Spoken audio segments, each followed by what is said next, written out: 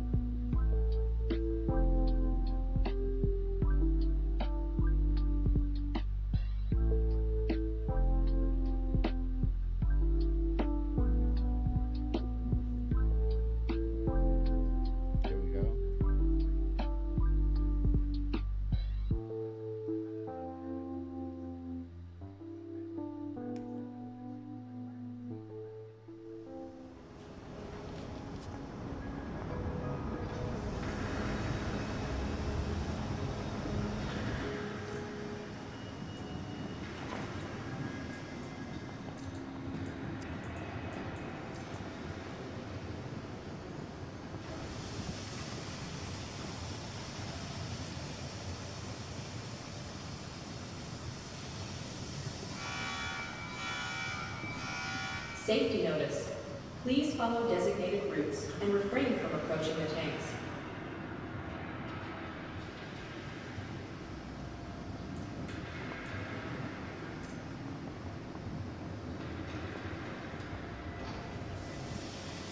Major delay.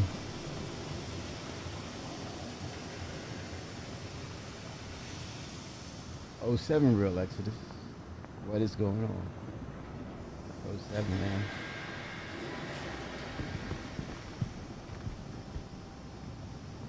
I'm gonna go and make some refined minerals here.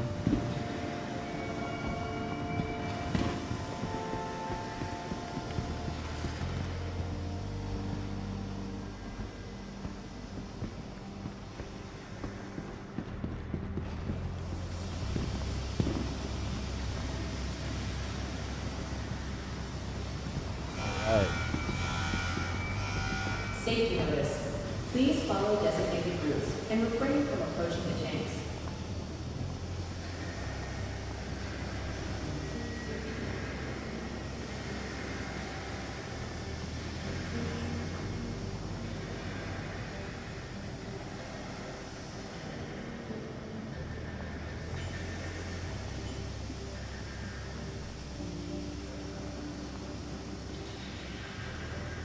Huggy Bear. Star Citizen and Hutch. I was trying to be funny too. Star Citizen and Hutch.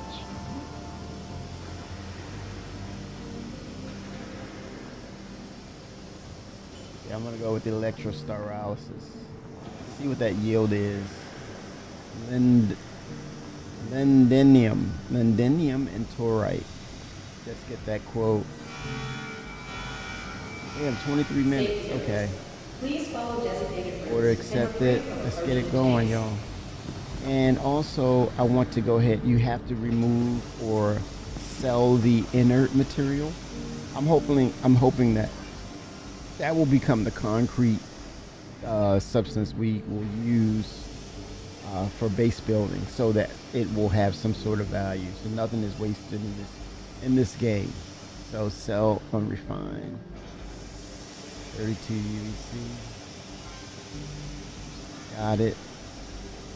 Yeah, see, I just sold the unrefined. That's the inert materials. Okay. Let's go. Am I tired? Calmly tired, I guess, or relaxed, or a combination of both. Yeah. This could almost be reminiscent of the workbench, huh? In game, potentially. Have a UI on the wall and you have an interface.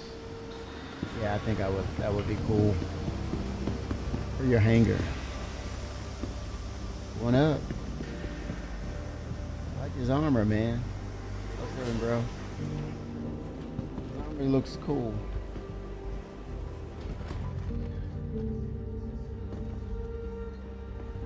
This is two. Oh, this is surface. Something's wrong with my house ventilation system. It's not really bad here. You can see the hot fix has taken a bit of a positive spin, but I think they're going to continue to work on this. Sam J07, thank you for the follow.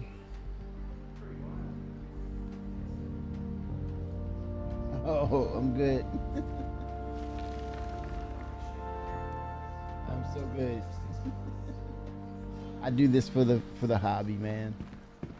Not my life. Join us.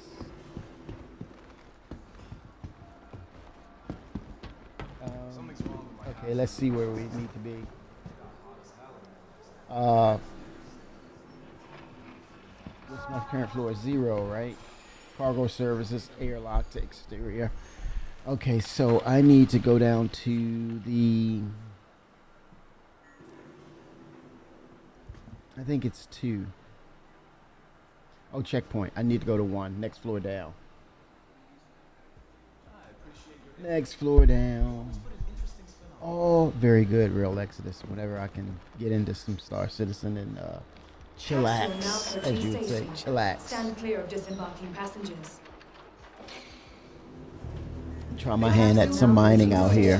Stand And clear of disembarking mix. passengers. I love this idea of what they did with the trams on this system, where one side goes up, the other side goes down. So it's automated. It's just a matter of getting on when you can. We're using the alternative side Clear to... of disembarking passengers. Okay, I'm in 3. I was going down. Okay, I need to go up, man. My bearing's right? 3. Checkpoint.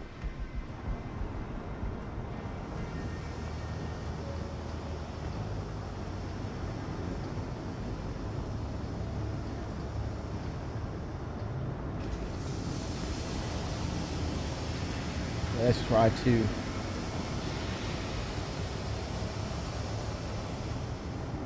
Security checkpoint, I'm at 1. I said that earlier. Okay, it's going up. The capsule now approaching station. Stand clear of disembarking Going to 1. passengers.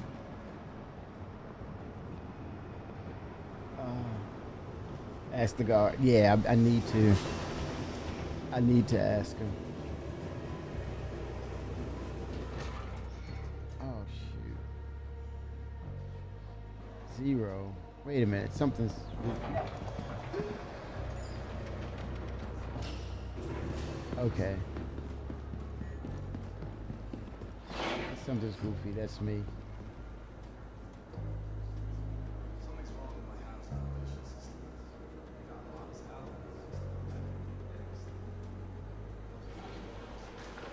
Capsule now approaching station.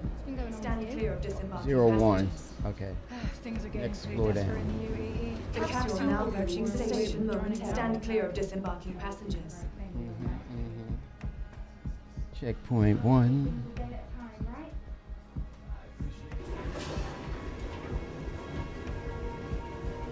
Guess I'm more tired than relaxed. Look at that. It went from 0 to 3. Okay, that it isn't me. You see that? You see that? It's at 3. I don't know. Let's see what's going on here.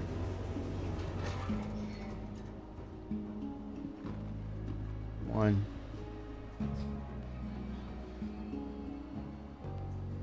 Chef.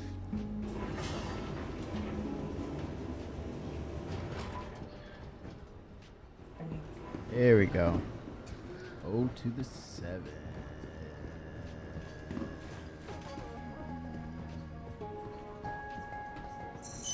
I'm gonna call up the mold because I'm gonna change Welcome the to container. the ASOC vehicle retrieval system. Get the biggest bang for the buck. Do a claim on it.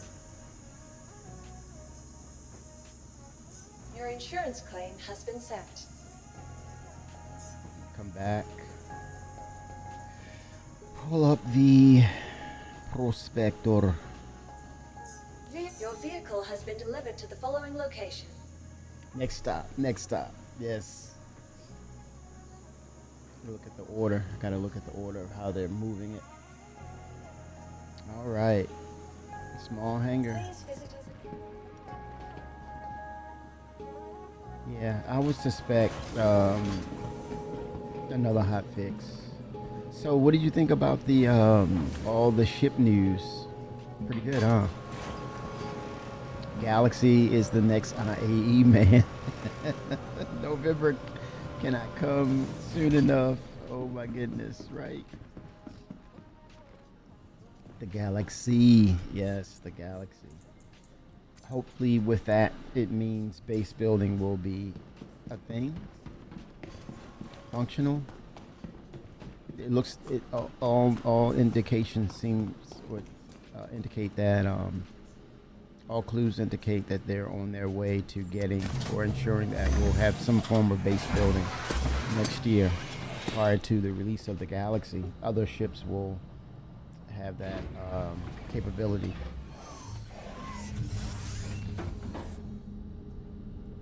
Or should I say crafting? I take that back, crafting. So they're prepping.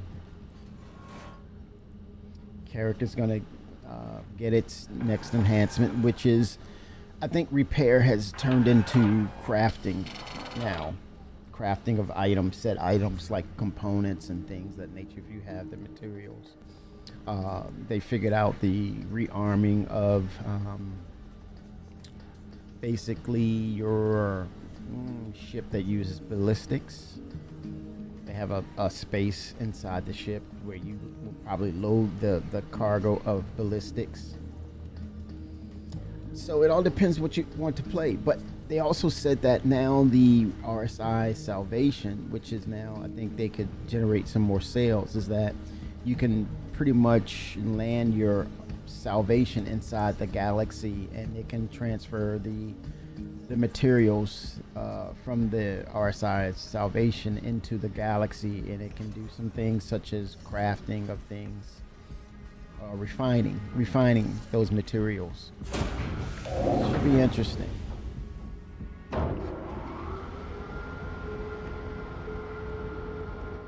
But I mean, with ships, I think it would be in the best interest for you as the player to have ships that will extract or gather raw materials or salvage materials. I think those are the combinations that will ensure that resource management is at your fingertips. Power to the people. But they also said there's manufacturers. They named off a few manufacturers that will be involved with the new ships. Origin is going to come next year.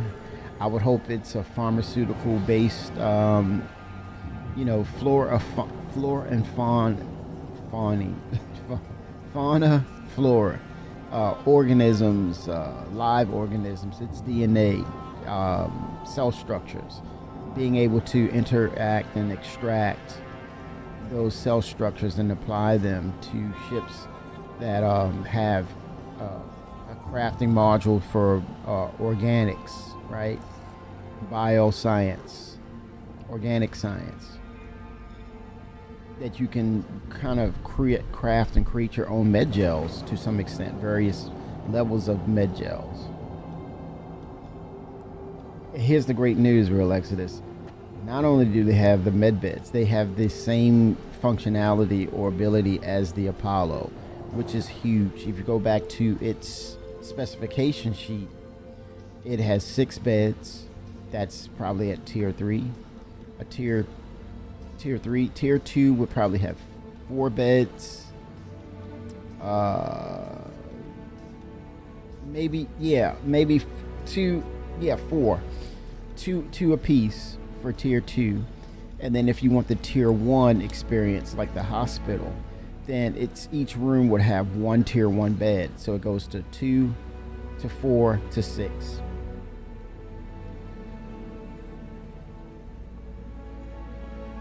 Let me check the splash page for it.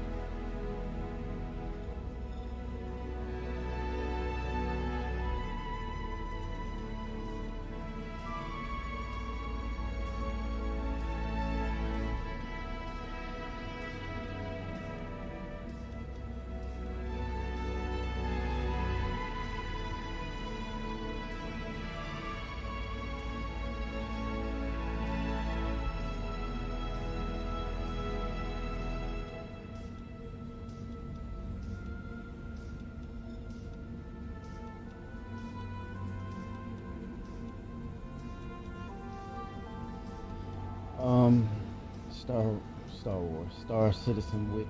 Let's see here.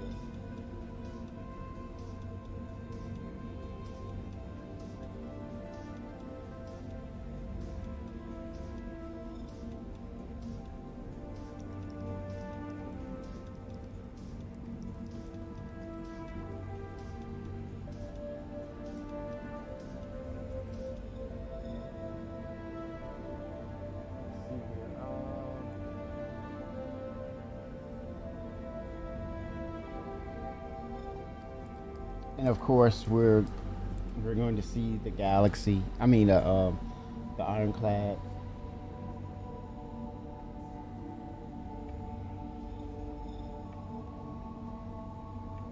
I would, sup- I would guess that with them introducing the galaxy, they would have preparations in order for introducing the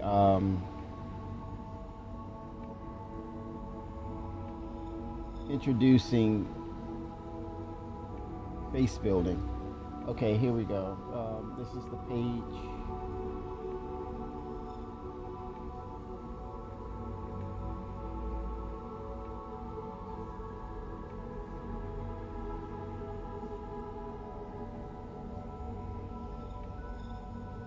There's the wiki page for it.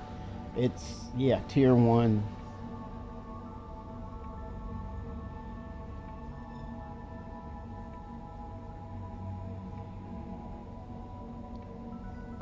It has one tier 1 bed for major injuries, two tier 2 beds for moderate injuries, and 3 tier 3 beds for minor injuries. It is important to note that the Galaxy does not have a medical room of its own, and if installed, this would be the only medical installation on board. There you go. But it has cargo. It has, well, unfortunately, we have to purchase that space for cargo, whereas I'm thinking throw us a bone, CIG here, because by default any empty space should be cargo based, right? If anything, for backers of the ship, have the default space as cargo already. The extra cargo module should attach, be some sort of extra connectivity to the ship externally, which would then increase the capacity of the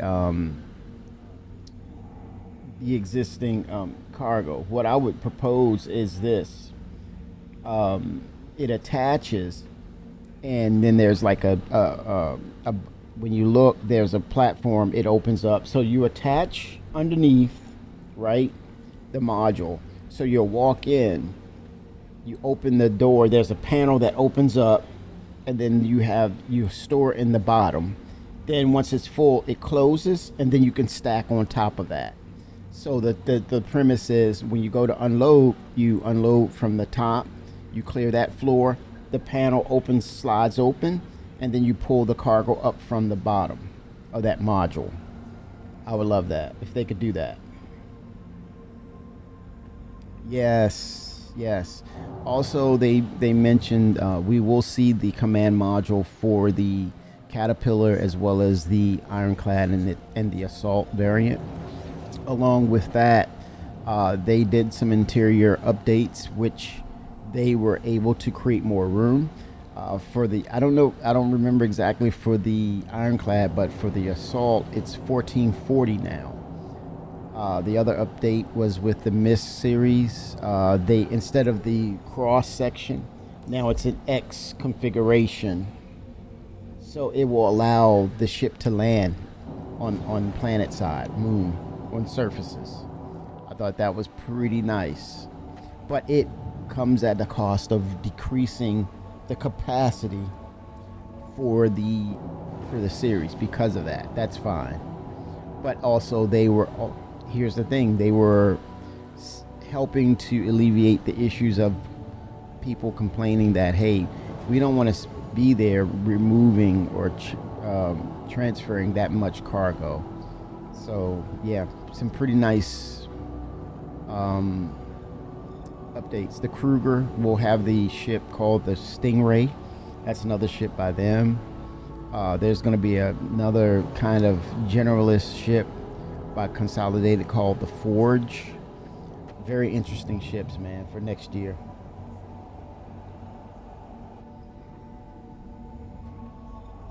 I think it's about they've seen the change in gameplay. It's about managing resources and such, being able, having the capability to gather your resources and manage them as an independent or proprietor when it comes to the economy, the fully fleshed out version of the economy. So it's the better version of your Star Wars Galaxy style gameplay. So yeah, I'm all in. Waiting for the elevator tram transport system to come online, which will then be the segue over to your base building. I think base building is going to be huge because it will be your go-to, your place of refuge, your place of sanity.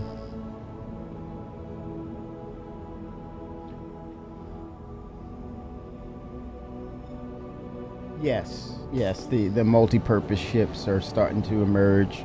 I think the original concept was the Vulcan. It'll be good to see the Vulcan come into play with the rearm, refuel, and repair concept. That's going to be a very interesting ship. If they can release it, it would be nice. What would that look like? Don't know. Producing, does it rearm with torpedoes, or only is it limited to missiles? Because of its sizing, it should have limitations, right? It should not be creating huge torpedoes, but missiles, yes. And the basic concept is if it's a SCU box, let it be full of missiles. You load it up the same as you would do the ballistics. There you have it.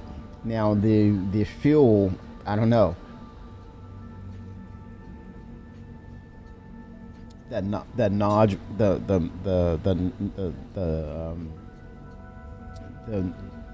want to call it the nodule. No wins. Now a lot of these ships is next year. We know that. They acknowledge that. A lot of those ships that I was speaking of, the majority. Now the Mist series, no timetable on that. They did affirm that, but your Galaxy next year, next IAE from John Crew himself. Next IAE, the Stingray, which is Kruger next ship. The Forge, which is a consolidated Outland ship. A lot of other ships, the Ironclad, all next year. Yeah.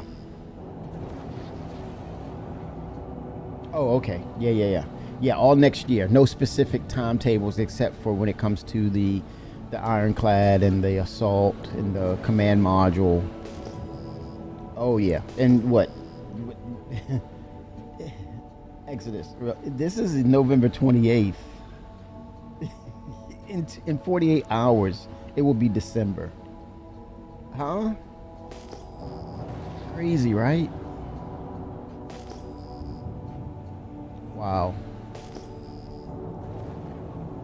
Yeah. In 48 hours, we will be in December.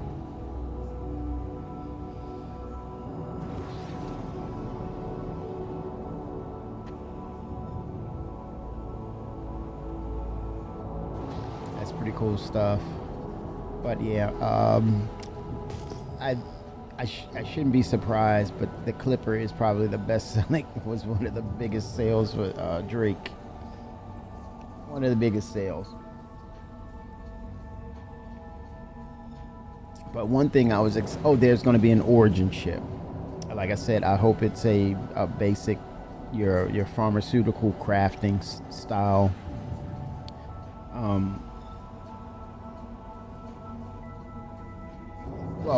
Well, in November, that is a year, technically. The next IAE.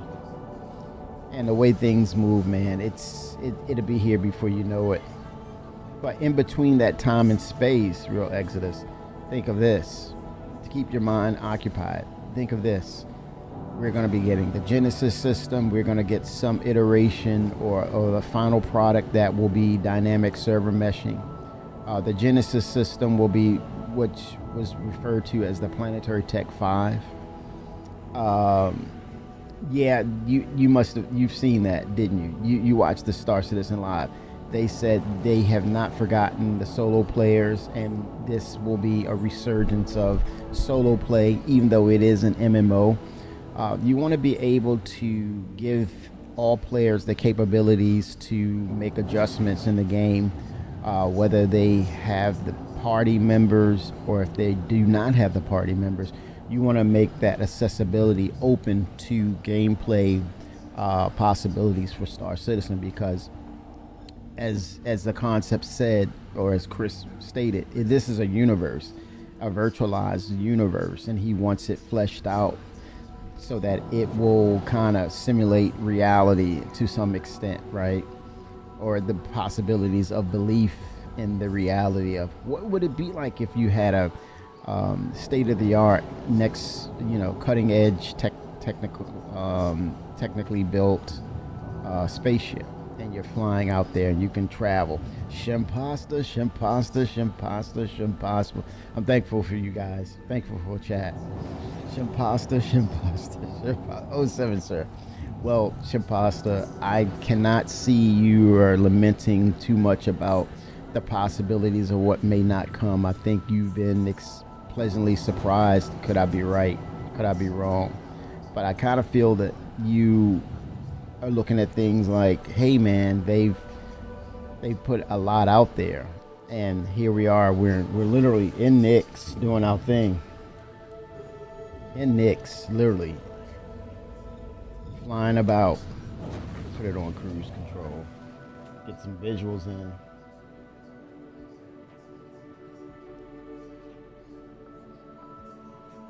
Yeah, and MMO is not straight equal to constant cooperations. Yes.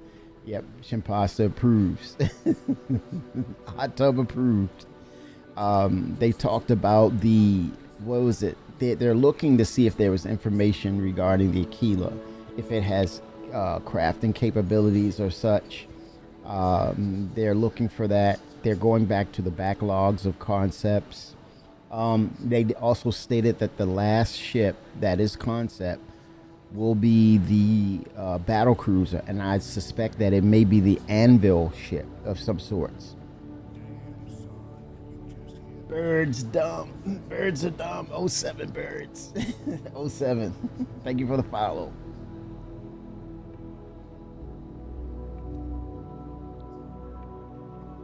Yet solo does not mean you have to be solo to everything, just to have important or interesting stuff to do as a solo player as well. Yes. And those important things are resource management, procurement of your resources to make sure that you're capable and you're capable to repair, because there's going to be downtime in the game during missions, in between missions, the maintenance and upkeep of your base, components and resources that you've installed on your plot of land. Maybe a generator, solar panels needs to be dusted off, things of that nature, replaced, damaged. Oh, he's typing. 07 birds. Nix is Niao. Yes, so we should be seeing the further iteration of Nix with the toxic gaseous irradiated Nix Pyro 1. Look at me saying Nix. Nix 1. I said Pyro. I'm getting crossed. Pyro 1, and then the habitable planet, which will then probably be a melting pot of the things we witnessed or have seen with CitizenCon Direct, the swampy areas. I'm thinking there's going to be another Valakar there, native to that place. Swampy areas, heavy dense forest types, and then also I think on the back end for next year they probably will be working on the interiors of Lorville, R Corp, which is needed, and I think Orson. I think the space whale should happen pretty soon in 2026. The Boreal Stalker should be a thing in Microtech. Got a question for you. I seem to get a lot of desync on a relatively okay system. Any tips would be much appreciated. Join my Discord. I have where the settings. What? Give me some specs. Birds are dumb. Give me some specs on your PC. Like GPU type, chipset type. How much? How about memory? Are you using 16 gigs? If you're using 16 gigs, you're and of course I'm hoping you're on Windows 10, 11, not 10. I think for me, nightmare situation in game would be just seeing capital ships flying everywhere. No real exodus, and they've talked about that. It's going to cost you a lot. Also, everybody, the tech preview, Evocati for now, the engineering system is coming down the pipeline. Engineering will ensure that you're not flying a capital ship around like a daily. The cost is immense. You're flying that for a purpose. They've not just Chris, but CIG has stated, if you're flying a cap ship, it better be for a damn good reason. So no, that won't be a nightmare at all. Real Exodus. Also keep in mind, we'll probably be getting on the roadmap next year of Castra. We'll probably be getting also, don't be surprised you see Castra and Terra added as well. What that means is you're going to see more systems. And by that time and beyond, in the next couple of years, you're going to see them go beyond 5 systems. So that will not be a problem for you, because people will be so spread out that they will probably start to look at, hey, we need to add NPCs, but they're going to continue to build out this system so things are spread out appropriately. Okay, you're good. 32 gig DDR, Ryzen 7, 9070. Okay, that's the culprit right there. They're 9070. If your memory is good, Birds. Your memory is good. 32 gigs. That's decent. But it's DDR4. But that's all right. If you have a little bit of cash somewhere, I would say start with at least get a 4070 Ti. Join my Discord. I got some tips for like setting the graphics settings. Let's see, Discord.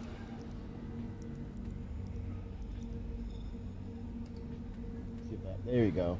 That's my Discord. We got some tech tips in there and tech. You can DM me directly. I can whistle back with some suggestions. But I would start with that 9070. Yes. 4070 Ti if it's available. Also, you go to Best Buy, the 5080s are available as well. I would immediately tweak that graphics card. But also in your settings, yes sir. Okay, look here. In your settings, you want to set your graphics. You're going to set your graphics to like a 1080. Go to borderless, right? Tweak this. Take some of these things down a bit, just for playability. Take off your VSync. Take off motion blur. Take off, zero down the chromatic aberrations. Take off film grains. Yep, it's going to give you. Take off volumetric clouds, or take it to at least medium. Take it to medium. But I would say the 4070 Ti, or better yet, the 5080, they are available. I've seen them at Best Buy. All depends on what you're near. If you're near a micro center, even better. But I would start with the graphics card for now. And then I would just say, right then and there, just make it a weight game for looking at your CPUs. The prices are constantly going down. The next year's offerings will drive the prices down, so that's not too far ahead. Yeah.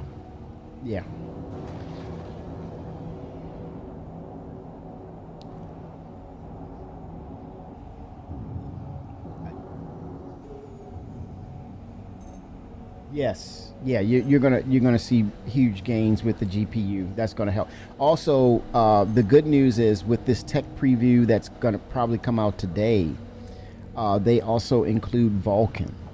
Vulkan is going to utilize the cores from your GPU as well as your CPU and balance them out. So you're going to see some definite gains. I think they're going to drop it by the end of year to live. They want to get it out to live. So stay tuned. I'll give you some feedback about what that test will look like once it hits. I can't show it, but I'll give some feedback on it. Oh shit, that Torite is very dangerous. Look at that.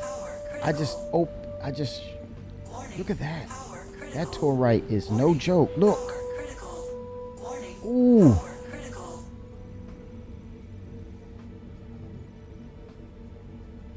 Oh my God, that Torite. You do not want to use. There's probably some DC. Okay, it should crack. Torite is like that, man. I'm gonna move away from that because it might be some desync involved. I'm not gonna mess with that. Holy smokes, man, I'm staying away from that.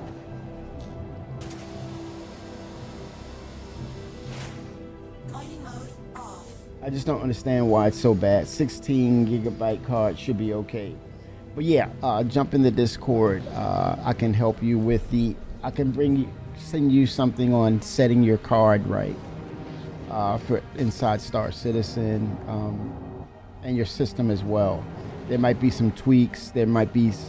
Do you have? Are you using an SSD? Of course you are, right? Or does it's not on a hard drive, obviously.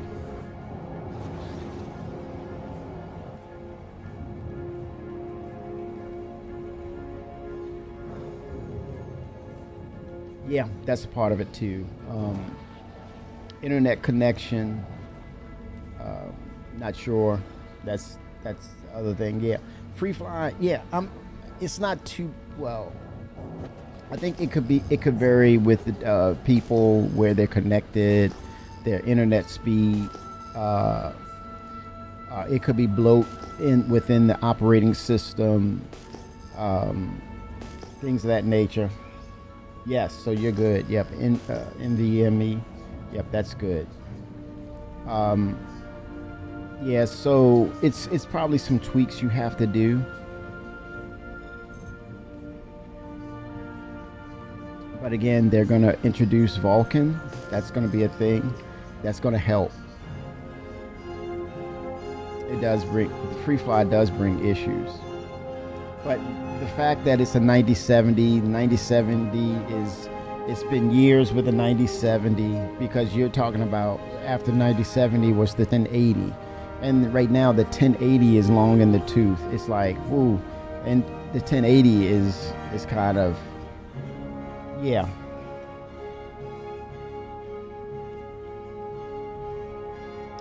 The servers has been acting up.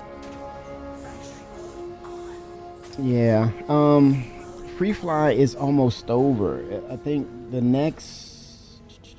by Tuesday it's over. So you should see an immense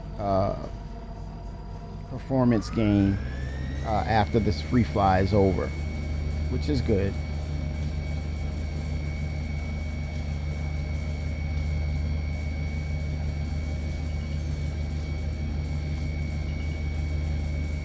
EAC, what is the EAC?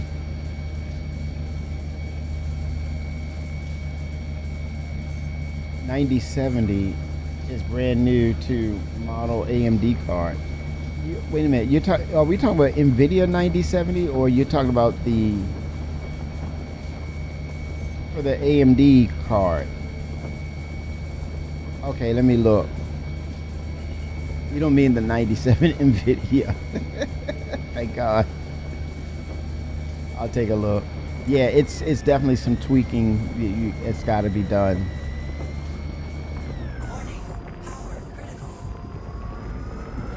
And it's in your settings as well. and take off.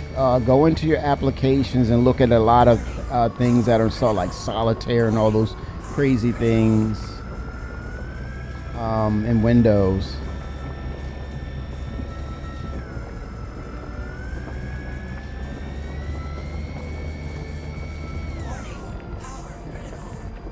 Back up, back up. There we go.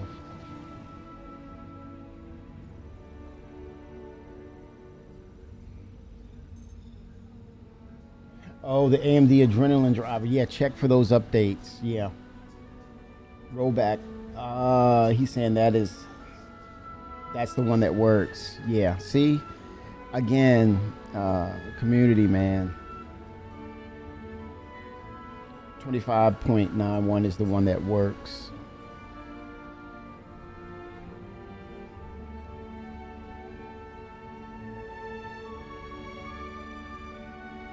Very nice. 07 Road to Exodus. Yeah, this is why Star Citizen. That's another reason for the success of Star Citizen. Yeah, with that statement comes a lot of controversy in what I'm saying, so I gotta be careful what I say. But the community for sure enhances and encapsulates the potential of success for Star Citizen. The numbers say otherwise. The number says they are being successful, but they have to overcome the get through the needed updates to really propel this way over the top, which they have the ability and the opportunity to do so. Lots of potential with Star Citizen. Things are within the vision scope of making it a reality. With that said, yeah, I think the community really enhances them in regards to getting it over the hump. The support of the community, they know that. Chris says it a lot. It's going to get there. The community base is going to ensure that it gets there.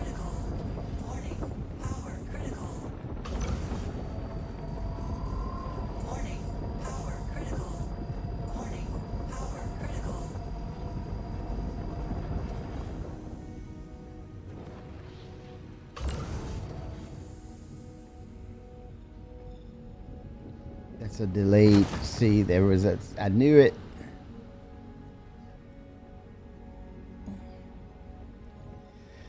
All right.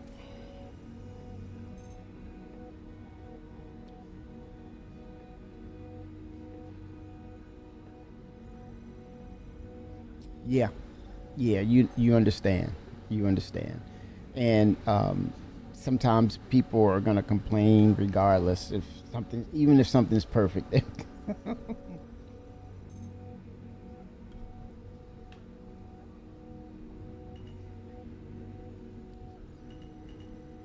But at the same time, they're still developing the game, so there's some leeway to, hey, cut them some slack, but stay on it when they kind of go off track, go off kilter. Then yeah, call them out for some things like, wait a minute here. But for the most part, they're digged in the aspects of making this something that's never been played before. I think this has the potential to be the real life equation to Ready Player One, the movie, where it's a destination place and you create your own story. Things happen. You create your own story in here. And eventually with crafting of things and making things and the selling of things, you have the potential to create your own reputation.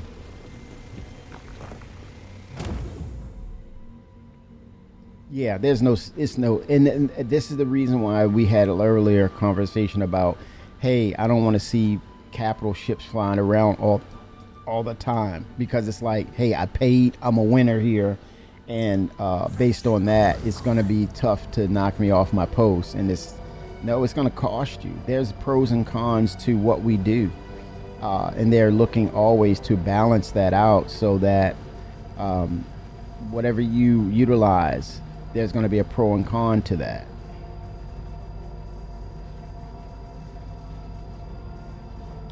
Yeah, I think that's the thing. Isn't that the thing where, like Chris said, we're one of the few that's still standing here as a studio, and I think that's the unappreciated aspect is that uh, we we can give positive feedback. Um, there's the potential to come up with something new as far as concept is concerned. Um, the changing of gameplay on the fly as things come online or gets better. Um, that's pretty cool when you're able to uh, understand and see what's being developed, and it goes into the engine. The engine, that's a good thing to know that the engine isn't final. It's not locked in. There's room for improvements. There's no other game that will present or have that opportunity brought to you in which you can be a part of to make it even better. Graphics are next level, which they're going to continue to improve. Cannot wait to see Genesis come online. That's going to be huge, and that's early next year. At some point, they're going to start talking, having conversations about it.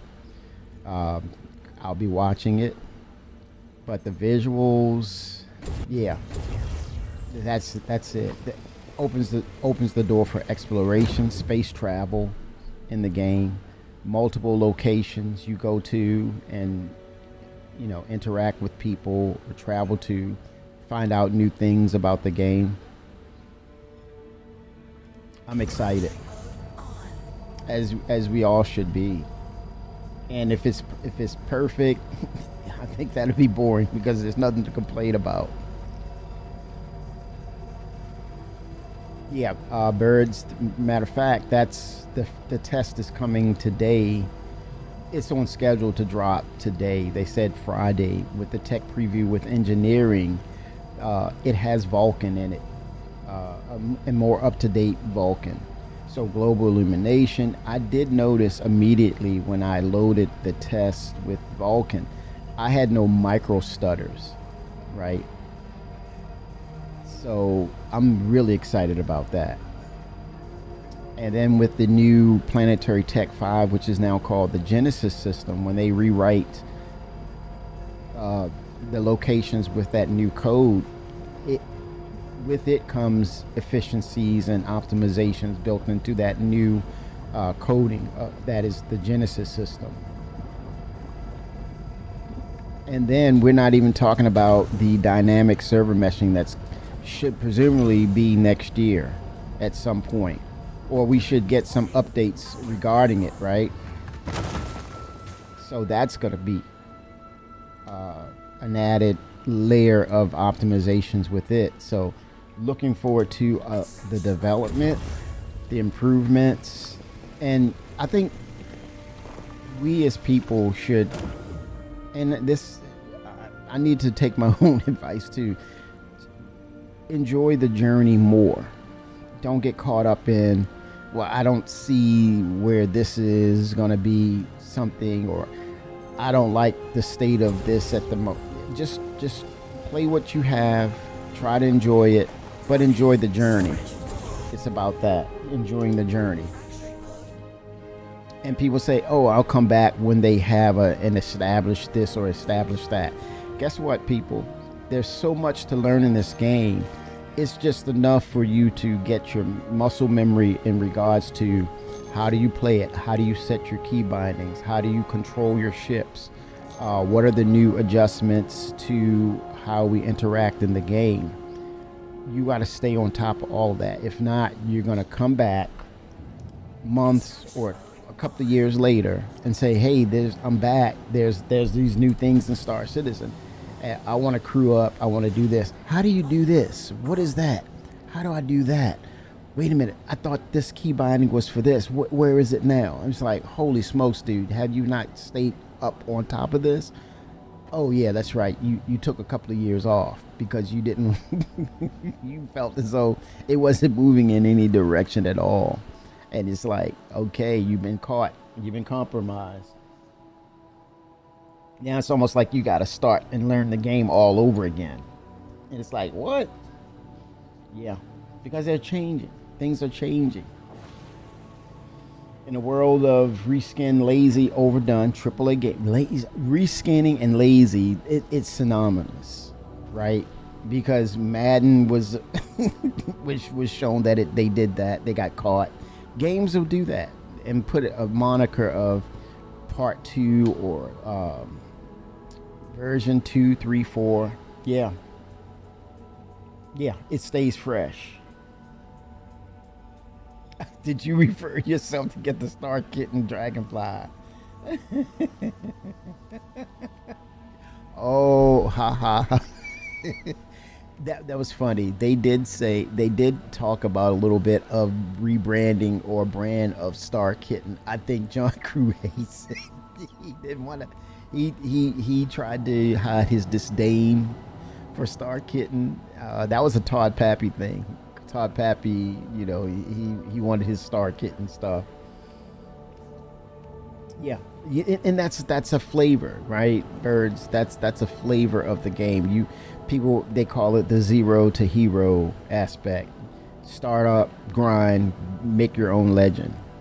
That was Privateer back in the day with Chris Roberts. That was the game. I really loved the concept of it. I got a referral. Hey man, I'm not hating on Star Kitten. That's right, Star Kitten. They want some other brands too. That the Shark Mouth. They kind of mentioned some things of that, in that line. A Shark Mouth version, variants, or line or production line across the manufacturers where it's appropriate. But yeah, I think Star Kitten should be a thing. I mean, why not? John Cruz like, hell no. Maybe just bring it in just to get on his nerves. But yeah, I told John Crew, I love you, man. When he officially announced the Galaxy for next year, specifically IAE, it's on target to re-release with IAE. So I thought that was really, really cool. Not too much talked about in regards to of the Kraken, which is in active production. So it was just, I think that was just with regards of the Kraken, they might want to release that at a certain time or maybe a Squadron 42 release. I don't know, coincided with that. Not sure. But it was more of, we don't need to talk about that. You already know. Yeah, Star Citizen Live was great. It was 2 hours, right? 2 hours, yeah. Lots of information regarding it. Yeah, I wouldn't mind probably doing a little replay of it and just gloss over the really cool things. But yeah, there's gonna be they named what the Clipper is. These multi-role ships. They call it, I guess, the generalist narrative. I think that's your kind of like solo. No, I don't want to say that. That it's a solo aspect, but it's the generalist. I want to hear them talking more about that. But yeah, the Kraken will be released. Yeah, they've been working on that. They also stated we're getting the Ironclad as well as the Ironclad Assault for next year. So yeah, man, a lot of ships. I'm wondering. They said RSI was another manufacturer where they're going to release a new ship, or I don't know, not a concept. I'm wondering if it's the Arastra. They said Misk will release ships. I'm wondering, would it be the Odyssey? Would it be the Expanse? I'm thinking more of the Expanse because they increased the capacity of its SCU cargo modules, right? So refining from a distance, because we're going to get Castra, we're going to get Terra, but definitely probably Castra is going to be on the table for next year. I would not be too shocked if they added Terra by the end of next year. But all depends on how the Genesis system works, and if they get to a point where they're really moving ahead with it, we could see multiple systems in 1 year. but they didn't state anything about that. That's just me theory crafting based on, you know, if their processes turns out to be really, really user friendly, easy to work with, and stable, you could definitely see an uptick in the production. But I think that's a ISC type of deal, a Star Citizen Live deal, where they'll have conversations about it, because they'll be back next year about, you know, regarding the updates. And then I think Jared said he has a new role. I think it's more of, I guess, was it like the Ben Lesnick thing, or the concepts, coming in with concepts. I think over the years he's seen a lot of things come together, and I think he can help with coordinating things. So I'm wondering, I'm thinking that could be his role, that he helps to coordinate and work with the developers, specifically the younger developers coming online. But yeah, they're giving him roles to play in and help figure things out, because it's a lot to do, a lot to keep track of.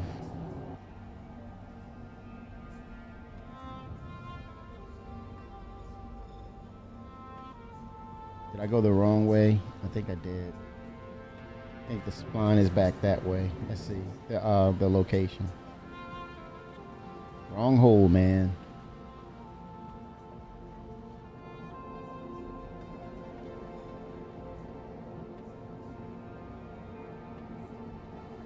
That looks like a wolf alpha.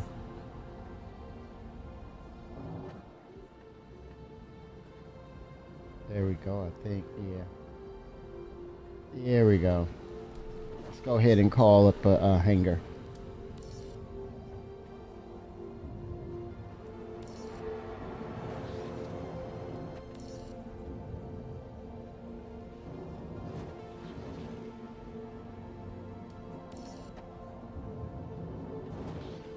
Holy smokes. And Idris. Huge. Cap ship for sure.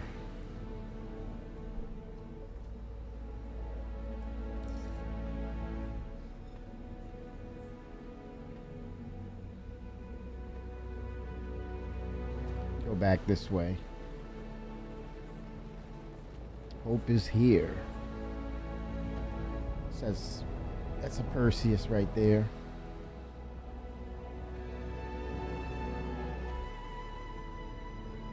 And the Polaris. Oh, they said they're going to look at improving the Polaris based on the updates from the Perseus. Just a big shot here. Look at this.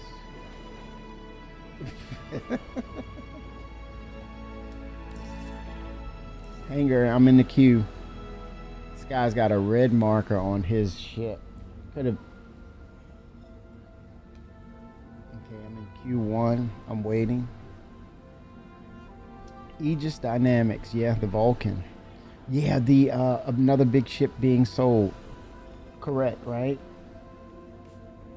Today is Aegis.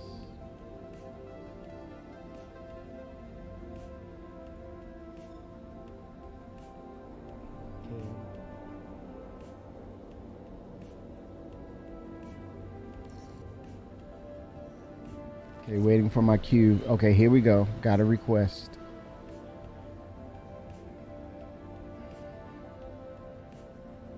Okay, where's my marker? Hangar request completed. Okay, the marker just showed up. There I am. In that same spot where that ship is. I have to fly around it, maneuver around it. Abandoned ship. Welcome to IAE.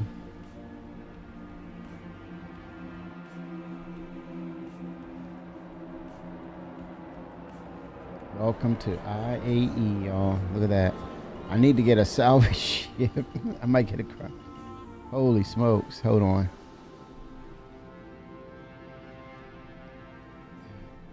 Maneuverability, baby.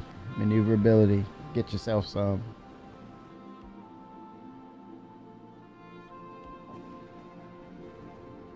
There you go. Let's make it happen, Cap.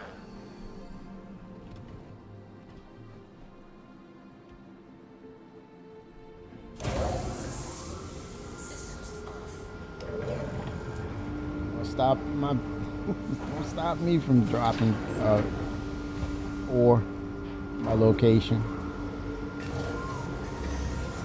I'm gonna increase the capacity as well.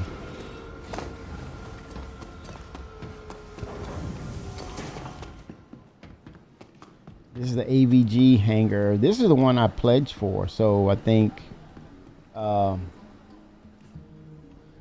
that's a good. The Aegis line. I think it's. And you know, I was thinking the same thing, and I'm like, I don't remember the name, but let's look it up.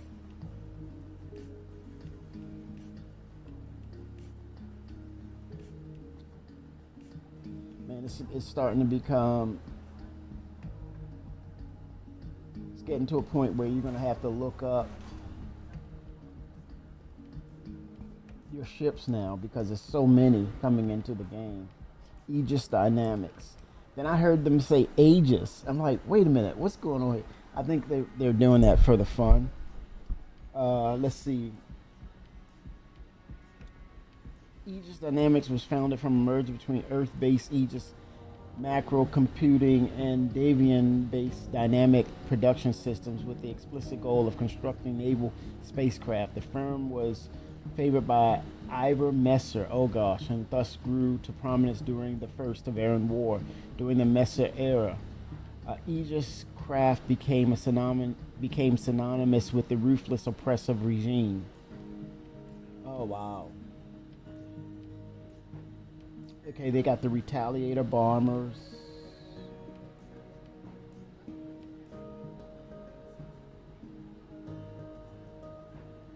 The Idris, yeah. So that's the Idris for sure.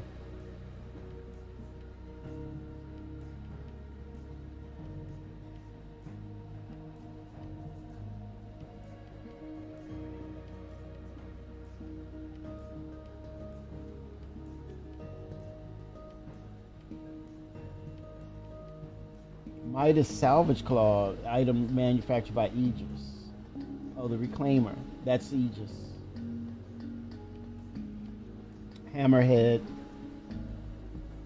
Retaliator.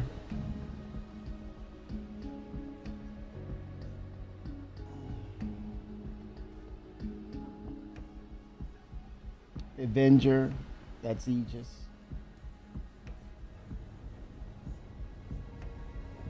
The Nautilus, the Warlock, the Stalker, the Javelin. That's the one. The Javelin. You got the Redeemer, the Eclipse. You had a Gladius variant. The Gladius is also a part. The Warden, the Vulcan. I love that ship, and it's still in concept. Welcome Damn. to the ASOP vehicle Sentinel, retrieval the system. Sentinel, the Saber Comet, Reclaimer, Stalker, Warlock, Idris M, Hoplite, the Eclipse. I said the Eclipse. Retaliator. I said that. I did say Javelin. Did say Hammerhead, Saber, Firebird, and the Titan. So yeah.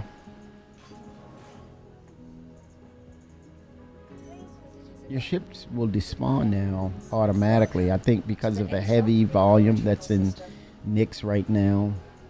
Orlevsky, the landing zone. I'm going to call up the Argo Mo.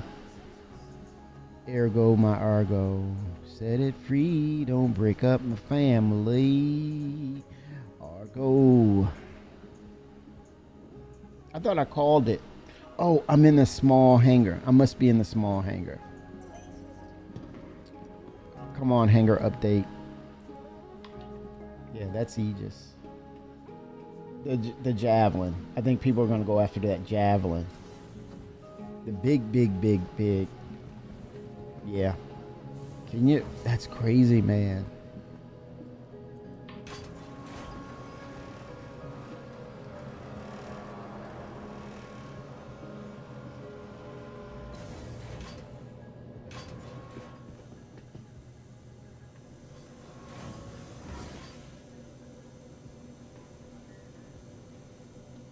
All right, so I'm gonna call up the mole. I'm gonna change out the. Vehicle retrieval system. There it is. I'm gonna retrieve it. Your vehicle has Oh, been he went to directed small hangar. I don't. Let me see.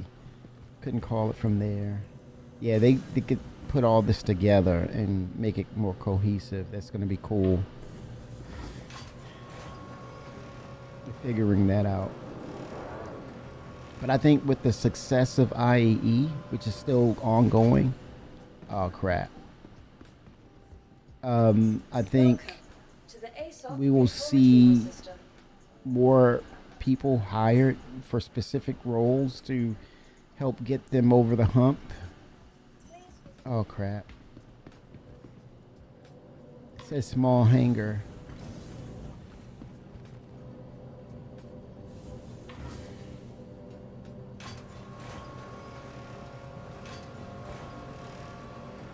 Oh, 7 squared. It's been a moment. Yes, sir. How are you? Oh gosh. Nix has improved a little bit. I think the number of people and the volumes have went down. Okay, mole. Medium. Okay, now it may work. I did get the clipper.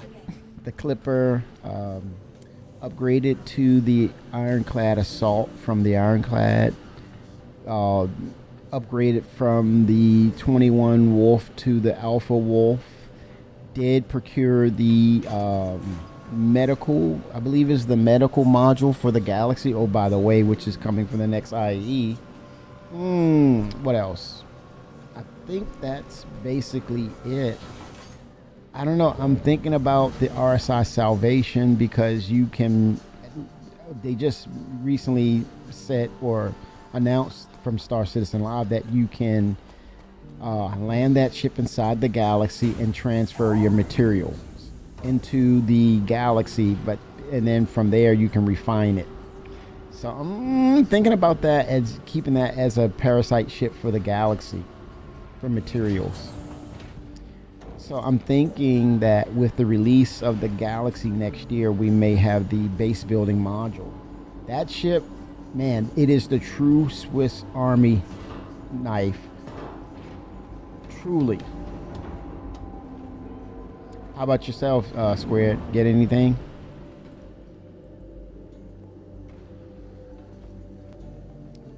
Yeah, I think the Drake Clipper is going to be a fun ship. That's I think it's almost a consensus.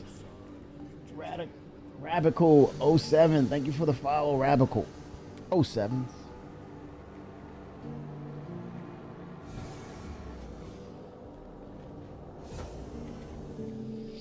So what's your mindset for the state of the game now, Squared 2? Are you kind of happy with the recent developments? Are you still kind of like on the fence? Or are you like, no, I'm not happy? Just curious. What? Oh, I'm not. Well, actually, Radical, I'm basically using you. Well, this is a loaner, which the loaner for the RSI Arastra, right? Because I'm waiting for the updates to the mole, which is closing or making those two side mining turrets remote to seal them in. Arcane 07. But no, I think the potential is still a part of the mole. It still resides as a potential for medium size mining. I no doubt about it. I'm going to procure these to increase the size of the. I'm going to increase the size of my prospector, the capacity, and store the rest of these, so I have them as a stored feature. But yeah, I think mole I'm not totally unhappy with it. I'm just waiting for them to make those improvements when it becomes at a point they're caught up with what they need to catch up with regarding priorities of what needs to be done. But The Mole, I think it's one of the better flying style medium-sized ships. It's tanky. It feels right as far as its flight model. I give them that. But I'm not a fan of the wear and tear of the user interface, the cockpit glass. It gets scratchy. It's hard to see things. But I think still, if you own the Argo and you are big about multi-crew mining, keep it. They're going to improve it, but it's just these side turrets that it doesn't make sense for you to be exposed. Right, they're over here, I guess. I'm trying to find them. Yeah, they're tucked back inside the. Yeah, and it's just open exposure right there. In space? Nuh-uh. No. Let's not do that.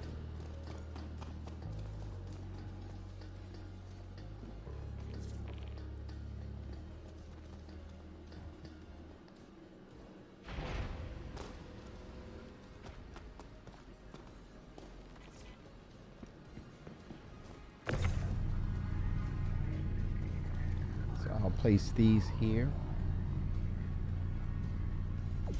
I'm hoping that they're not 32s, unless they changed them. I'm thinking that they're not.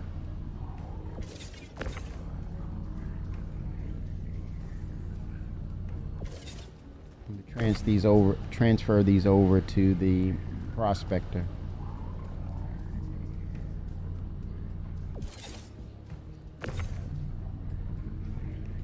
Waiting till last day to buy. Loving the current patch. Wow. I love the wow Square. That's a lot coming from you, man. That says a lot, and that's a good thing, man. I appreciate that. That's a good thing. You're stating that hey, there is positive change with things. But yeah, what loadout do you like in the Mole? Pontes. I like the helixes. I like the modules. I like the modules, the temporary modules that you can get the little surge spike is needed when you mine the larger rocks. I think still the Mole is still a viable. It's just lamenting over. I can't wait till the changes take place so then I can just go ahead and really enjoy it. So if you have it and that's your go-to for multi-crew mining, nothing wrong with that. But I did melt for the Arastra. I'm waiting the Arastra and its improvement. So that's going to be cool where you can actually pull in your resources, your ore, and then refine them and then take them to the station and then sell. Holy smokes, that's going to be huge. But if that's again the expanse, I suspect that we're going to see the expanse next year potentially. But yeah, I still say that Argo Mole is viable for those who have it. Yeah, it's about those credits. Yep, it's about that bottom line, baby. For sure. Let's go ahead and Your vehicle has please visit us again. bring up the prospector.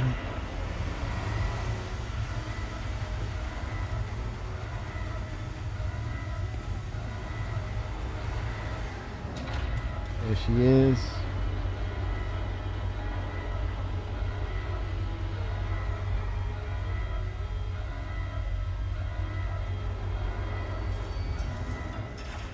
What's the drop?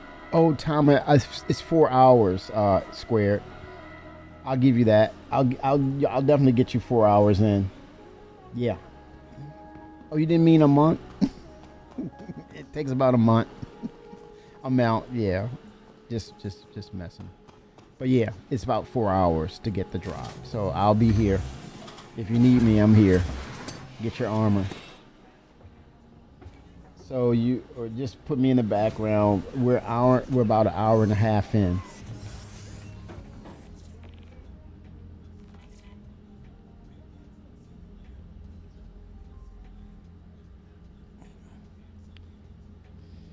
Unlock.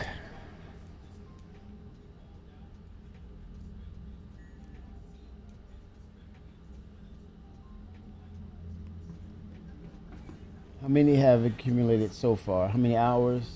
I'm about an hour and 26 minutes in. And you'll see your progress in Twitch. Okay, my port is unlocked. I should be able to do that remotely on the Mobi-Glass for a ship.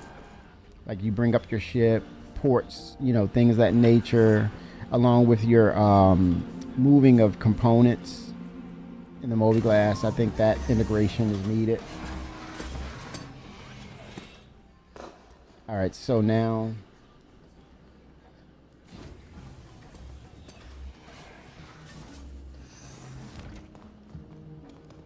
okay, that's that side. There we go.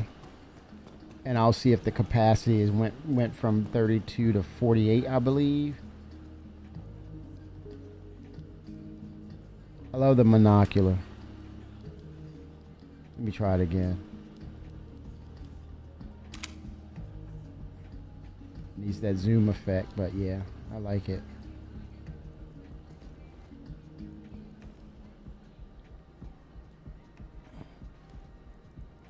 What's going on with my tractor beam is not working? There we go, it's back online. Whew. Got me nervous there.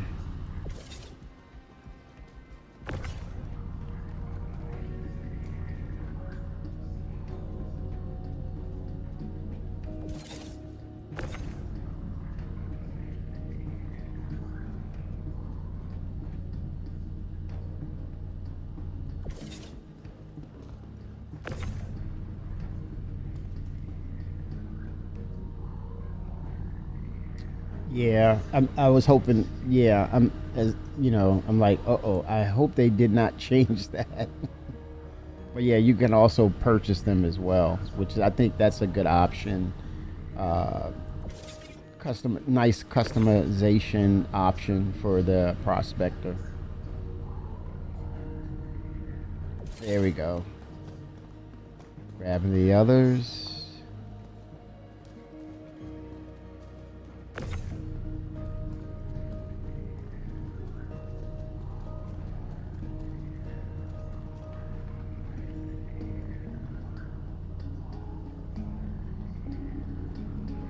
Wait a minute, are they on the...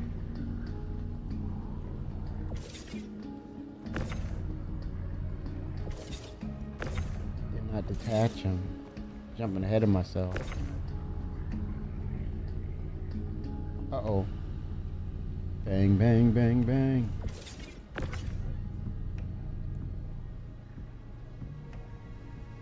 There we go.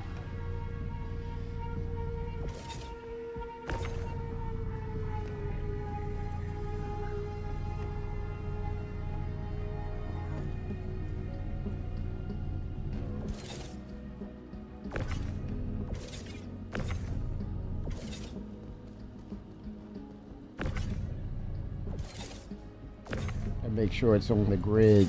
Okay, there we go. Increase that capacity and get back out there.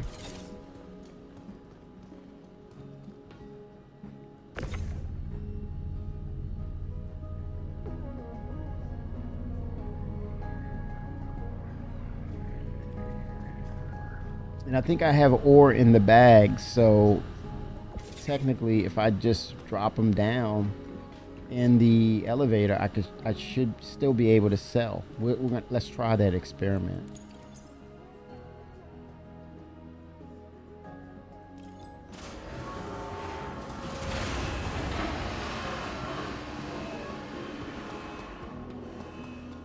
Drop the other. Hope is here. Welcome to Levski.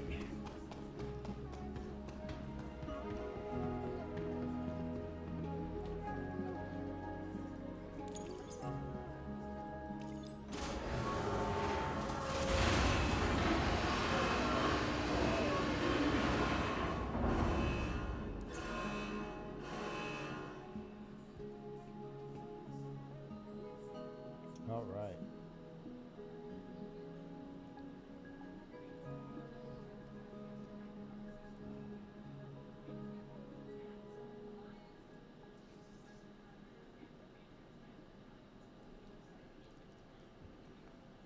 right, let's get on in that prospector. Lock those ports. Get back in the black. It's about that bottom line, baby.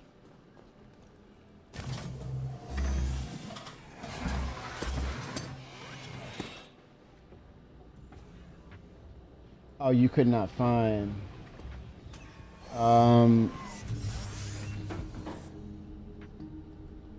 If you have your name, I think go to Twitch and your name, I think. And let's see. 'Cause that's what I did. I went to that.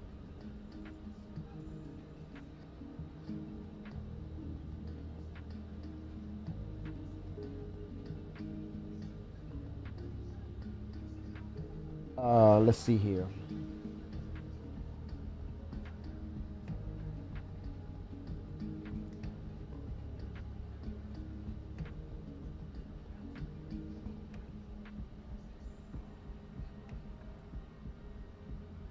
And then if you go over to, so it's, you go to your channel with your name on it in the top right. Then over to the left, you'll see Home, Alerts, Analytics. If you go down to Viewer Rewards, you click, you click Settings on the left panel. Once you're in Creator Dashboard, go to Settings, click the Settings cog, and then you'll see your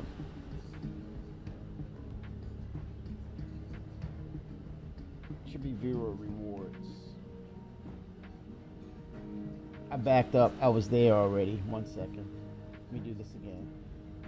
Click your name in the far right. Click Channel. Wait a minute. No, I'm sorry. Create a Dashboard. And then once you're in Create a Dashboard, go over to the left. Below Create a Dashboard, you will see Viewer Rewards. You click Viewer Rewards, and then you'll see Drops. No, Rewards. I'm sorry. Shoot.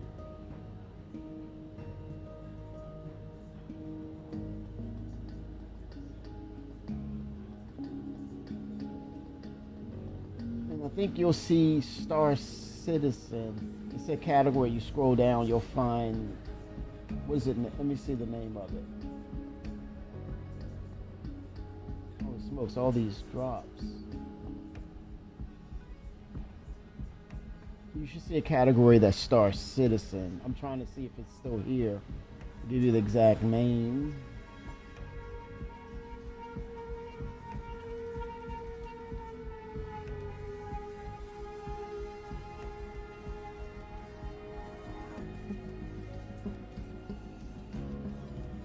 Okay, it's going to say look for Welcome to Nix in Drops. You're going to see Welcome to Nix. And then you'll see it's enabled. Watch for 4 hours.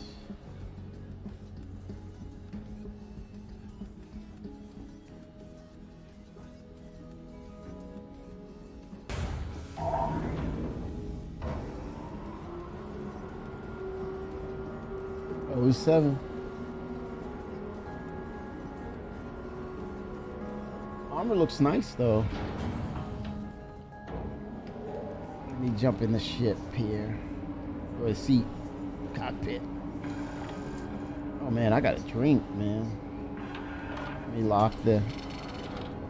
Okay, now it's locked. Power up.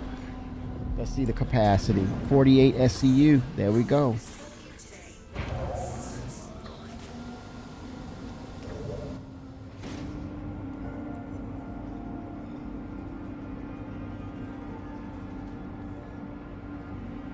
Change these user interface screens.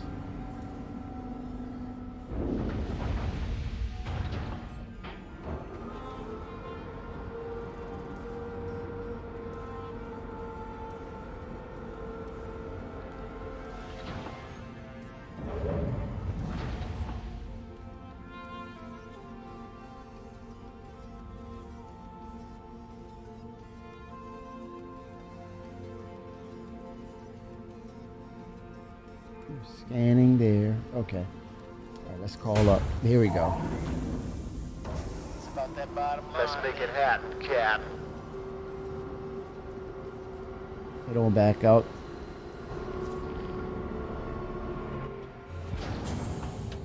But yeah, the indicator, I'm looking at the time spent in stream, so I get to that mark, I'll let you know. But yeah, you'll get your armor. Nice armor though too. Very nice armor.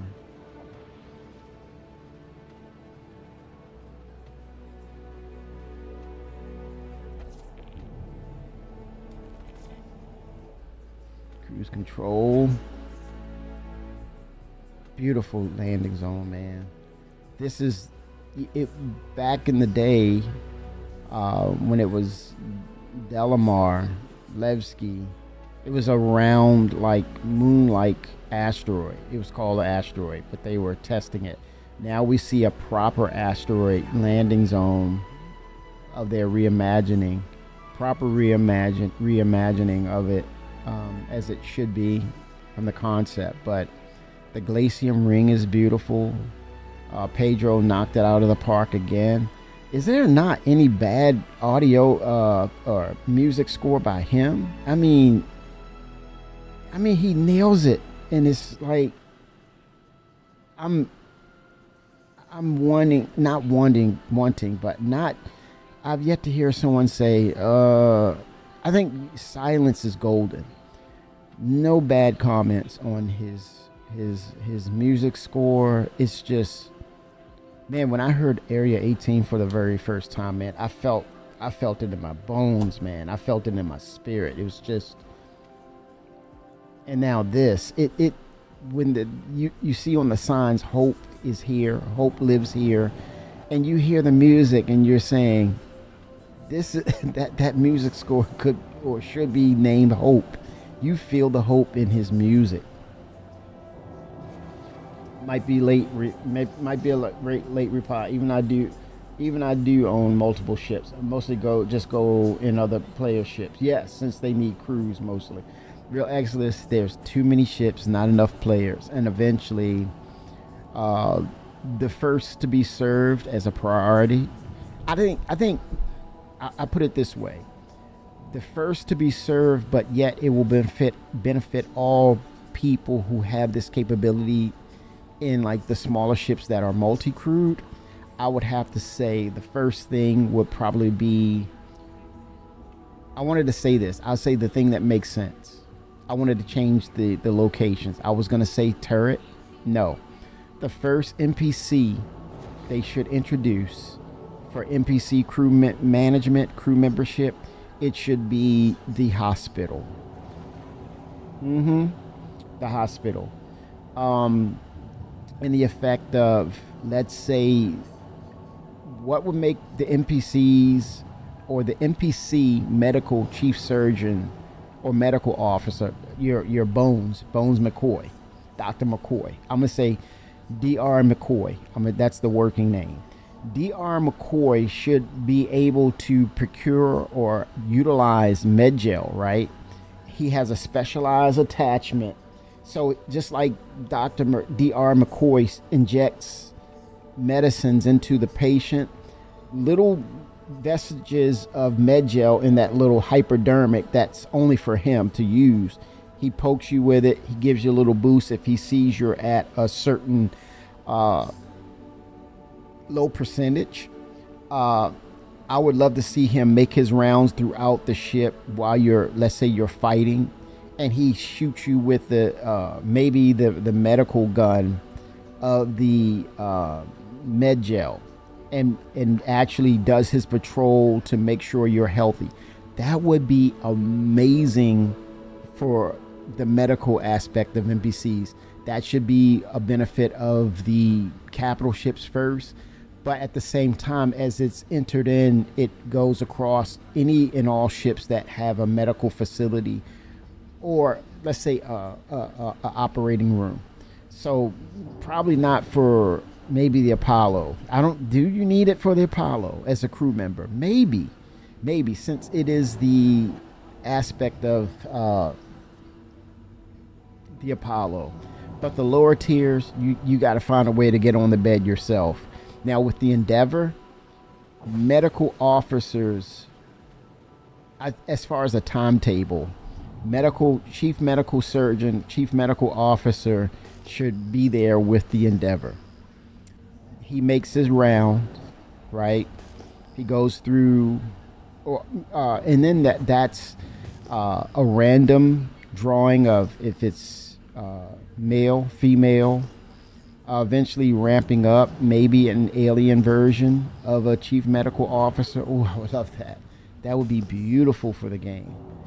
The only exception is you will not see a Vandal medical officer. I'm chief surgeon. He has an axe. Oh, we got to cut off arm. Chink. Cut off legs. Chink. You get metal now. You better. It's like, oh no, not for me. So no, there will be the only exception, but would love to see that in game for the Endeavor, at least to that point. Once we see the Endeavor have its own medical facility for the maximum, I would say give the Endeavor 4 or maybe 6 medical tier 1 beds. No bones about it. It's just tier 1. It's bespoke. The Endeavor should have a bespoke tier 1 medical. Damn, I should have had a salvage ship out here. Look at that debris. Bespoke tier 1 medical bed 6 for the Endeavor. Hands down. For the fact that they waited, for the fact that I don't know if they've been patient. I don't know, but still, they've waited just the same.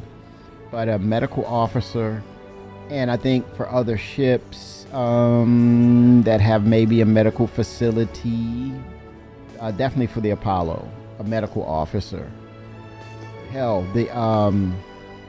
maybe 2 for the Endeavor. A medical officer, chief medical officer walks around and pokes you. If they see your percentages are low, they hit you with a hypodermic or the med gun automatically.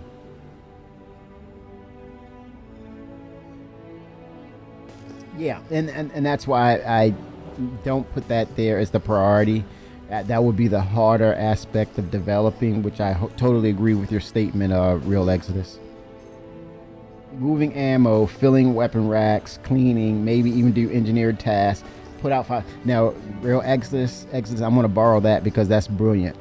A quartermaster, NPC quartermaster crew member who refills. He goes to the armament or the cargo area, like they stated just recently with ballistics. Move that ballistic with a tractor beam and take it to a station and refill as they're needed. And if it's out, or they have the narrative to the captain, we're low on ballistics. But don't keep repeating it where they get on our damn nerves about it. Then you want to get rid of them. There'll be short fused players who want to get rid of MPKs. You talk too damn much. It's like, oh boy. Yeah, that kind of deal. But yeah, it would be wonderful. I didn't think of quartermaster until you mentioned it, Real Exodus, as an NPC. That's brilliant.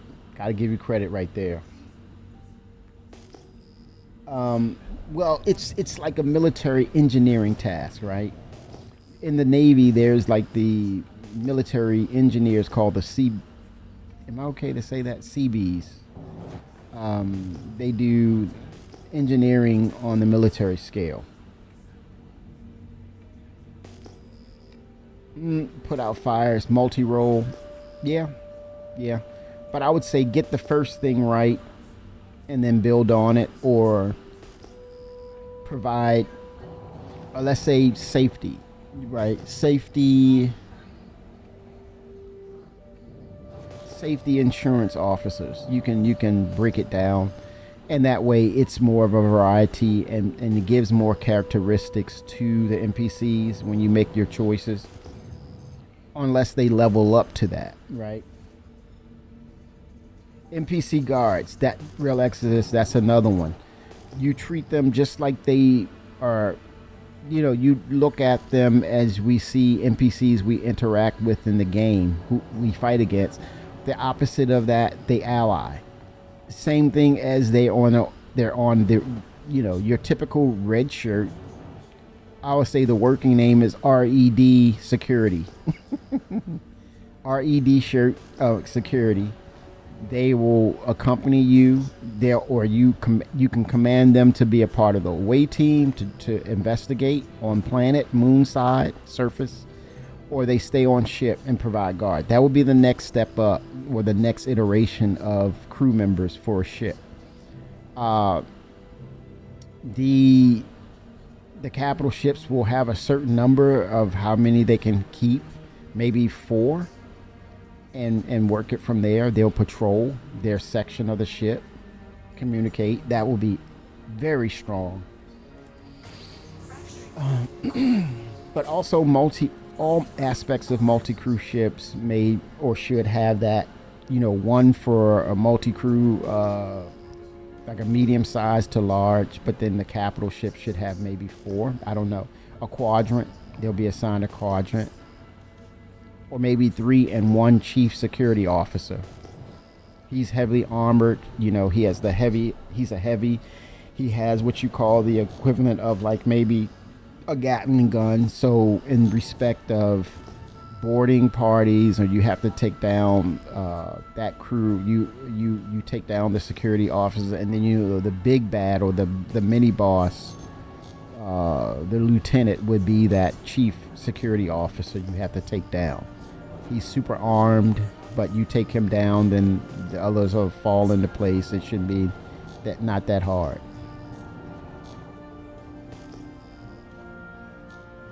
Yeah, they're real exodus in regards to the capital ships. Knowing that there's so much tech debt, they reduce those numbers immensely, so that there's a balance between how the game operates and how many you can, in regards to how many you keep on board. So they're working out those balances, right, for sure. Oh, it's a lot less than that, but we'll keep it for the betterment of debating it. Stay tuned. Yeah, but then again, it could ramp up if they really get dynamic meshing really dialed up, and it proves to be something prominent. So yeah, we don't know, but keep your eyes out for that for sure. That's debatable, to be determined.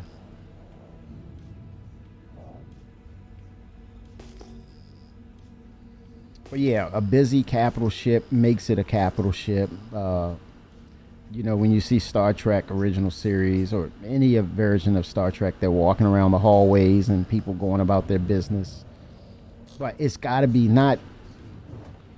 They have to be purposeful. They can't just be just fillers, just for visuals. They have to have a purpose, for sure.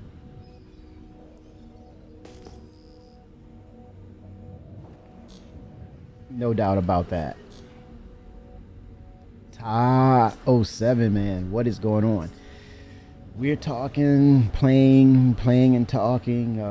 Did you see the latest Star Citizen Live? I think it went for 2 hours, y'all. Jared went deep diving on that one. He was glad to be back. He missed us. He missed us. He said everybody but you, Kimmy. But you. Oh snap. They were talking about, like, I threw out an idea of like mission givers. Certain games, it comes off like a movie. You see the credits fade in, fade out. That would be interesting. Like when you want to know who the dev, like I use Elliot's name as a example. Mission designed by Elliot Mulby. Environment by River Dirt Guy.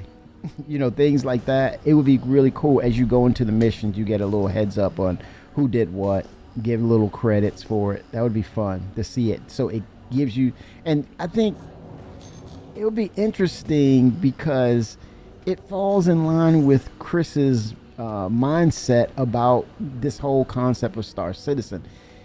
He loves making movies. He wants that kind of theatrical feel and vibe, that definitely does that. It scratches that itch as to how does Chris see this game.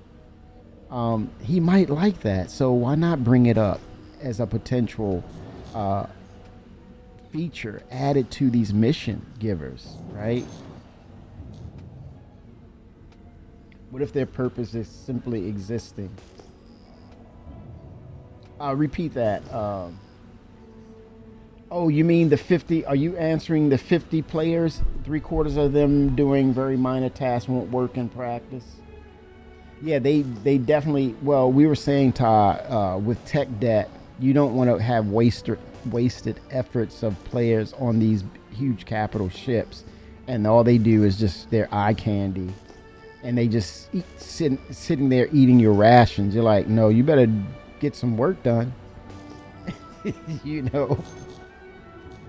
Yeah, I mean, for tech debt, you want purpose behind that. You don't want to just put cannon fodder out there on tech debt. That would drive people crazy.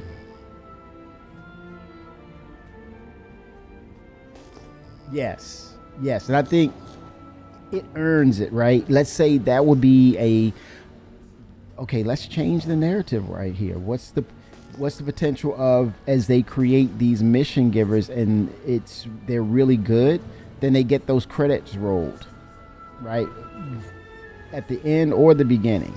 You know, as you're gathering everybody up and loading everybody in the ship, you see the credits roll because it's a great mission. It's got to be a voting consensus, maybe. Darth Copium sucking up all that O2. Yeah, for what? Eating my stuff on the in the mess hall, and all you doing is just just hanging out. You ain't hanging out in my ship. You better have a purpose. I want the truth. You can't handle the truth. No. Get some of that Terranite. Man, look at that. No wiggle room. Oh snap, and it's got a nerve to really ramp up.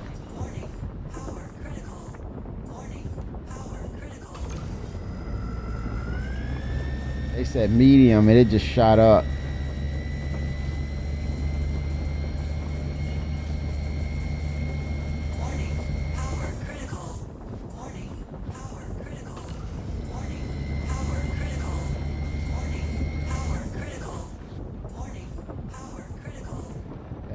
Back up.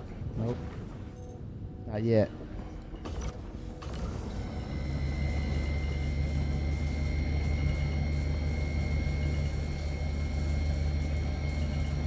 Start from scratch.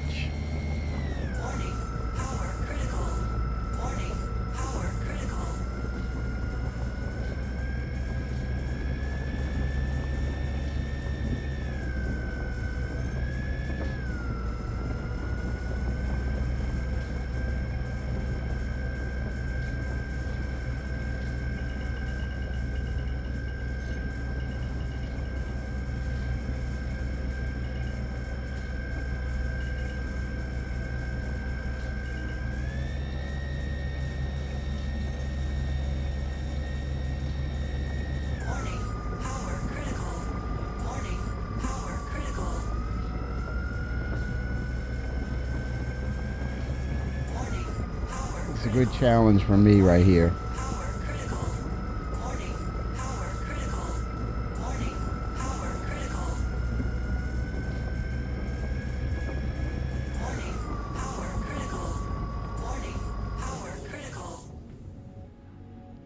It's your break, yeah.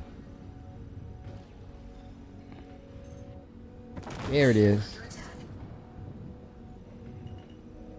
It's like you move it close just slightly towards it, it will then start to generate finishing its process. I haven't seen a legit mission cycle that is complete yet in the game. ASDs aren't complete. Fight for Pyro isn't complete to my knowledge, so there's a lot they need to work on before they even drop credits in the game. Yep. I can agree with that. But I think what's the revolution, what's the evolution of mission givers? That you have a basic premise, right, or platform based off of things that are foundational, like those huge warehouse facilities. That's a platform, and so you can kind of have a modular approach to the scenarios that play out, but also keep in mind that maybe you have this hybrid of things that are instanced and things that are continued as a MMO where anyone can come drop in. So you have those scenarios where things happen, and what happens is NPCs arrive to rob the place and things of that nature, or you have mission givers to you go to the bar and you have a mission giver for, hey, there's a loadout of really rare stuff, you need to go there, but at the same time people are dropping off things and then it all happens all at once. That aspect of the game to happen and to continually to be a part of existing or static parts of the game. It won't go away, but you have modular fluctuations and variations of it that happens, which I think becomes acceptable. You just have to keep your head on a swivel. And then what you would do, you would rotate or randomly set up those situations across the universe in those different places. So it could just be a bad day about to happen, right? Or as opposed to, hey, nothing's really happening today. It's just a routine, grab your cargo and go, right? Instances of, I want to see where, people want to gank or camp certain areas like that they get camped on by NPCs. When they see, I would say there's a ghosting reputation, right? So let's say there's players who want to grieve, right? Grief players. Or just say, I'm having a bad day, I'm going to make sure you have a bad day. In the background, the metrics could be gathered to say, hey, this person is creating crimes constantly. And they have the data to track and understand that it's happening at a high clip.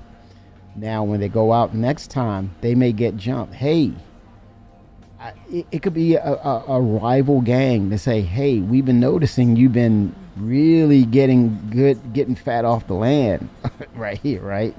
And where's our cut? And they just said, the hell with it. We're just going to kill you and take all your resources and scrap your ships and just lay waste to them, man, like big time. I would love that balance, to see that happen in game. Star Karma. Oh my God. Star Karma. Like, no, we don't want that. We don't want that. Yeah. Yeah, in the background, tracking your metrics.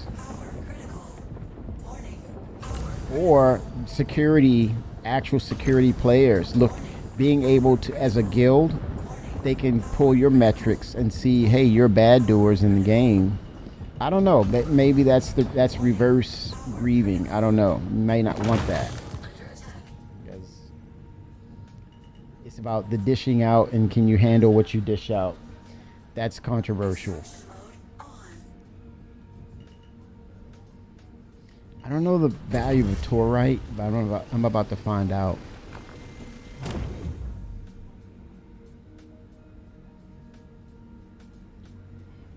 about ready to get something to drink here.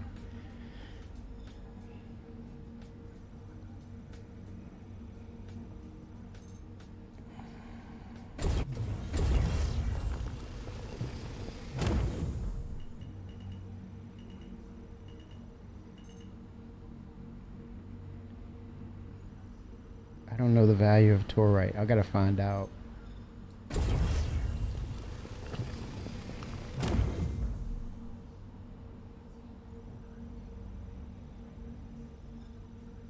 So, Squared, if you're still here, we are at the 2-hour mark for drops for me. Just saying.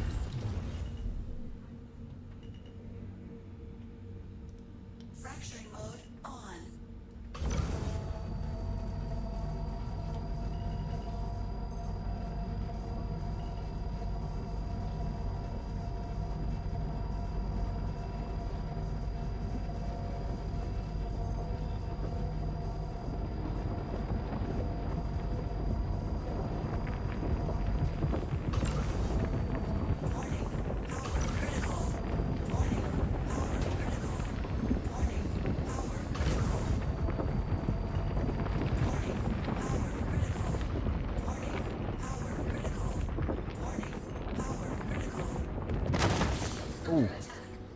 think the overall premise for the game is DOASM. Do you as a player need to survive to keep your mind, your reputation, and money?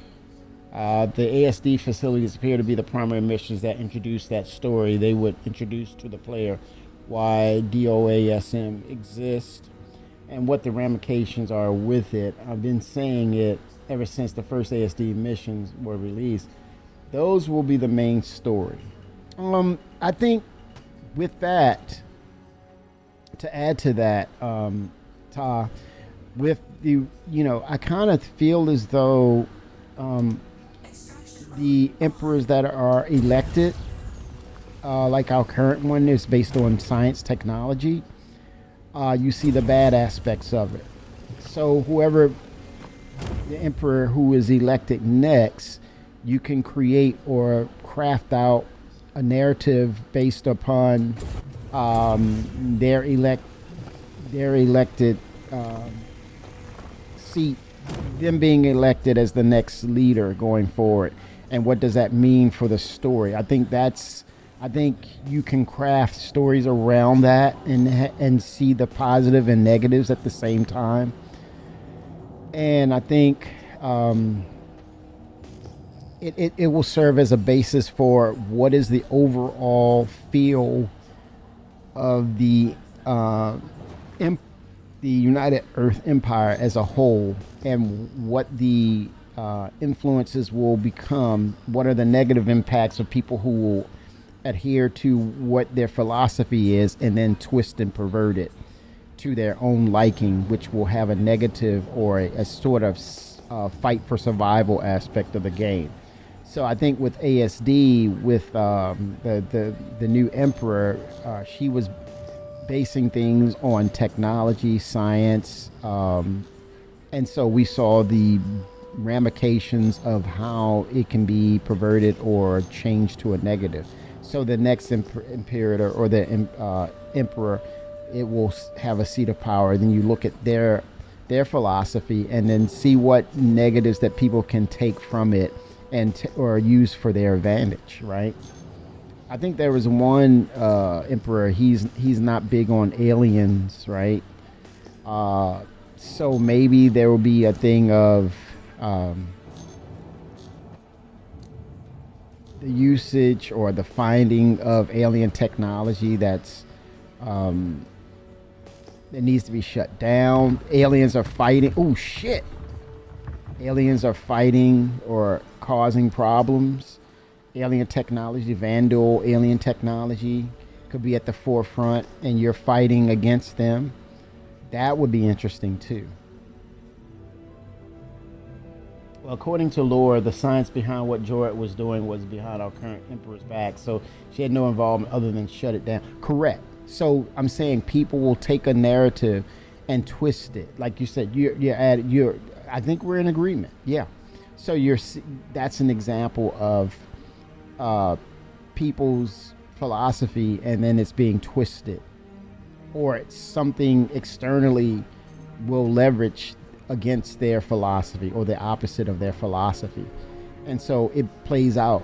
I think that's room for the different temperatures of how we do things in the game can stay dynamic and interesting and challenging at the same time.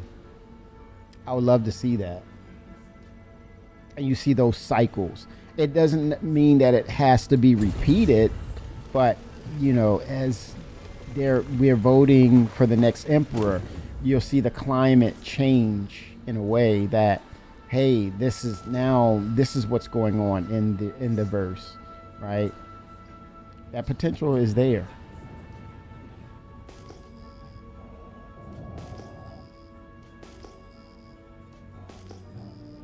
I'm going to take a drink here.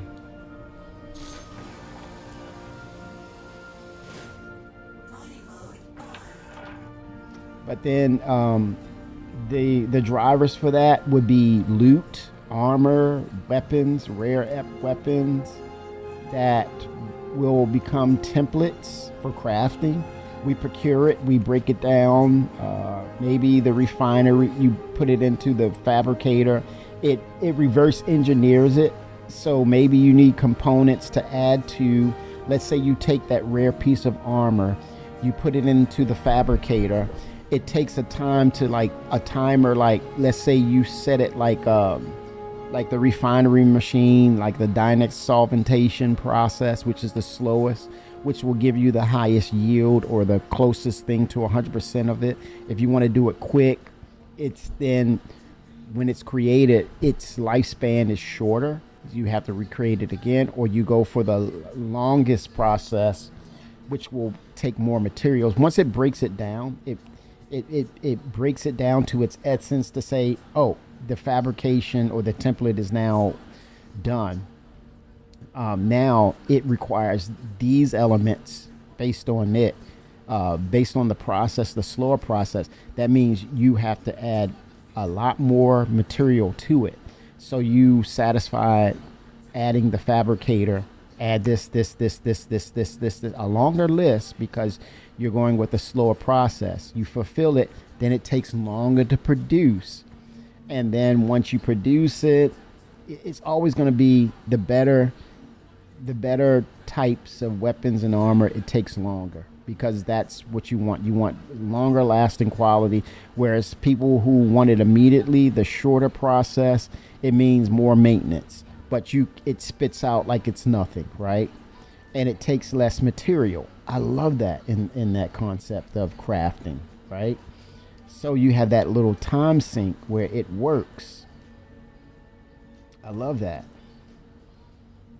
I hope they go with that route because it makes sense. For me, in my house, I will do the longer process because I want that quality. And I'm willing to spend my time for gathering more materials for it. Totally happy with that.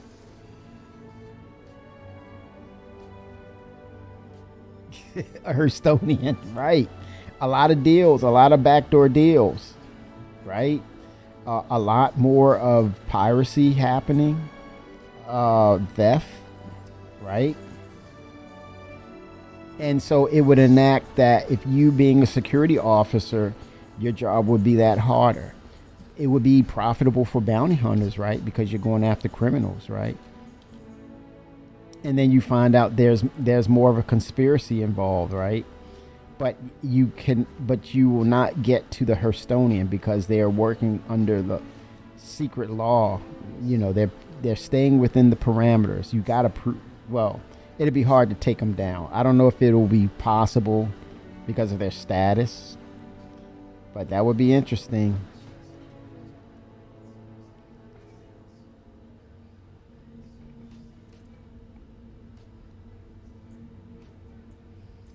But that fear should be fleshed out. It should be fleshed out.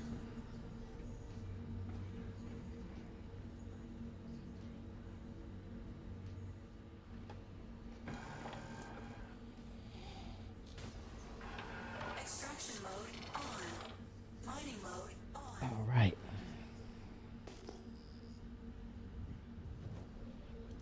Fracturing mode on.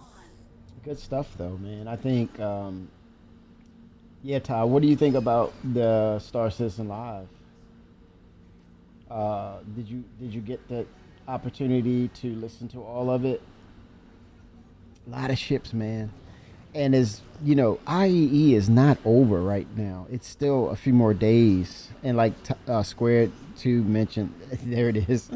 I know, man. You caught me. Unintentional, though. As Squared mentioned earlier, he's waiting for that last day to kind of grab his items or whatever ship he's looking for. Again, they've knocked out so many records for sales, which I think is going to lead into them really getting the talent for specific locations of what needs to be done in game. I think they're going to do some serious hiring that's going to really propel this thing into a state of people are going to be blown away type of deal. You haven't watched it yet. That'd be a good time to watch it. We're going to watch it, do a little watch party. And it's a 2-hour segment, so Square, that would get your drops done for the most part. That'll be a good little segment to look at, and we can pop and stop and expound on what they're talking about. That'd be good. 100% inert material, man. Well, this is most of this area is mined out. But I think based on the aggressiveness and the fast tracking of data that's or processes or features that's coming across next year, I think that Genesis / Planetary Tech 5 tech, I think we'll probably see that on the first half of 2026 because they really need to know. They want to really find out they probably got a working model already. But yeah, they want to get that out there as quickly as possible. I think they really want to get dynamic meshing out there too. I had armor in my hanger list. So you saying you already have it? Oh, Squared said, this is the optimistic Squared today, man. Wow. He said Star Citizen Live was great. Holy smokes. This is the new Squared.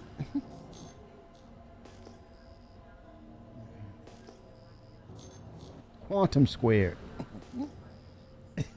All possibilities. Quantum Squared too.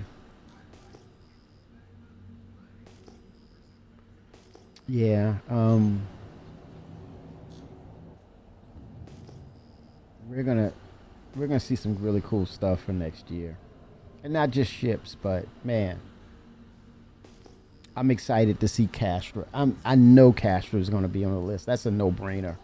We're going to get Castra next year. We might even get both Castra as well as Terra because they want to get more of the 1.0 stuff done. But here's the funniest part. Are we really going to be diving in, knowing that at some point they're going to release Squadron 42? How much are we going to? Does this thing exist, or is it not streaming in? Let me do the entity check.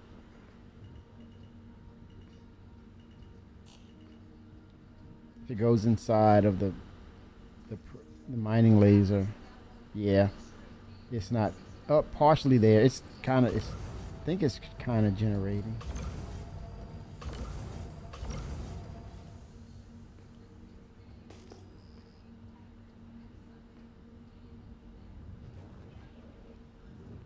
No reading.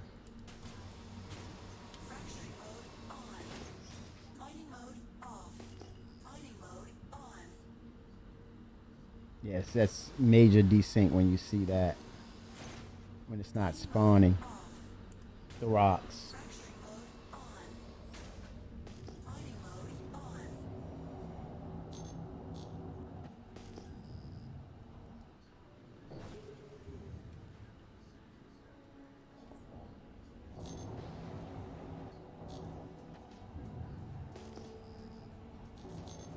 Okay, we have some debris out here. Oh man, it would be nice to be able to. Now I'm second guessing myself. I need to salvage. I like the process so far, which puts me at odds with many. To me, I am testing, so no real loss with bugs. So I enjoy the journey. That is the statement of the day, man. Enjoy the journey. That's what it's. That's my philosophy as well. Learn the game, continue to learn. There's things that are ever changing with it. You see now there's a major uptick in aggressiveness in their process completion of things. We're getting the engineering this year, the tech preview. There should be an update, message of the day in that regard at some point. I would not be surprised if they dropped it already. I'm peeping in.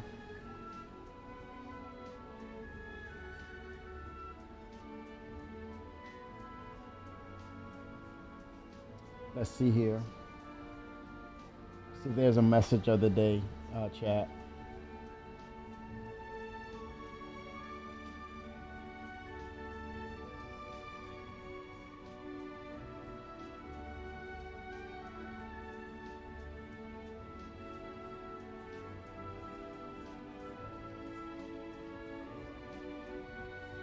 Yes, engineering tier 0 ship armor. So many, and that's a good thing, right, Ty? Or is it not a good thing? So many things. Yeah, keeping us busy, man.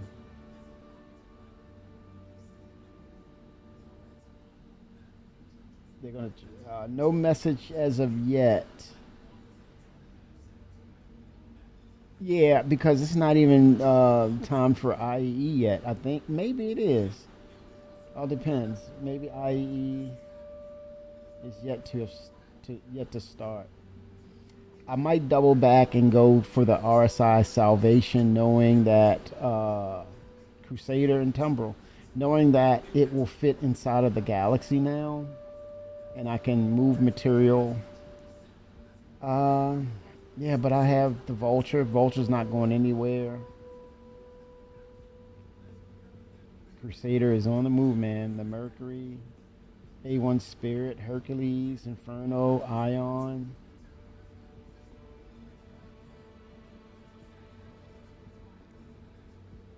Intrepid.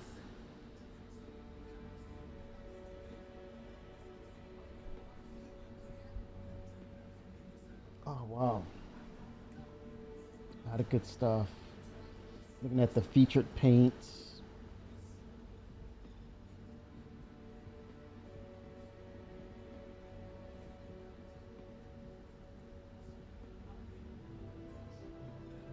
I like the Intrepid's design. I really do.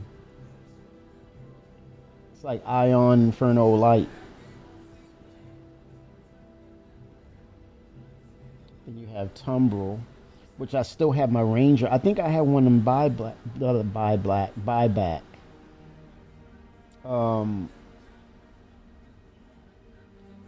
Yeah, the Ranger CV, Land Roving Long Range Messenger. I have that. I don't know. Maybe it's the RC. Yeah, the motorcycle. I think that's coming. The ground vehicles, we're gonna start to see those with the Genesis system. Will Haynes mentioned that now the Genesis system will create based upon knowing, well, the rocks will be closer to the base of mountains and cliffs and things of that nature. So you will be able to drive these vehicles now. I have the Cyclone MT. Yeah, I love Tumbril.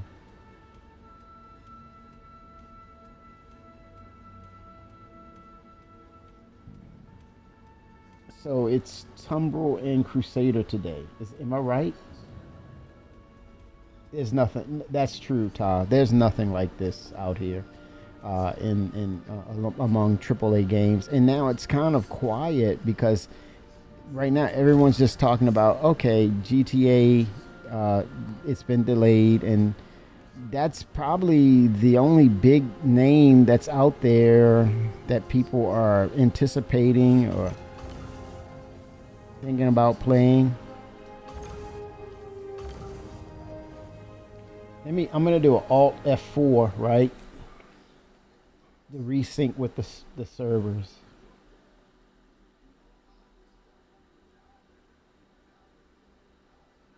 Squared says 10 years ago, other games will pass Star Citizen mechanics. And 2025, 26. See, I saw that. For 20 years, 25 now, and then next year, it's still unique. But yet, they said that 10 years ago. I'm like, good luck with that. Even now, here's another thing interesting too, Squared, how there was conversations about Unreal. And, oh man, if you use Unreal, switch over to Unreal, you need to do it. Unreal can't handle the volume of what Star Citizen does, right?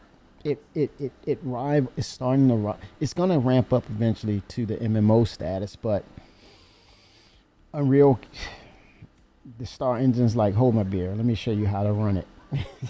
And no, now that conversation has stopped with Unreal, the comparisons or what's superior in comparison of the two. And even Elite Dangerous had to kind of sit back and say, you guys got this. But people go and play it. You know, I got to look at Elite. I kept saying Unreal. Elite Dangerous. People are navigating to to it.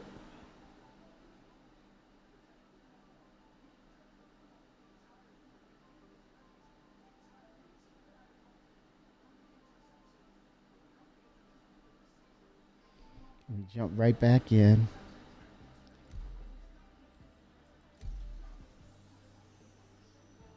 Get myself resynced.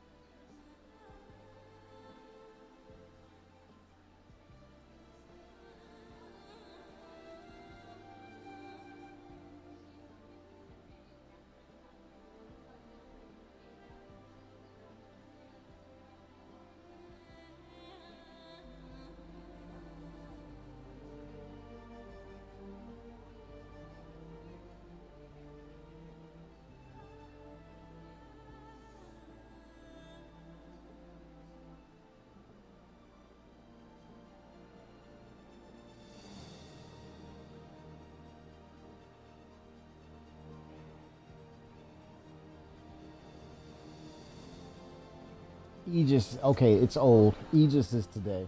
So it's not up yet. So the website has not updated. Okay, getting back into the ship. Hopefully I can sync in and with the servers and things are working. I think people are ramping up and getting ready for Aegis. They want that ship, man. Squared, I'm right there with you. For me, no other online gaming experience is quite like Star Citizen. Warts, scratches, bumps, bruises, and all. There's nothing that quite, compares itself to it. Even though we have a plethora, a huge number of space games now, more than ever. And for some reason, Star Citizen stands out from amongst those genres. Oh shit! It despawned me. I gotta. Oh boy, it despawned me. But look how smooth Nick's. Much better now. It's not as things are jumping all over the place. I gotta give him credit for this. It's much smoother experience.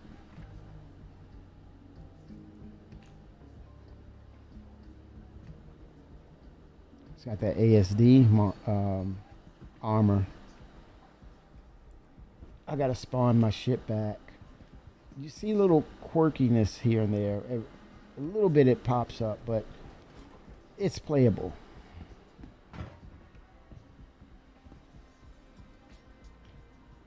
To the lobby, buddy. He's doing some adjustments. But yeah, not bad.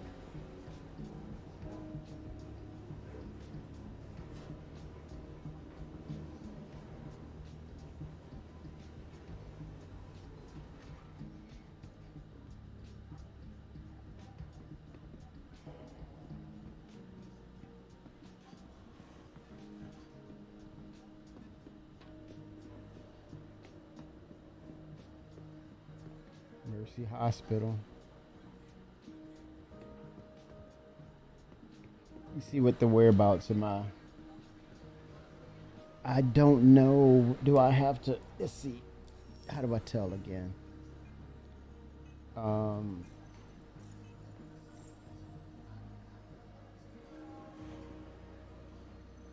I usually look at it before I go into the game.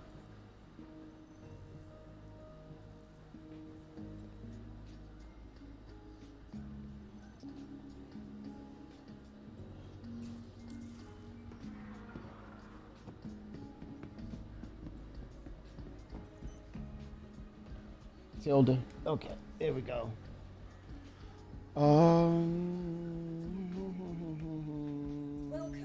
to the ASOC vehicle retrieval Let's see, system. what is it? The R underscore.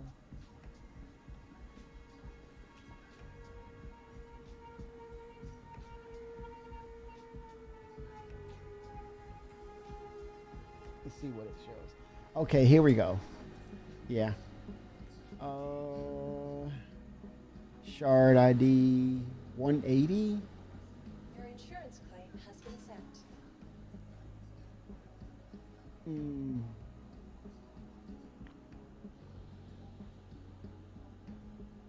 Server FPS is at 30.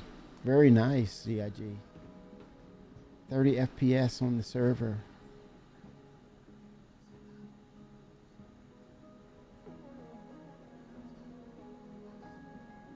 Shard ID is at 180 on the shard.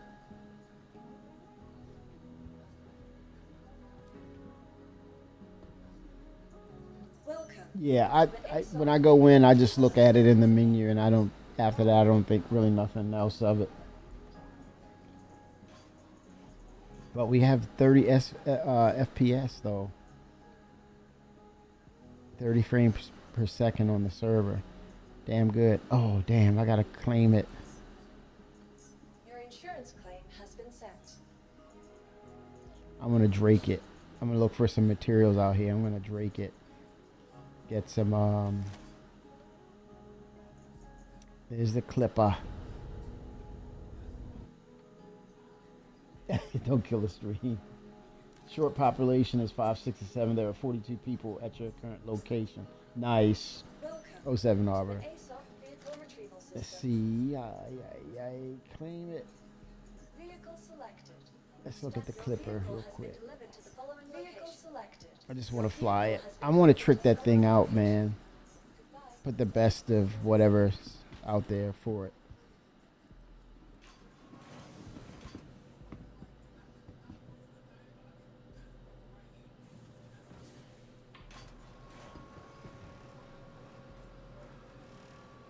Yeah, the shard. Yeah. I looked at shard ID.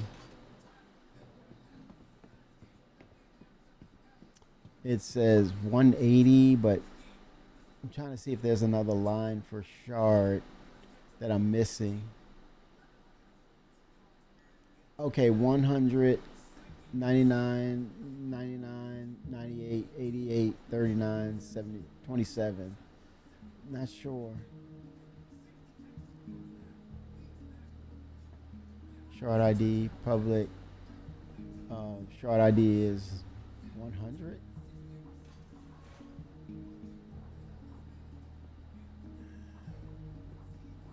Interesting. Very odd ship, man. But consensus says well received.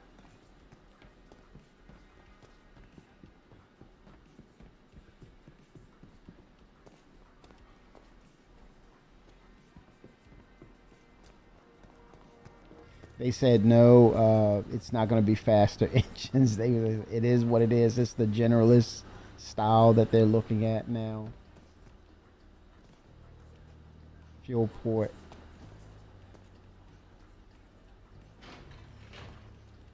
Neat.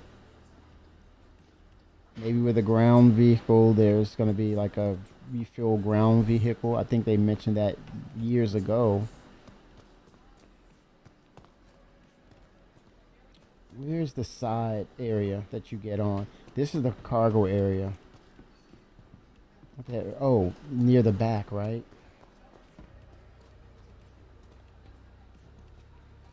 I'm looking for the marker to get on the ship.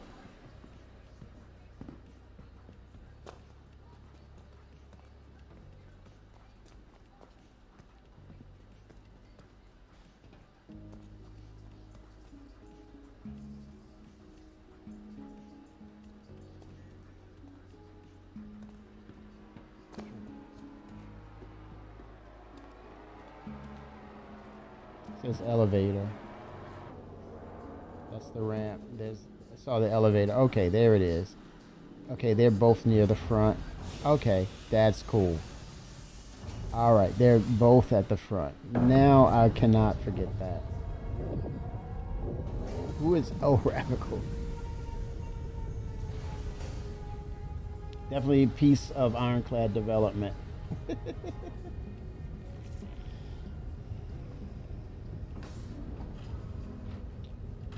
All right, there we go. This is the interiors.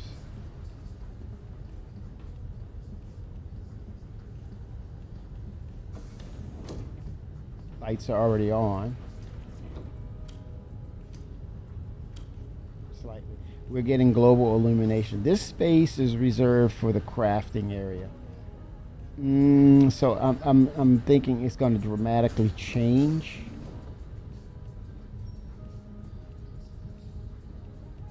What did he lie about?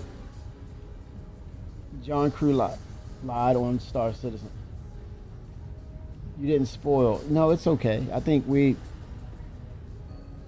the whole basis of Star Citizen is gleaning all the leaked stuff, because we apparently do not have enough information. So we live for the gleaning of information. It's a few number of people saying I don't want to know, and it takes the medical gel. Look at that.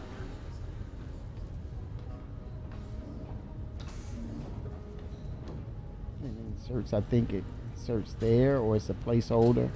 Let's get med gel. You got a medical bed here, Drake style, engineering, Drake style.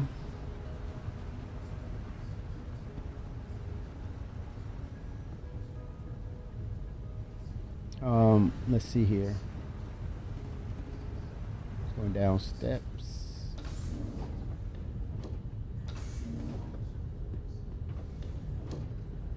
Here we go. Up to the cockpit.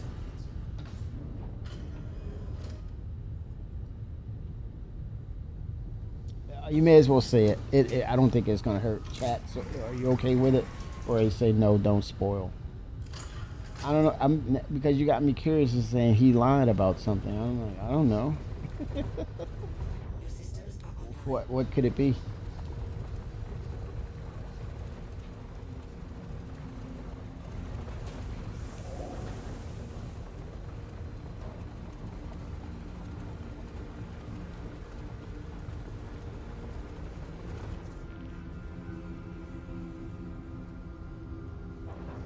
Not have enough power to my engines.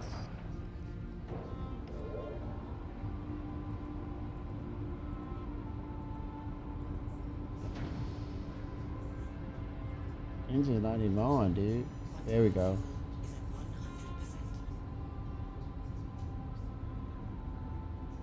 There we go.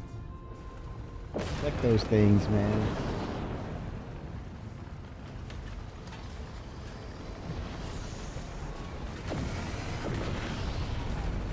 Yeah, people wanted this to be a little faster because of the engines. I don't know. When asked, was the clipper part of Ironclad work? And he paused a moment and said, oh, they were trying to say, is this module connected to the, was it pertaining to the module, the command module? Was this the command module? I think they said that. And he said, was that the original concept of the command module? I think some of us was thinking that was the case. I even thought that was like when it's detached, it has wings that deploy. I don't know. It could have been. It could have been. But he said no. I'm going to take it as face value. He said no. Yeah, it was an odd moment because they were like, that's not going to work. And they said, well, let's make a ship of it. You never know. You know, they want to always provide the sexy answers and say, well, that's kind of goofy, but it created a new ship. I think that would have been a better story than just saying, no, this is always a part of the concept. I don't know. It's odd. But nevertheless, I think this ship turned out to be a hit. Right? It turned out to be such a good thing for CIG. And that now it's so successful is that they have a series or a narrative of ships called the Generalist, right? 07 Fimmer, I'll try to get on later today, still in Waco from Thanksgiving stuff and being stuffed. 07, sir. Yep, it's a Star Citizen weekend, y'all.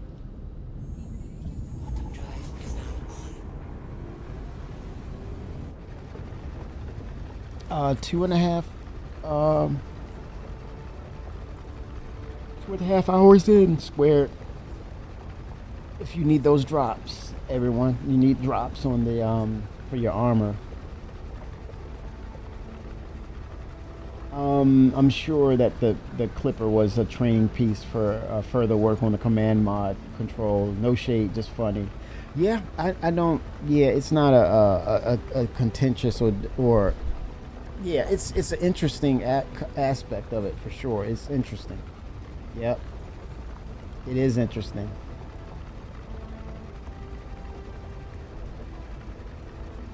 Yeah, I think it came from that silhouette, because you look at it, it's almost like, look at that, from that angle right there, that screams command module.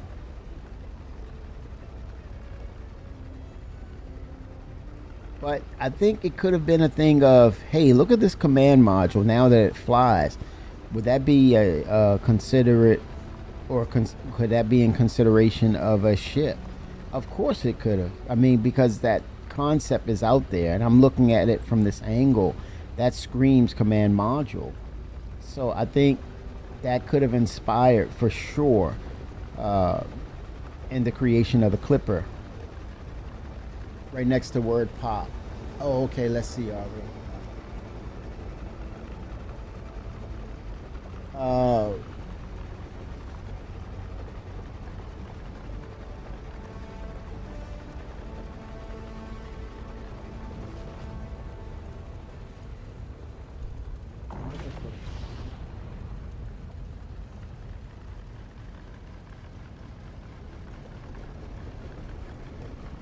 It's got that funny sound to it, like a little engine that could.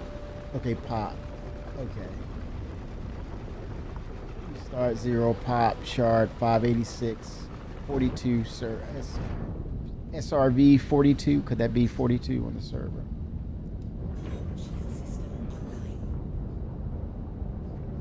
I'm gonna stop in real quick for some fuel, some quantum.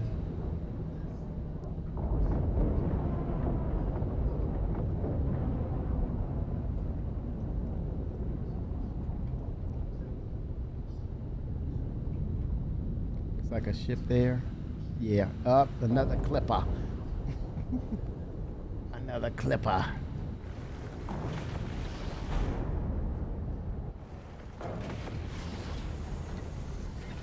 I would like to see a bump in the agility of it, how it maneuvers. I would like to see that with the wings, the asymmetrical wing.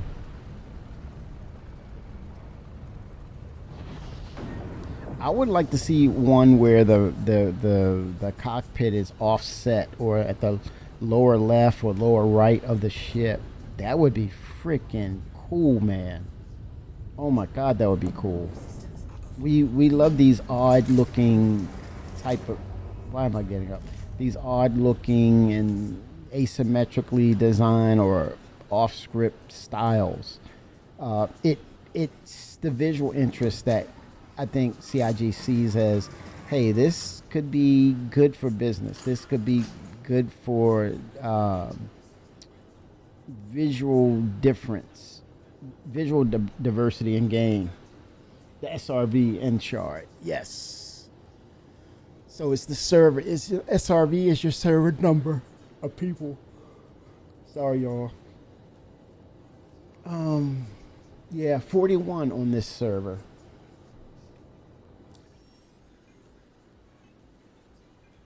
Shard is 590, and on this server 41. Low pop server. All right, so landing, I'm going to refuel and refueling process and get finished.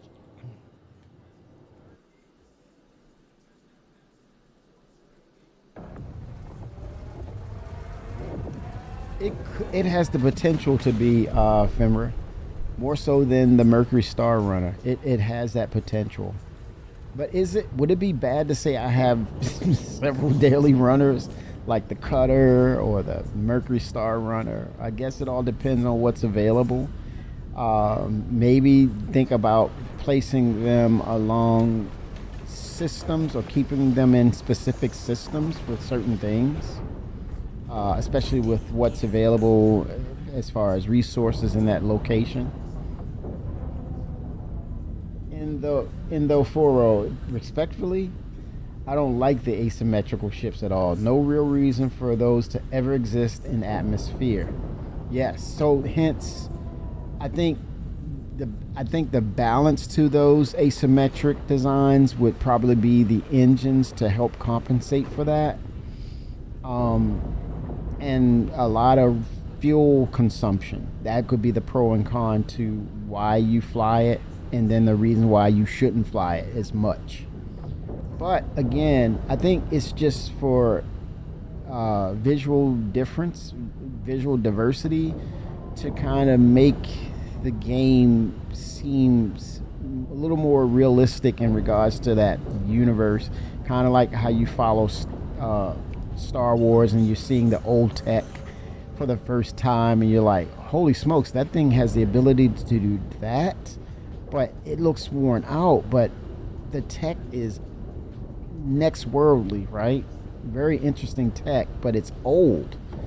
I think they want to bring that into the game as far as things that look different, or the manufacturer has a different approach to how you do things. But yeah, I think Chris Roberts agrees with you. I hear that's the rumor too.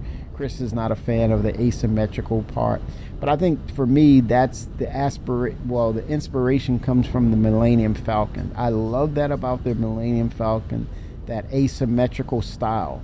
What do you think about the Millennium Falcon? Because it has asymmetrics as far as the cockpit is concerned, right? I like the cockpit being asymmetrical. As far as the wings, and I think I was in agreement with that with the Corsair until I actually went into the interior and saw the layout and how things were placed. I fell in love with it, and I wasn't a big person on the asymmetrical stuff. When I saw the Corsair concept, I said, how dumb. And here I am buying or upgrading to the Crusader. Like, holy smokes, I'm in a paradox. I am the hypocrite, man. Holy smokes. Yep. Real story, fun fact. Calling myself out. Yep. I said to myself, the Corsair. I said, look at that. That's a joke. I really did. I looked at the asymmetrical wing. I said, that thing is going to break off in game. And how are you going to fly it? But that was the real deal with the Mustang. It had the wing and the landing gear was all integrated. So when the wing broke off, you couldn't land properly. So they had to redesign it. But it wasn't dealing with asymmetrics. It was just functionality and design, or functionality and aesthetics not working well together. And I totally get it with what you're saying about the asymmetric. That what kind of advantage does it give you?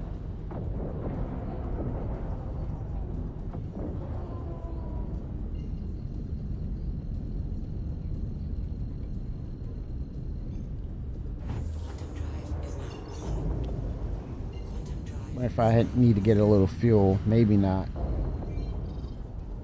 Let me see. Let me get to the Stanton. Look for Stanton Gateway here.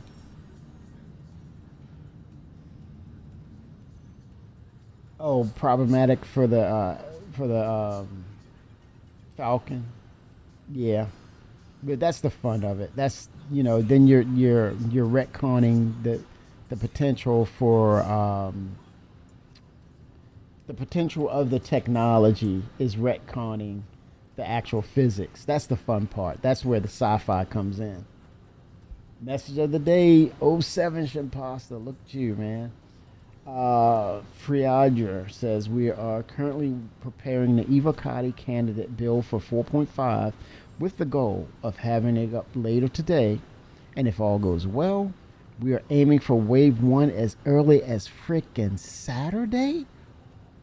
Woo! Let's go, baby. Let's go. I want the truth. You can't handle the truth. Let's make it happen, Cap. About that bottom line, baby. Let's go. Holy smacks, y'all. That means by Saturday we can stream it. By next week, man, CIG is like, we are ready to go on vacation. Y'all have worked the hell out of us. They deserve this, man. They deserve this weekend. Holy smokes, man. Huh? Imposters like OMGs. Yes, for sure. I mean, for sure. You gotta give them credit where credit is due. The frequency, the urgency, the aggressiveness. Is it perfect when it gets delivered? No. Is it supposed to? If you say yes, you need to stop. But you give them respect for being aggressive with these updates and these features they're pushing out. 07 Vickers, it's a wonderful thing. It's a wonderful thing.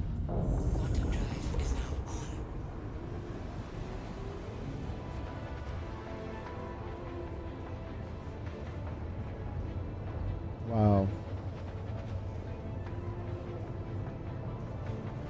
Jump to the Area 18.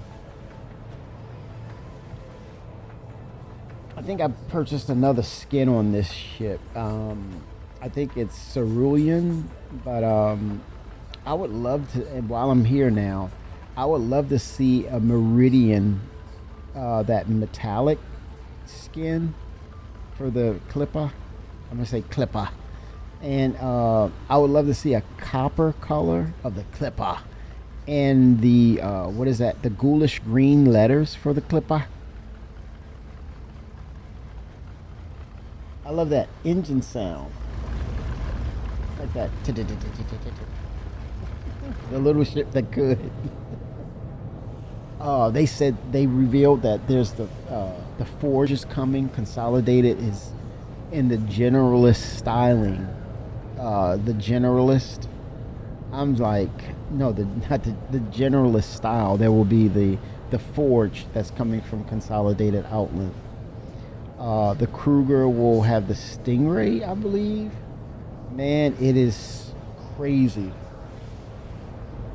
Dude, folks can't wait to get home. Honey, we have drive back from home to their kids, say bye to grandma. It's time to go. Time for my space. Yep, getting back to the normal. Let me see if I can now parlay over to Area 18.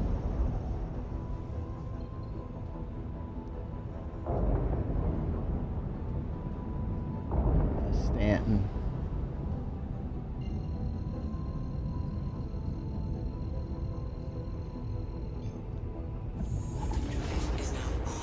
Be right back. We're drinking a lot of water, chat.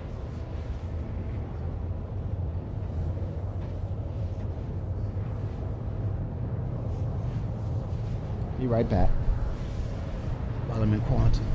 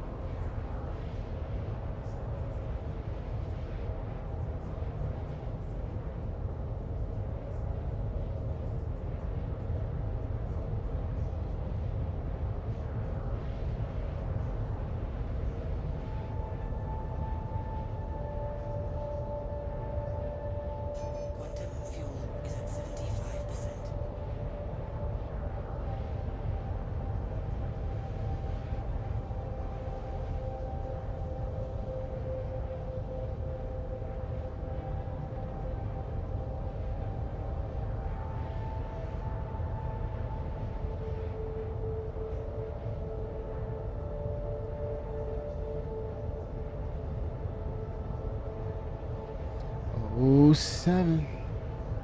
We're back.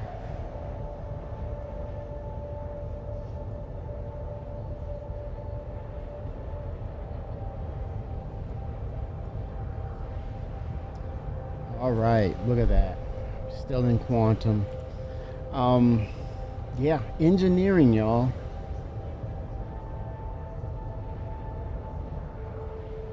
Wait a minute, Square. What is that? $0.5. What does that mean? Dollar point five and wave one. 4.5. Wave one Saturday. Crazy like a fox. Yeah. That says they have the concept locked. It's functional. It's just the feedback from today's test, but they are confident that it is in a place where they need it to be. And that way, wave one will give you the metrics of the number of people to give more feedback to say, well, they need these volumes of people in for the testing part of it to say, hey, there's a problem here, there's a problem there. They can capture it and really dial it in quicker as opposed to sample size it. Wave one, wave one is just essentially is basically almost PTU just about. But yeah, wave one Saturday. Then for the next week, it's probably going to go PTU for all in a couple of days. If it plays very well and plays nicely, that's an easy assessment to say that's where it's going to go. No doubt about it.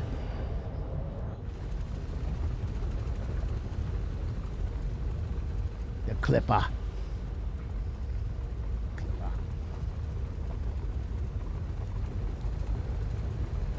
A nice solid green with, but that meridian metallic look. Woohoo! Razor Crest vibes. Yeah, 4.5s by Saturday, isn't that? That's tomorrow. Today's Friday. Hello.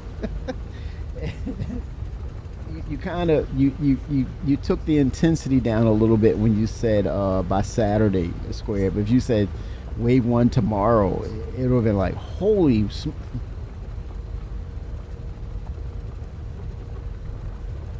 you go, Tom. You said the majority of the problems they're not found in the Evocati testing environment, but the bigger problems always trickle in with the larger numbers. Yes, so it helps with getting it done, getting that process out there, to reveal, getting the process out there to a larger audience to reveal the problematic issues and then knocking it out, getting it done.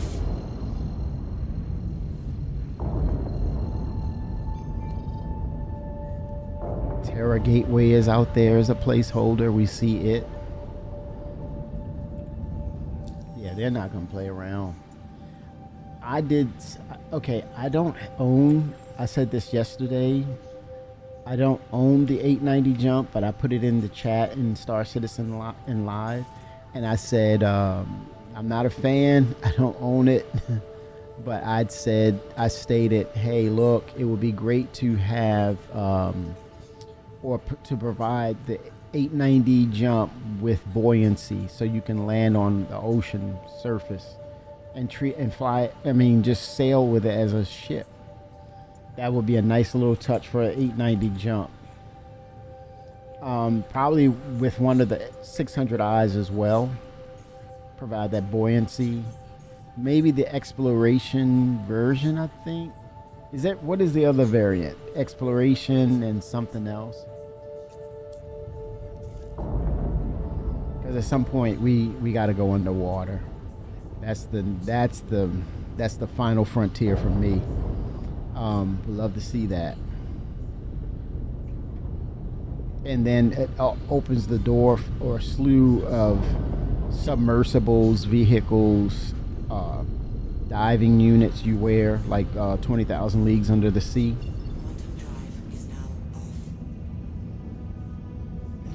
No, I'm not a fan of 890.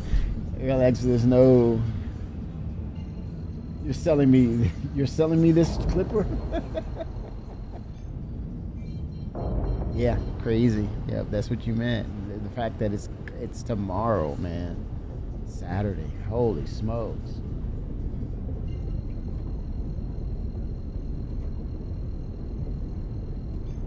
There's something wrong with the ship. If he doesn't want it, what's going on? Everyone always complains, how was this not found in Evo? Well, likelihood is this problem was introduced with a few 100,000 players. Try to do something opposed to 5,000 Evo members. Yeah, the likelihood, the current concurrency, the client setup. You know, everybody's PC is totally different. It's not a console, hence why it's called the personal computer.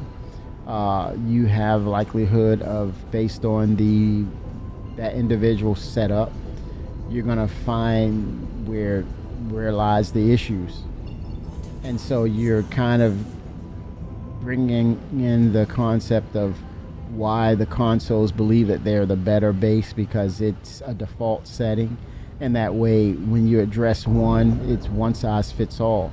But with the client PC setup, no, you need to take that individual's client, put it into the testing pool, and then you'll see and realize, hey, wait a minute, I see what's going on with this particular PC or client.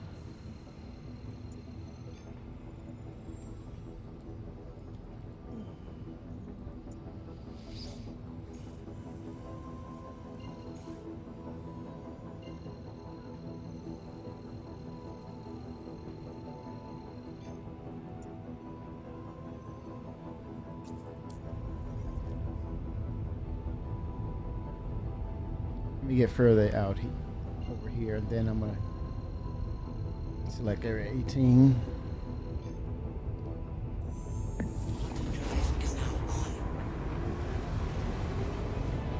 These console games suck.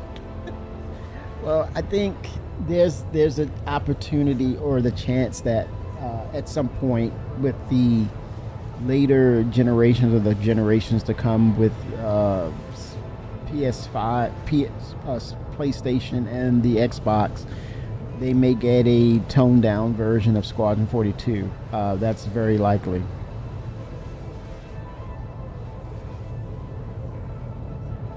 And eventually they may even get a MMO version of the what was called Theater of War. They may get that. You know, that may not be. Sean Tree said, I'm not done yet. They said the Salvation will fit in the Galaxy. I doubt that it fits in the Clipper because of the ramp squared. But John Crew did mention that the Salvation will fit inside the Galaxy, and you can transfer materials for refinement.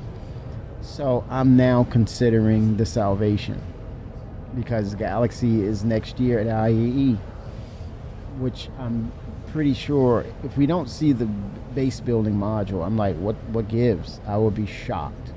But I totally see the base building module to come with the Galaxy.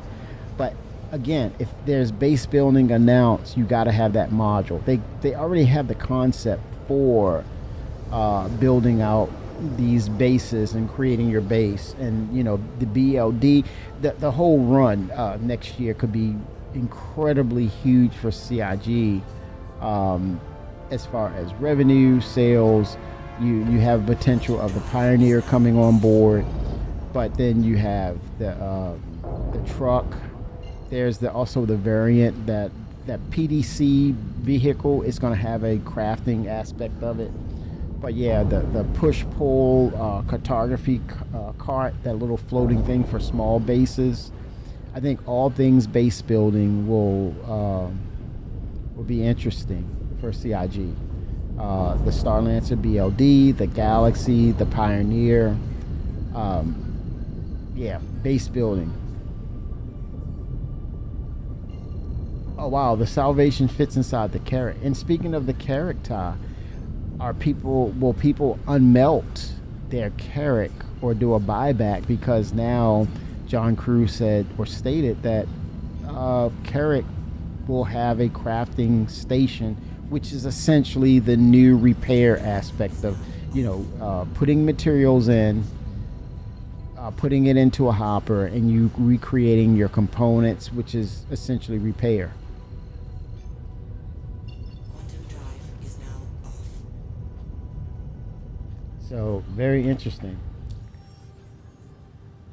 Correct. Like if they had that capability to repair Vulcan, maybe we're getting closer to the Vulcan tie, because they stated again with the ballistics, you have a SCU box full of ballistics. They have a little station next to it for loading. You put it in that bay, and then hence you have your reloading of your ballistics.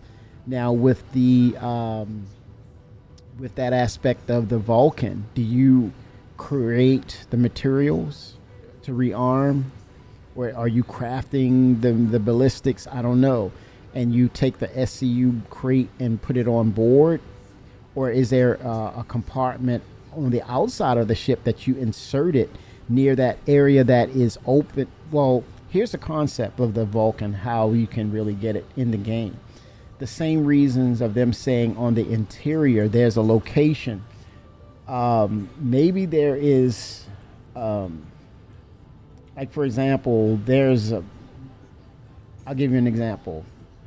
It had a fireplace. It was a double-sided fireplace. On the inside of the living room, it was one side. On the outside of the patio, it goes through the other side. Same concept here. On the interior compartment that you place your ballistics in, the box, that same area on the outside of your ship, the Vulcan can create a box, spit it out, and use a tractor beam to push it into that location and drop it in, and there's your rearming. That concept for the Vulcan can happen. If you have interior reloading, you have that same area on the outside where you set it in, it opens up, and it does the same thing for your rearm. Hello, here we're getting closer to the Vulcan. Same thing with the docking port of the port that fits the nodule. Maybe you have a bin or a container of fuel. It spits out. It sends it over into that opening, and you have refueling reimagined. It would definitely change that way. It's not that mechanic of trying to fit the nodule, and you just send it over to that location, like when you go to request landing point, you request fuel. The person in need of fuel say, hey, I'm requesting fuel. The little port opens up, or you sync with each other. You say granted permission to between the communications. It's like ATC for fueling. Between the two, the Starfarer, right, and the ship that needs fuel, it says request acknowledged. The little port opens up, and you go ahead and float out the box of fuel, drop it in, you're refueled. Simple.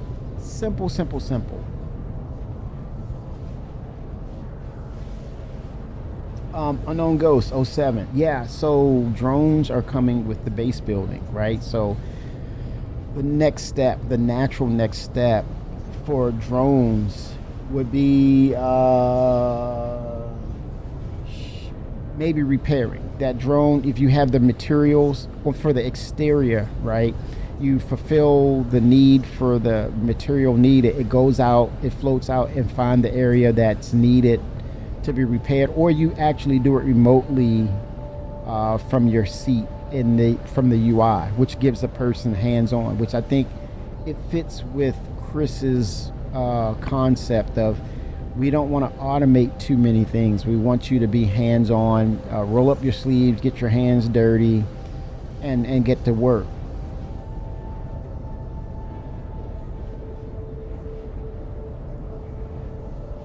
but very few people fly it for many reasons. That's the carrot, or melting it.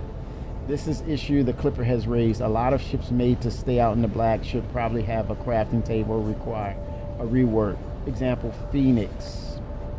Yeah, I think they're going to. I think the gold standard. All right, let me rephrase this. I honestly believe that they need to actually ramp up the ship development team, or maybe it will be ramped up once the development team from Squadron 42 comes back over to the PU. That'll be a wait and see type of deal, or cross train all, most other than the engineers, cross train all disciplines to work on ships. That way, that gives them an added layer or a depth of diversity, so they're not totally bored. So they have a little hand part of, hey, they get really good at it. They'll get more responsibilities with the ships. But cross train everybody to be able to work on ships. So as the flow and ebb and demand for production ramps up, hey, we're going to readjust some things, move you over here, right? Because at the end of the day, that is your bread and butter, ships in general. Because again, you may say no, you may agree, but here's the reason. Here's my sole reason. It fulfills my need of submersibles, underwater vehicles. So it's going to open up the door for a lot of that as well. So I think that's a good thing, to be versatile and to be able to work on the main revenue generator, which is ships. Because as long as there's ideas for gameplay and they involve ships, ships will always be created, ships will always be purchased. And when you're talking about moving away from just concept until it's ready to fly, you're constantly coming up with ideas potentially.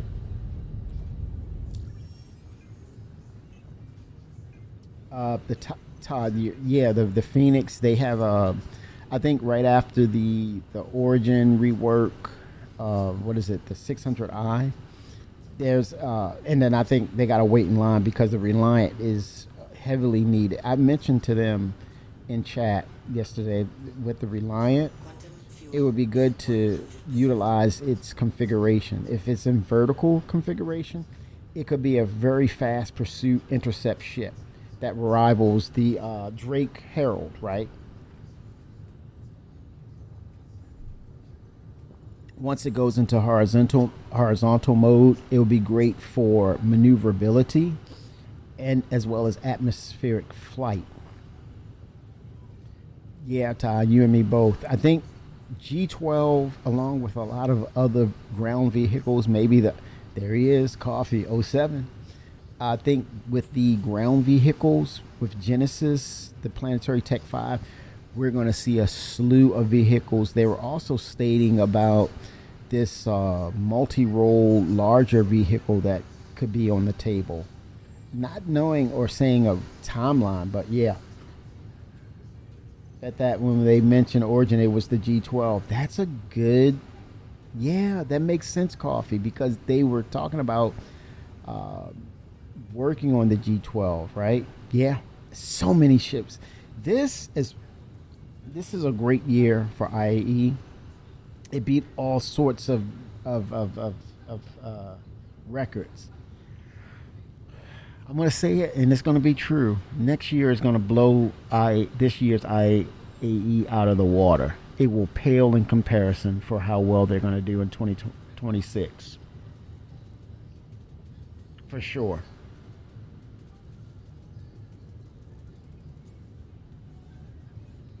Most dangerous will likely be in Pyro, since it's going to be the low set system. Yes.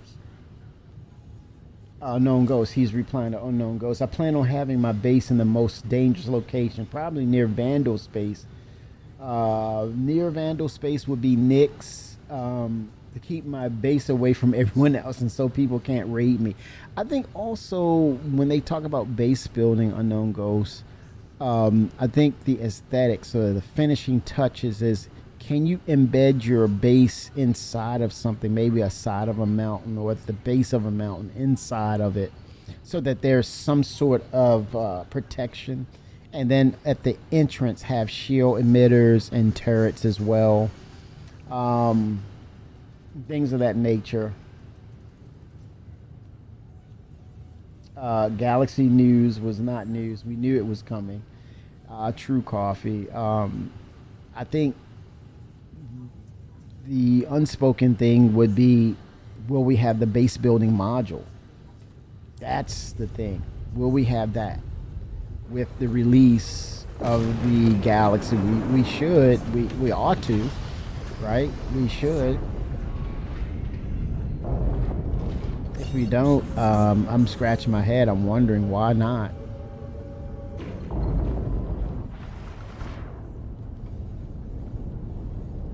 Somebody's in a reclaimer.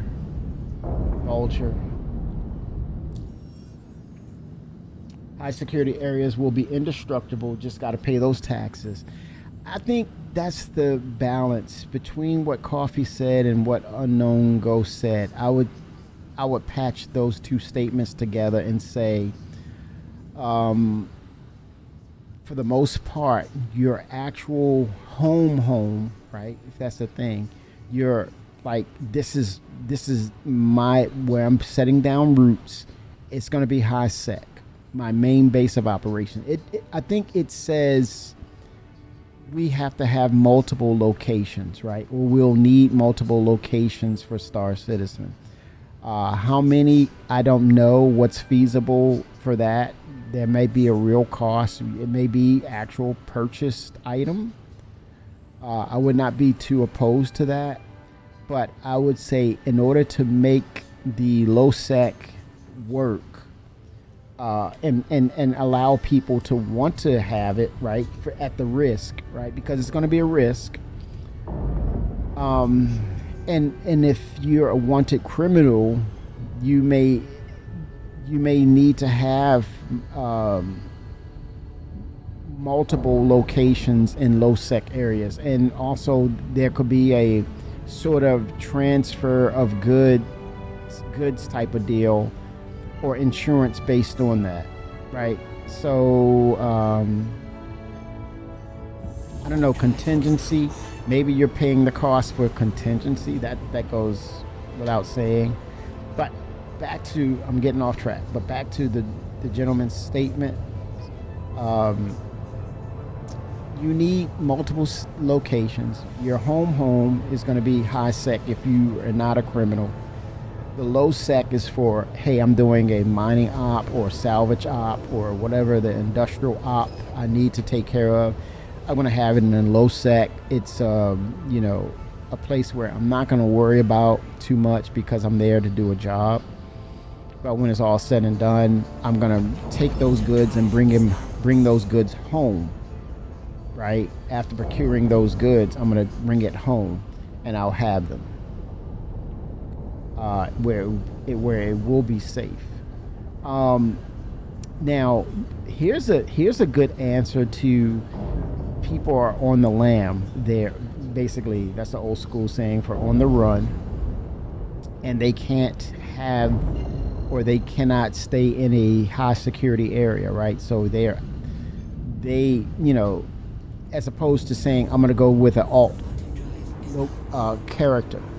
You ever see in the movies they have those safe, you have the Swiss bank accounts, and they have those safe locations of procuring your goods, and they don't check your background to say, hey, your reputation is this, that, and the other. I think for criminality, there should be safe houses or warehouse stocks that are considered safe houses for keeping your said goods and protected. So if you have your stuff pilfered or destroyed, you go back to your safe house and you move those said goods back to your new location once you build it, right?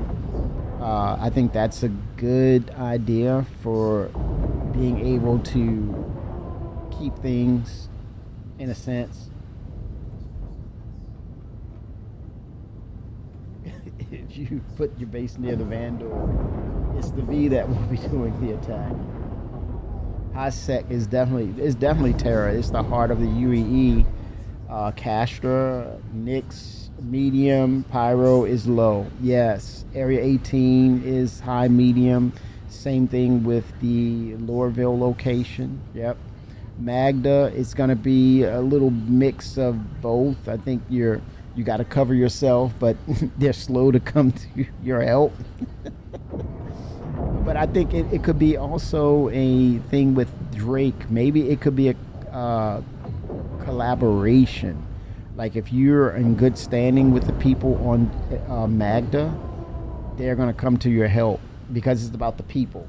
Same thing with Levski. It could be a joint or a community-driven security aspect of Nyx. You saw the new ground vehicle, the PDC erect multiple torps from multiple directions fired at once. It was OP accurate tech in the game. Yeah, and I think from a standpoint of defensive measures, that should stay that way, right? Until you at a point where there is overwhelming numbers that come in, so you make adjustments appropriately, but that's to be tabled until further iterations come. Yeah, you can't. There should be no place for you to complain to say I can't destroy this person's base. You got to give me the access to this. Hell no, you're not getting that. No, no.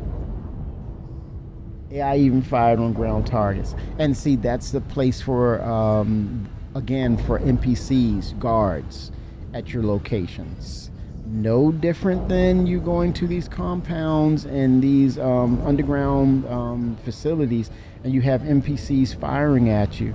The more money, the heavier and the better the equipment they keep. Yes. The emergence of NPCs are going to happen, and at some point, it will be there. It's going to be a thing. And I think I started with chief medical officer, security. Now, security for your base, especially for low sec.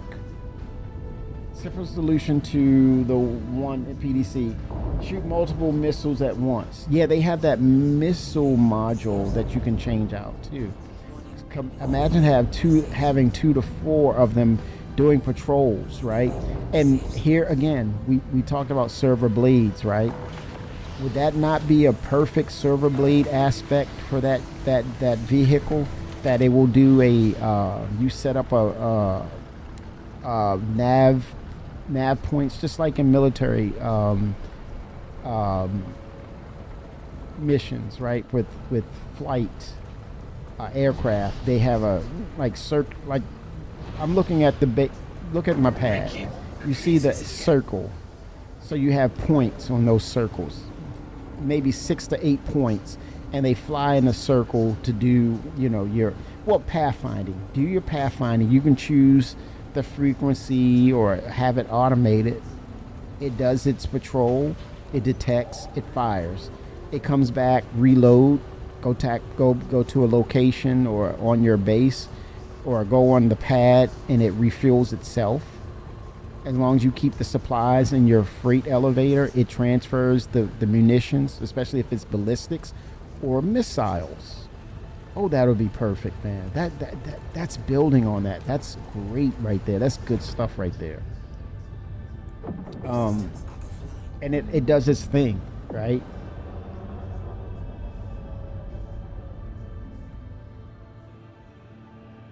Before base building comes in, they need to work on the set your home right where you get in after a patch.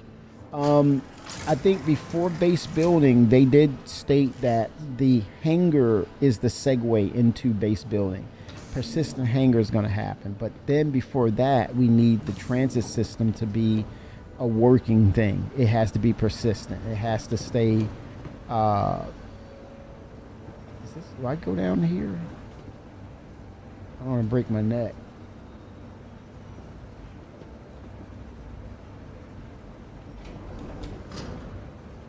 Okay. How it's supposed to work? I guess you jump down, I guess.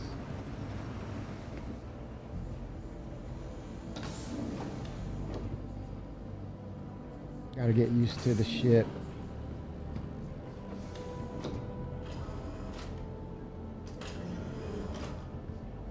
Okay, here we go. This is the lift. This comes from the Corsair. That little piece of tech. Really cool.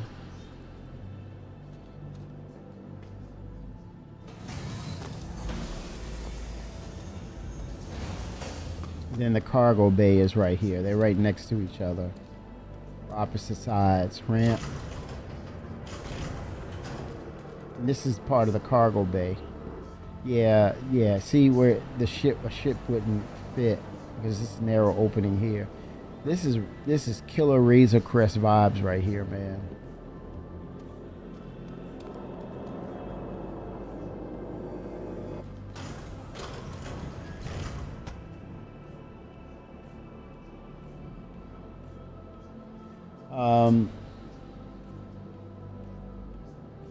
This tech might be cheap. What CIG needs to introduce sooner than later now that they have introduced so many capital ships is they need to get beg logging and other people's ship working soon. Right now, it takes too long for people to, squad up and get ready together. Yeah, they gotta, once they fix it, and I think that's a org thing too, right? Updating of how orgs work in game. Homestead-based stuff, yes. It starts with the elevators first. I think that's Benoit's baby, along with dynamic meshing. I think it has to carry into dynamic meshing as well, so that data is seamless across servers, right? With org squads, guilds. That's some pretty heavy duty stuff right there. I would not be shocked if it took the end of next year, to be honest. I think we're kind of exciting ourselves, and then we're falsely projecting it to say it's going to happen next year. I think no, we got to keep it to reality. Look how in depth this is and how far reaching it is, and it needs dependencies in order to work. So it could take quite some time. So don't get any expectations of when, because the level of what we're talking about, on the level of what we're mentioning, this is some deep stuff. It crosses multiple servers.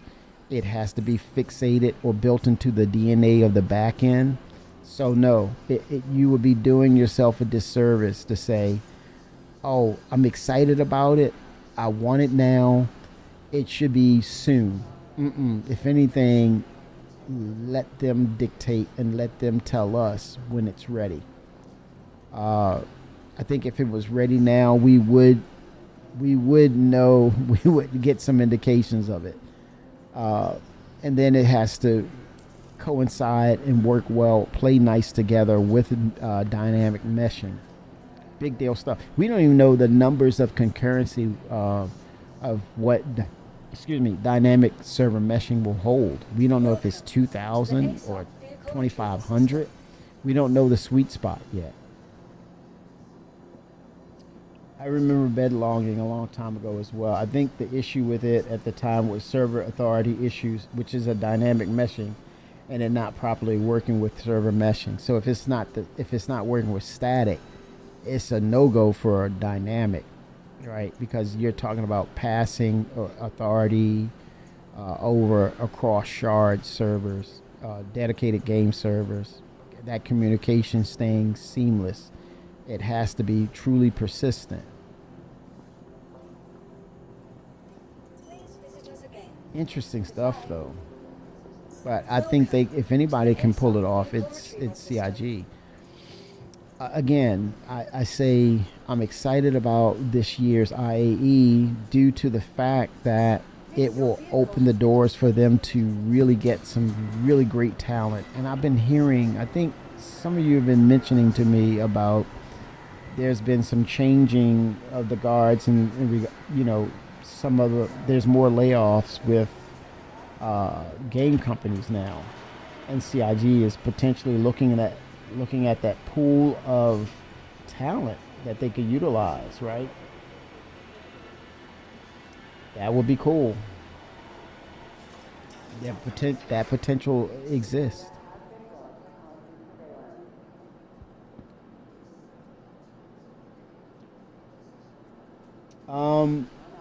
Squared. Did you get your armor for the drops? Well, good news is you have 30 minutes or a little over 30 minutes and it will be yours. We've been streaming for 3 hours and 30 minutes, sir.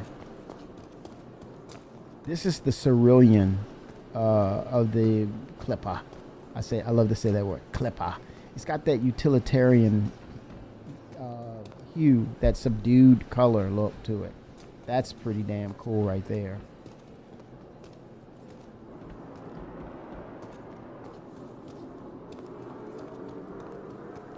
Well, we're about to find out this afternoon for it, Squared. But I think they're in a good place. And I think it's tier 0 right now. But I think it's an equalizer for you have combat. And I think I've been hearing good things about the Flight Model 2, Squared, if that will make you happier.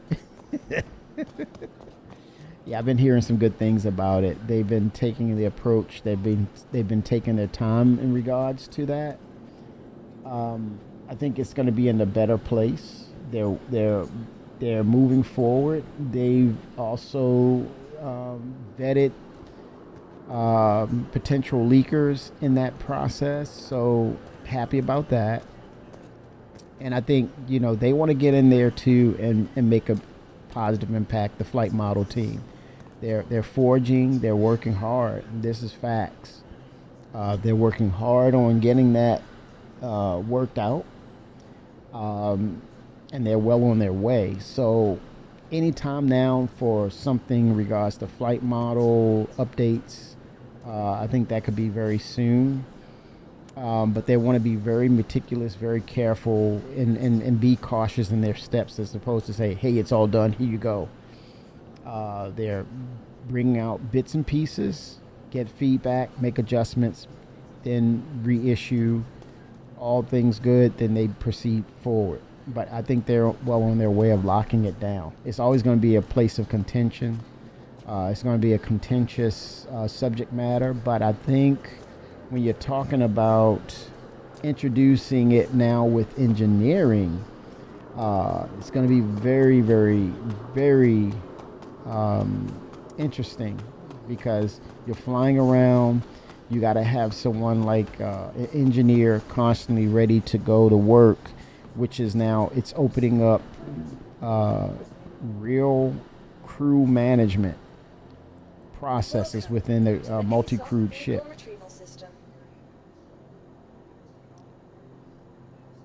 But no, I think we can put the bad aspect of Flight Model behind us, because the new one is emerging so far. The latest update, Squared, is that it's been received very well with a particular individual who knows the Flight Model, who's very familiar with it, very passionate about it, and their response of it was very positive. So I feel real good about, feel real good about the Flight Model and where it's headed, and they're moving forward. So I would not be surprised we hear something soon.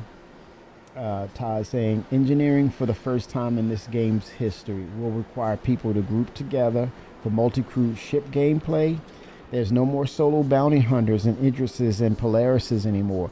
You have to collaborate, cooperate, integrate, and work as a unit to get to your goal objectives and make them happen. And anything that diverse from that, you better get your skill set up, because repairing the ship, mitigating damages will be real, and that's vice versa. It's for all aspects of people who want to engage that combat and get into it. You're gonna have to make those changes, man. I welcome it. I welcome it. But yeah, first time in history of engineering. I think the only thing closer to that is a snippet of you're on a bridge, or you're a member of a ship, but not real time of traveling, encountering, a part of your mission. You have these encounters, and it's a constant, mitigation of damage when you go into combat. Always be aware as you go into combat, each party or parties will be incurring damage upon each other, and how quickly you can turn around the damage, mitigate potential destruction of your ship. You will be the winner, most likely, right? And even in that aspect, the winner may just be limping away. So it's not a thing of, okay, I downed this ship, now I'm going to the next one, and thus begins my griefing of others. That's gone away. That is a certainty is going away, because there's maintenance and repair that's going to be involved in every conflict. It's going to slow that narrative down of griefing. Will it be perfect? By no means, but is it a step forward to mitigate the negative aspects of people playing the game? Of course. I love it. You got to embrace it, because it means you need to adhere to the game functionality, not go on a tangent on what you want to do to make it miserable for others because they enjoy the game. And you want to, cement yourself in front of Chris Roberts' concept to say, oh, this is all about me. No, it's about the working together. It's about playing the game as it was designed. And so the engineering aspects of Star Citizen will make sure that we adhere to it, even though we want to undermine it. Some of us want to undermine that narrative. That's fine. But you're going to freaking have to fix your goddamn shit. Brief that. And then you're going to see the whiners popping out like, man, I don't like this. I wonder why. Yeah, balancing and getting. I think the main culprit will be the desync aspect of it. Squared, getting the enemy number one will be desync, right? Persistence, shared client processes, the balances of the process across all clients that are like in the crew of your ship. The client's processes being balanced so that we're seeing the same things, right? Again, it bleeds into desync issues. The desync is their enemy. Tech debt is their enemy. We need to minimize tech debt and desync to the point that there is a balance across all crew members of what's going on in real time. It's gonna be perfect. See, Todd's got it. It's gonna be dang on perfect, man. Bob Ross that thing. Just chill and there's a fire. I'm gonna go up on the step ladder and grab the other extinguisher first. And I know I have one in the mess hall, but I'm gonna go up on the ladder and grab that first one on the second floor and bring it down and set it on the table and just make sure it's full. It's full. Look at that. All the flame retardant foam is in it. All right, where's the fire? Let's head on to the fire. You need a snack?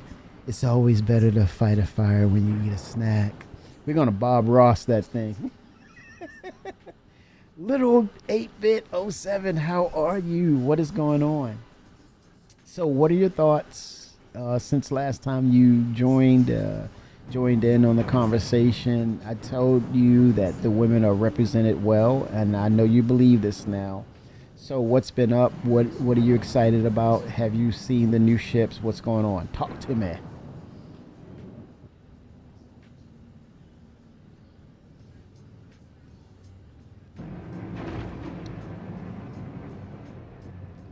$20 more minutes for the drop, Squared, if you do not have your armor for drops.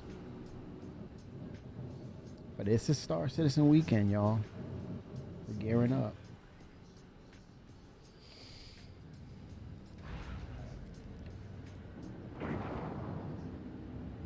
Landing shield systems. Switching over to nav mode. I'm really considering the RSI salvation that will fit into the Galaxy. So I have that aspect of salvage a little bit, bring it over to the Galaxy to do some refining. And how did your German chocolate cake turn out, Little Bit 8?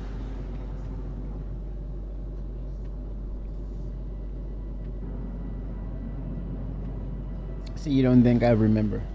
I remember the last conversation. But hope everyone is having or have had a wonderful holiday. A lot to be thankful for, you all. I got my game updated. Nice. But something weird is happening. Welcome to Star Citizen. I was trying to set up my key bindings. Okay, you were supposed to get with me. I have time, but it keeps saying my right joystick is input 2, and I tried the command trick to switch them, but it's still identifying that one as input 2. Cake was good. My dad loved it. Nice. That's awesome. Your great daughter. It's always the daughters that take care of their dads. It is, man. I'm thankful for that. And I'm sure dad is thankful for that too. It's always the knuckleheaded guys that just... I think men have to be connected with their emotions and to reel it in. It is a lesson to be learned here.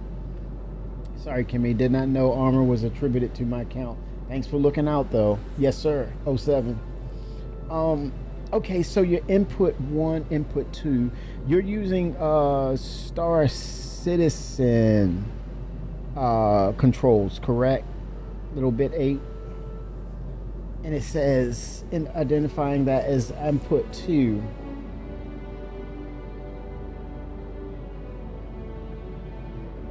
Are you okay? Let me ask you this, Little Bit 8. You have the VKBs. I remember you said that.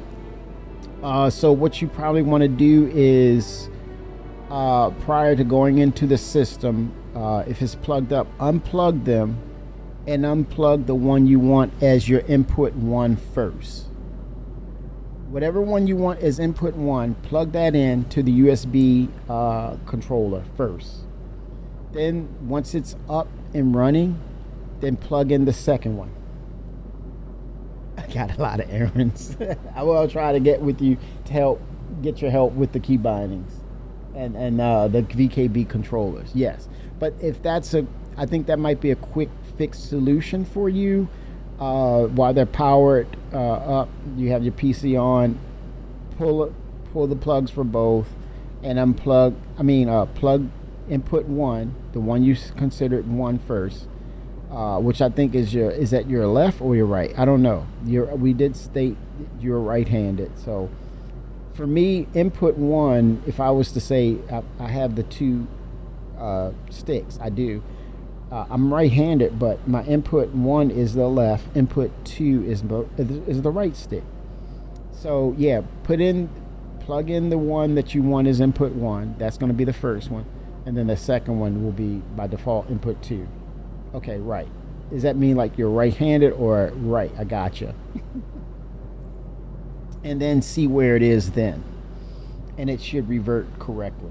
But that's a Windows thing. It's a pain in the butt. Hence why I went with the joystick gremlin. It sets virtuals so that it's just it just sees a number of sticks, and then you can set it up the way you want. Those are the options.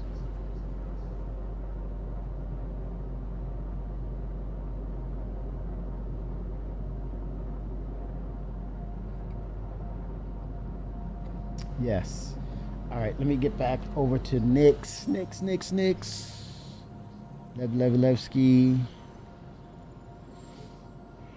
Let me see if I can scrape some salvage. I saw some salvage material, so let's go.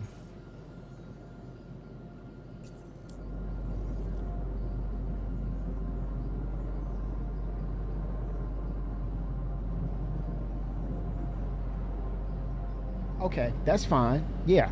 Yeah, so that's going to be, you're going to plug that in first, and then you're going to plug the second one, which is your lefty, is input 2. Quantum drive is now on. Quantum drive is Yeah. now off. Yeah. And I think Joy to Key is another program too. Arbiter's right. The joystick gremlin software, I can help introduce you to it, walk you through it.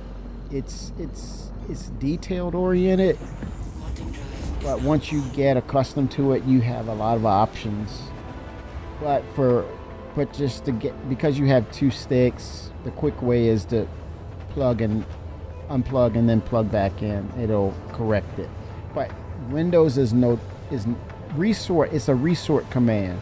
They're notoriously known to do that. Windows, hello Windows, fix your stuff.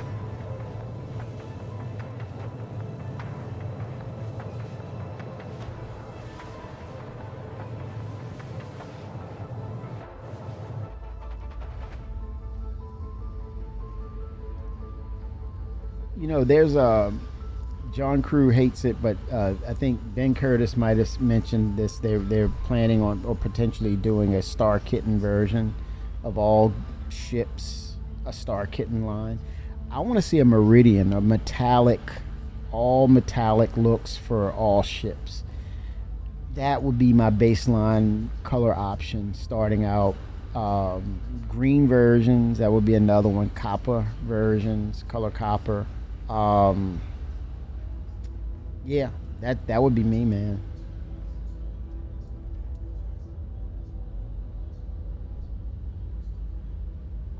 That utilitarian look, those options. Those options. Love it. That's Star Citizen in a nutshell. Options.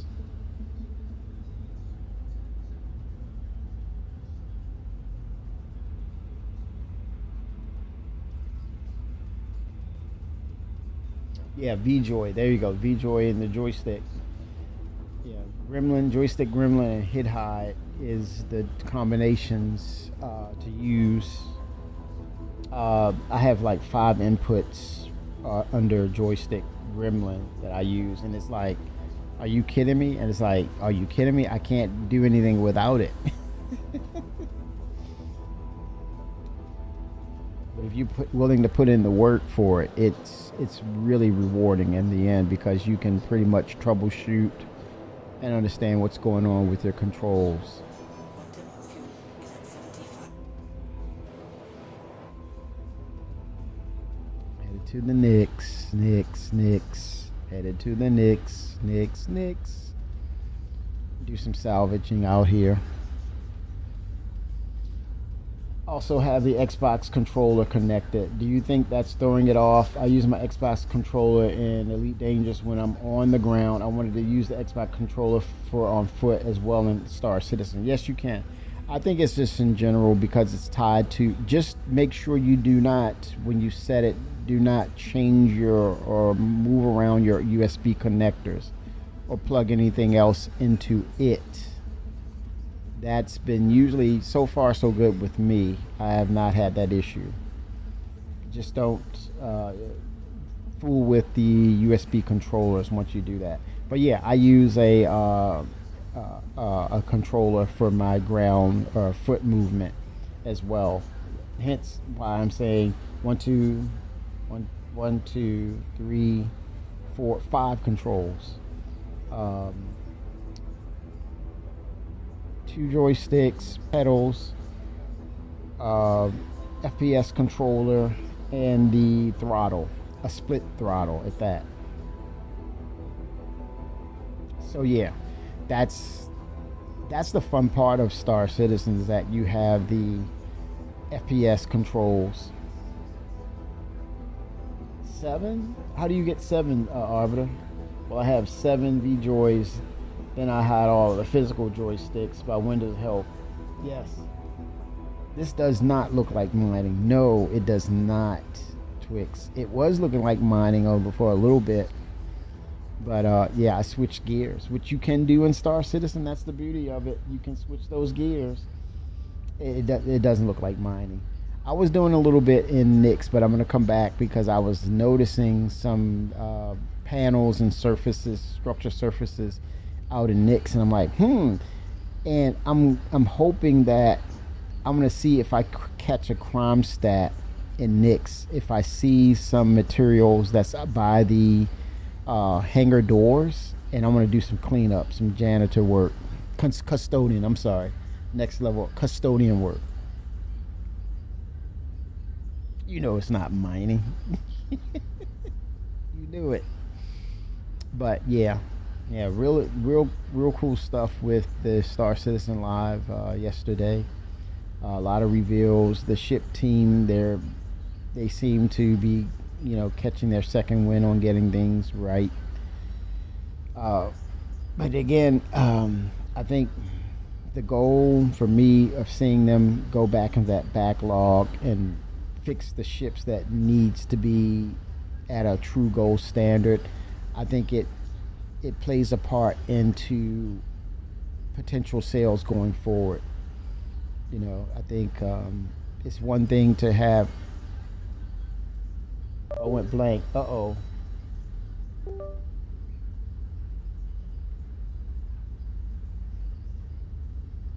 When you initially set up VJoy, you can enable up to 13 VJoys or more. I'm not sure. I think, but that's definitely a cap. Got a bug out. We'll be in the game tomorrow morning. Nice. During game, let's make some UEC. Invite extended to anyone in chat. Square Six's SC name. Grand adults, grown behind kids, pulling me away. 07 Square. Get them in the game. Oh, they were in the game. Yeah, the Galaxy 2026. Yeah, you did see it, Twix. You did see that. The Galaxy 2026. Sounds good, Square. What are you going to do in game? Let's see. What are you doing? Square. Okay, you didn't say what you're going to play. But yeah, Galaxy 2026. I know, hopefully with the base building module. I think they have a working concept of what they want to do, so I can see them bringing in the functional modular system, which why I'm really considering the RSI Salvation, unless will the Vulture fit inside of it? They only stated that the RSI isolation Salvation will fit in the Galaxy, so I'm wondering, do I have the what do you call it, the Miss Fortune? Do I melt the Fortune and then get the credit for the? Is it possible I can melt the Fortune and then pick up the RSI Salvation and keep it as LTI? I think I can, and that'll be an option because it'll be a parasite ship for the Galaxy to procure the material and then refine it. I think that's a good option right there, gameplay wise. RSI and RSI, baby.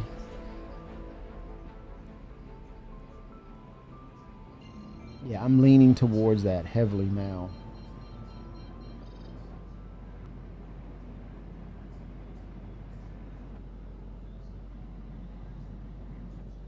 Let's see here.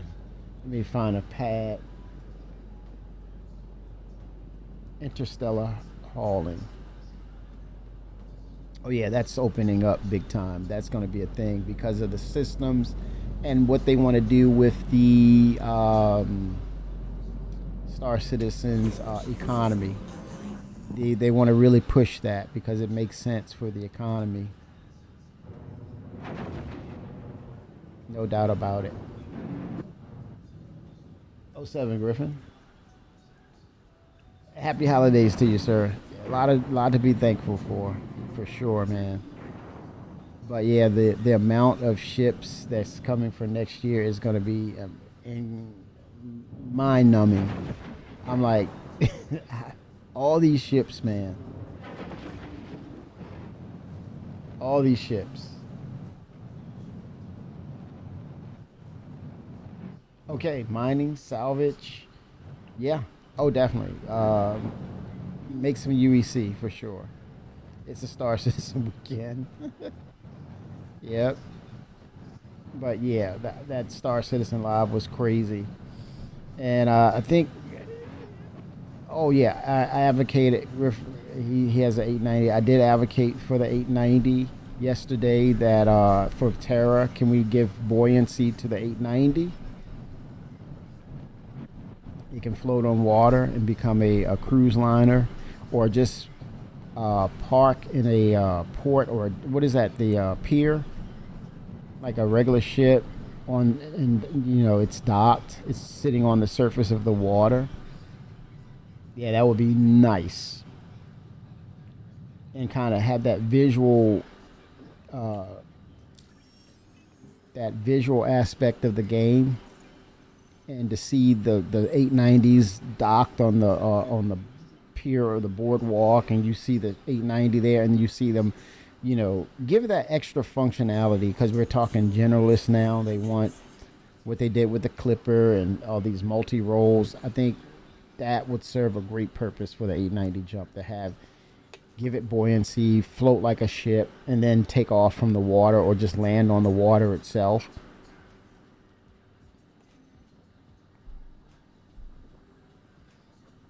That would be cool. And if you talk about modularity down the line, provide it with a actual little dinghy boat or submersible.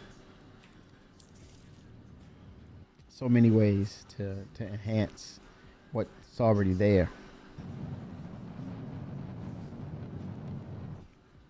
But yeah, excited, man, for what's coming for 2026. We're still waiting to see the end results for IAE this year. This is, I think,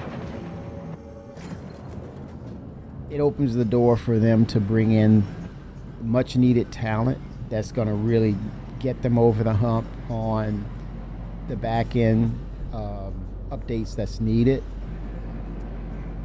Possibly increasing the ship development team. So much. Increasing the number of the planetary tech team that will utilize now Genesis. So there's openings there, a potential upticks in what's, features that we're waiting on. And doing smart hires based on, hey, what do you think we need most of for next year?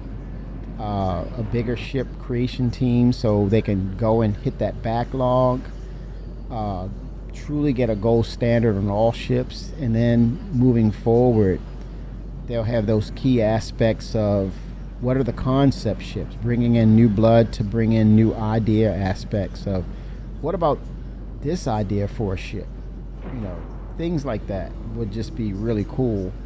I think one of I forget his name. He's the gentleman with the beard. He mentioned in what's needed for ships, we're still waiting for the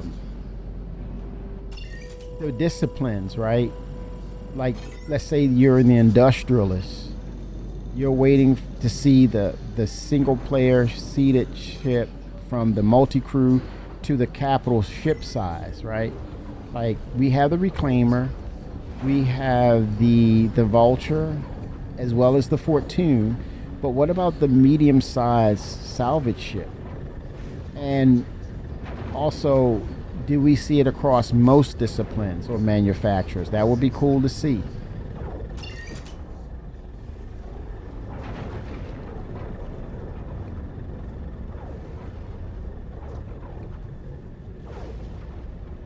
It opens the door for choices. Like the Argo, when they did the case in point, they redid the Argo raft, right? And it carries that large SCU box, and people were just happy with it.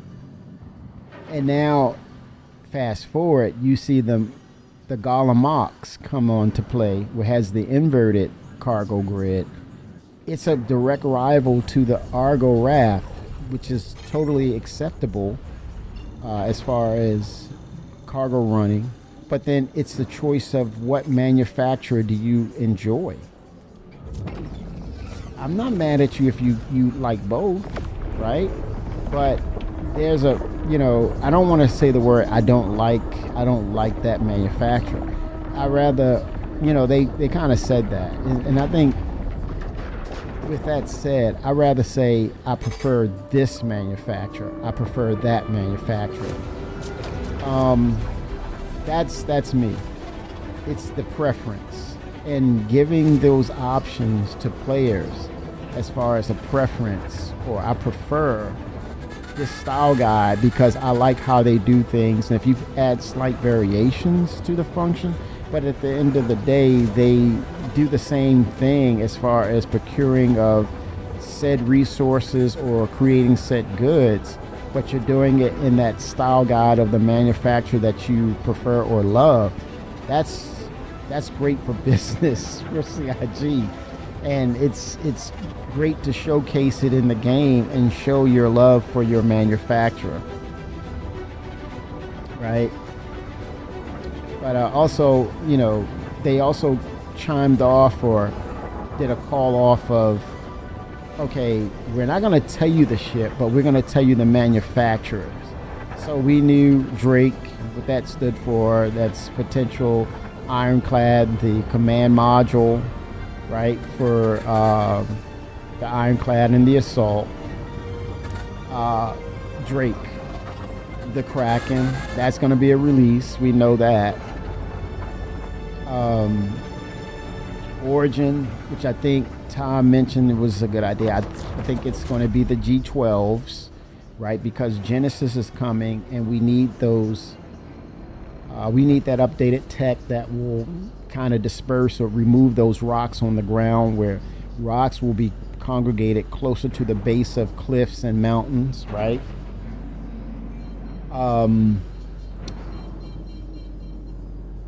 Yeah, Origin, I think it's going to be the G12s. Maybe a surprise. They mentioned Kruger. Ben Curtis said, hey, there's going to be the Stingray, right? The Stingray is coming. So that's cool. What's the other manufacturer? Consolidated Outland. They said they're going to have another generalist ship, a little larger, where you can land it on the ground and it pulls resources. It's called the Forge. Totally interested in that. Very, very curious about that. We don't know the winds on it. And I suspect they said the last of its kind, which will be the concept ships. After this, no more concept ships, but they got one more in store for us, which is the battle cruiser, and I suspect it will be the Anvil battle cruiser. The working name, I would hope that it's the Longbow. Maybe some people were giving it a different name, which I thought was the Hammer. I think it was called the Anvil Hammer. It's like, whoa, okay. I mean, something to support the arrows. I think the arrows it was a great ship in its time, but it kind of gotten lost in its translation going forward. It kind of fell on silent likability. You don't really see them too much in game, right?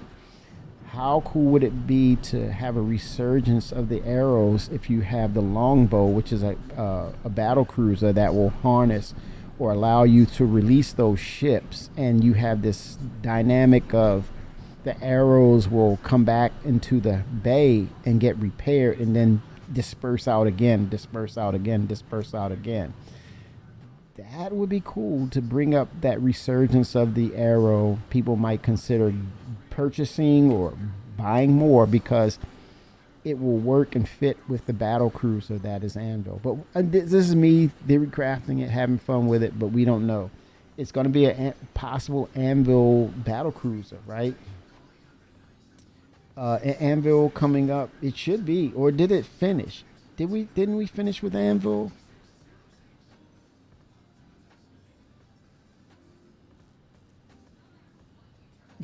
They're home from school. Those are treat them nice, Square, because they're potential crew members. They will turn into potential crew members for you. Oh my gosh. But the latest news, thank you, Squared. Thank you, Ta. The latest news was Friadager said, we are currently preparing an Evocati candidate build for 4.5 with the goal of having it up later today, which will include engineering. If all goes well, we're fingers crossed, eyes crossed, legs crossed, arms crossed. If all goes well, we're aiming for wave 1 as early as Saturday, which means the week going into the next week, they're going to try to push this thing, man, if all goes well, to live. So engineering now. You get to be Scotty now. Scotty. You get to be Scotty. I can do it, Captain. I've given you all I've got, Captain. It's like you get to say it now. Oh, you get to say it. You get to be Scotty, man. You get to be Scotty in the game. Holy smokes, man. Scotty. The Scotsman. Chief engineer, Scotsman. Are we... Let me see. Are we still showing Tumbrel? I think we're updated now. It's Aegis. Okay, let's look at the schedule. Coffee, you brought this up. So it started with Robert, Space Industry, Origin. Oh, Drake, huge sales. The Airpoa, the Banu, Asperia, Gattac, and Gray's Market. Then we had Kruger with the Alpha Wolf, and the Mirai and the Misk manufacturers. Anvil was November 25th. Then we had Gray Cat Industrial, Argo, Consolidated Outland. And November 27th, 28th, Crusaders and Tumbrel. It overlaps, and now we're into Aegis. And then tomorrow, it will be the Best in Show winner. Celebrate the winners of Ship Showdown. And Aegis was the longest serving shipbuilder to the United Earth Empire military. That was an initiative, I just read that earlier. They were the initiative by the Messer era, the Aegis. So it's a little contentious in its history, man. It's one of the staples of military, but it was military inspired or back from the Messers, right? And I think I still have the history of it. Yeah, so here's the Aegis Dynamics history, y'all. Aegis Dynamics was founded from a merger between Earth-based Aegis, which I think when we get the solar system Earth, or Sol, we may get Aegis there, right? Based out of there. But Aegis Dynamics was founded from a merger between Earth-based Aegis, Macro Computing, and the company Davian-based Dynamic Production Systems. Aegis Dynamics, there you go. With the explicit goal of constructing naval spacecraft, the firm was favored by Ivar Messer, and thus grew to prominence during the First Taveran War. During the Messer era, Aegis craft became synonymous with the ruthless, oppressive regime that was the Messer era period. Under Hannah Chan, which was the CEO from 2643 to 2708, Aegis developed the Javelin class, and Chan used her good relationships with Imperator Ileana Messer VI to secure more contracts for the company. Aegis also established the diamond laminate standard for cockpits, which improved the safety of spaceships. After the fall of the Imperator, most of Aegis military contracts were stripped, and the company seemed destined for bankruptcy with massive layoffs. However, the Aegis craft began to be adopted by civilians, repurposed for non-military uses in turn. the firm has shifted, softening its image and focusing on civilian variants for their current generation designs. Well, these days, Aegis only produces a few craft. The old Retaliator bombers have been repurposed for widespread use as a deep space transport or hauling vessel. Since we have that module now, right, for the cargo module, the Idris frigate, named after the Battle of Idris IV, has been demilitarized for private ownership, even though entrepreneurial pirate packs have been known to spring for one. While manufactured by MISC, the Starfarer Gemini is sold under the Aegis Dynamics brand. Wow. All this interplay, man. But yeah, it's interesting stuff with the Aegis history and lore. It's very contentious, man. But it's most of this stuff has been demilitarized. I don't know why I get tongue twisted, man. I'm going back in for more. Demilitarized for private ownership now. So Anvil is coming up tomorrow, Coffee. It'll be the last day. So if you have a ship you need to get it while the getting is good. Because after that, you better wait. You're going to have to wait till next year. Or Invictus. I take that back. It's Anvil is military base. So Invictus will be the next point. Right? Yep. So it'll be Aegis for you. So if you got a Anvil ship you need to get or want to buy, you have tomorrow, sir. Or wait a minute, that's best in ship. I think it's the day after. Take that back. Hold on. So best in show is tomorrow. Celebrate the winners. The finale is December 30th to the December 3rd. Your last chance to experience IAE and fly for free. Hold up. Farewell is December 3rd.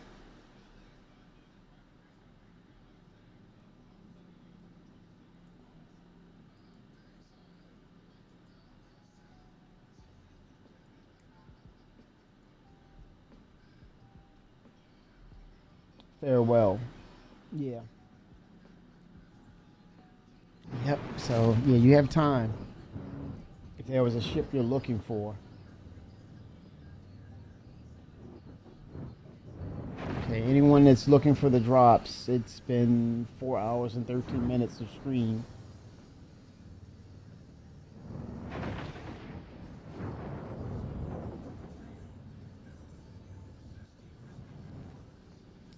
All right, so I'm going to head over to Nick's right here. I have some goods in the hopper. I want to see what that looks like because I actually mined some new materials that I was not. That's over here in Nick's. So I want to see what that yield is, what that cost is looking like.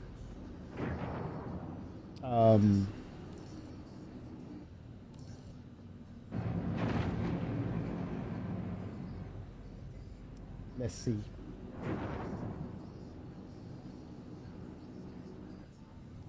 Switching over to nav mode. Yeah, and the Star Citizen Live, man, it went for 2 hours. It's unusual. They usually keep it to 1 hour, but I think, as I said earlier, Jared was happy to kind of do that because I think he is the generalist when it comes to development. He is the Vulcan. If his personage, if you had to name him after a ship, he would probably be the Vulcan. He's filling in a lot of roles now, and I think now I think he's going to do a Inside Star Citizen with Torsten next week, or it could be a Star Citizen Live. I forget which one, but they're going to talk about all things engineering, and I think he's mentioned that he's going to give us a little definition of his roles, because the latest we've heard about that was he kind of onboards the new employees, the new developers coming on board. He also helps with making the PC builds for them to develop upon. But it sounded like most recently yesterday, that he's kind of involved with some of the concepts now. I gotta know. I don't want to say that's the case, but it sounded like it. I gotta go back and look at that Star Citizen Live. I don't know, chat. Were you in there? Did you hear anything in that regard? Because he's gonna really define his role and give us an update on what he's doing now, because we haven't seen him in a bit, and that's changing a lot. I think their employees are probably on the cusp of being cross-trained. I think if you want to get the best out of your employees, you have them trained in multiple disciplines in the development, which will stagnate boredom, right? You working on landing gears all your career. Like I think John Crew said, that's not a career to do this certain thing. That's not a career. You don't want to have people just doing landing gear or cockpits and that's all they've been doing. They're like, wait a minute, man, I need to be challenged here. I'm a developer. I need to build out my skill set. That's, it's one thing of you appreciate the stability that is, in the development. It's not a lot of that happening. You do a project and then you go to the next project. You're released, right? You're released. So you want to keep things kind of interesting for your development team. Keep them engaged on new things. And I think that's a challenge for Star CIG.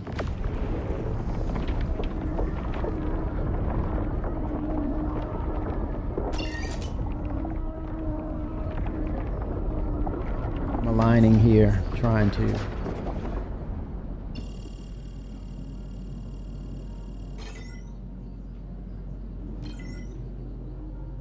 See, it does not want to align.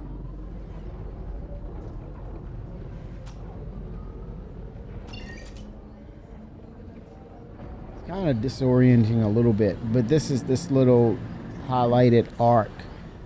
Those two segmented arcs will kind of help you with alignment, put you in the right vantage point. Is that Nick's? Wait a minute, I don't need to go through that. Quantum drive is now off. Hold on.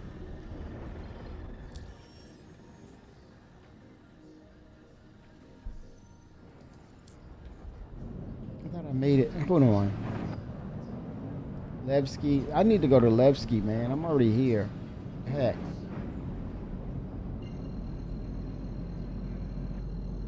I'm over jumping, man. Conversating and playing at the same time. Drive is now on. All right, here we go. I'm going to see if there's material to be procured, but also I want to see if I catch a crime stat. I think I will. But I want to be able to pull those ships away from the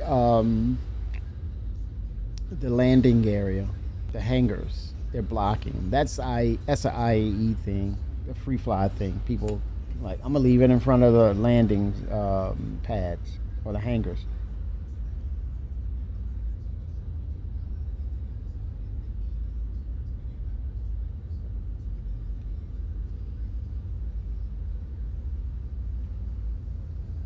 It'll do that.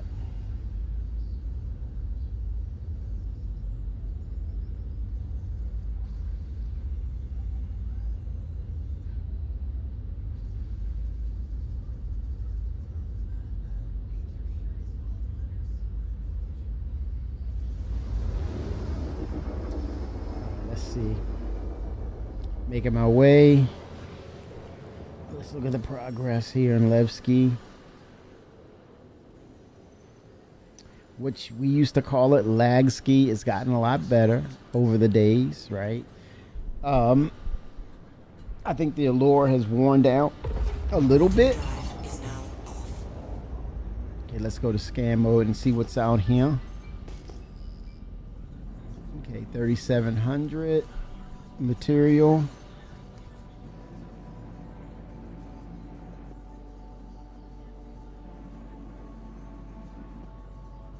Let's get there fast. I'm at risk by being in nav mode, which I've taken it off. I think that is a...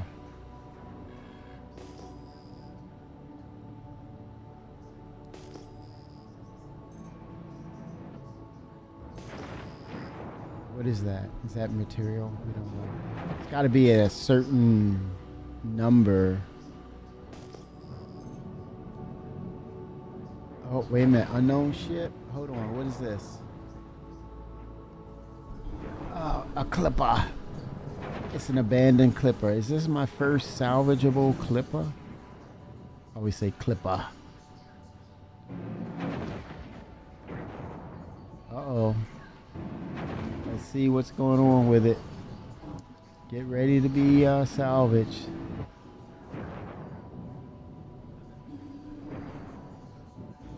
Oh, it's a Corsair.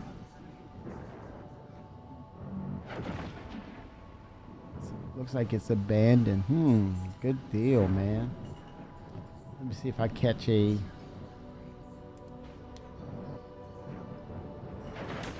Friendly fire.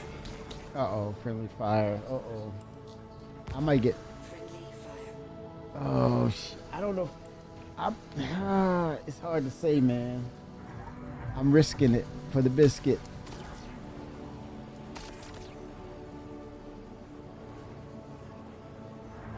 I might change that one to a braid on the left.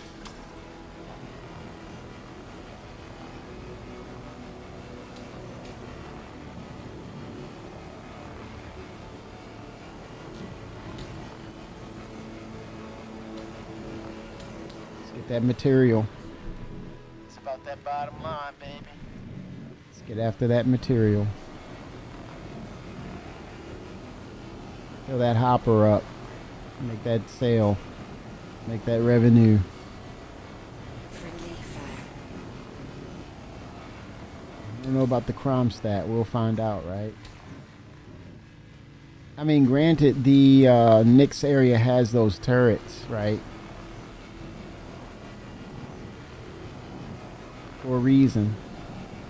They're self-governed, right? So they have some sort of standard or law that they go by, even though it's by the people.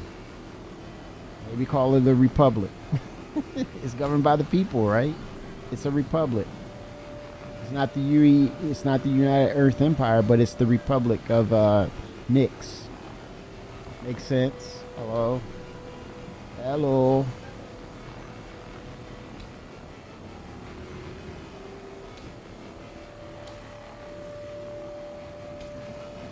Friendly fire.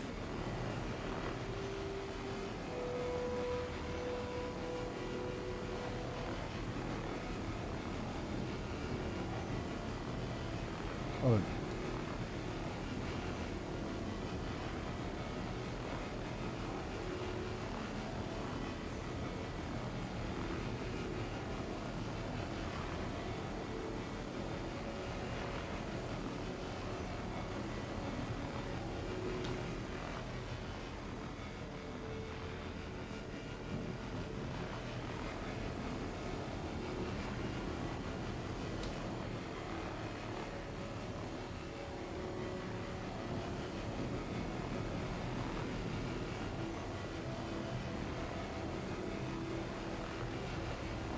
Friendly fire. Let's see. It's...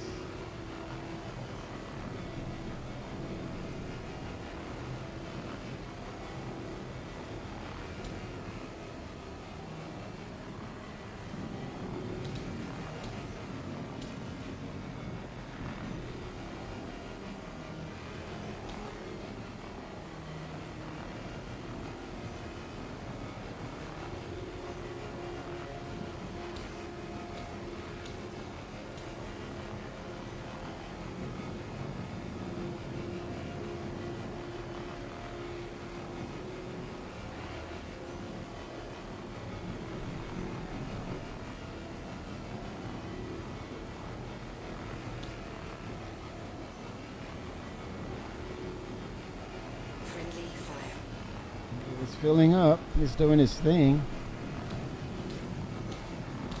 No crime stat yet. I'm looking for it. But the UEE has no jurisdiction here, so will it prevent me from... What's weird is, let's say I get a crime stat and I go to Stanton to drop off said goods and I get attacked. That tells me the law systems will need to be updated with meshing, dynamic meshing in mind, because laws, jurisdictions of law should also be contained within its district, right? You know, like you look at United States, there's state laws that they kind of adhere and kind of collaborate, work together, right? You know, like I hate to use a negative example, but you do bad things, you get federal charges for doing things across state lines, right? So you have the adherence of, hey, you're going to get charged with this RICO stuff, or you're federally charged because you're doing something across state lines. But I think it's the levels of like committing homicide on players that should, with the exception of pyro, then it should carry across all jurisdictions. But if you're, stealing or you've pirated or procured illegally procured resources from another, and you go from one system to the next based upon, let's say, Lorville, Area 18, Orison, they all operate within, hey, you have stolen goods, it's stolen. You take it to pyro, it's not. You commit murder, it's across all jurisdictions with the exception of pyro. Now, stolen goods, I think if you pirate it in a way that you come over to the NICS system, no, it's kind of like you didn't do anything there, so you're okay, right? You're able to sell said goods if it's a need for it. That's the exceptions. That's what, that needs to happen. But with the other systems that are part of the UEE or having connections to the UEE, they share similar laws, right? High level ones should be shared. Low level ones, depending on if the residents there are under the laws of the UEE, yeah, it should be consistent. Now, when you talk about the Lorville, maybe you can negotiate. Maybe you can pay maybe crime does pay there, or maybe in R Corp, it has this nefarious underbelly. You go to the lower depths, the transfer of goods, or you have another location outside of the city of Area 18 that you can go and fence some things, right? I think that was it could be the purpose for Grimhex as well. Maybe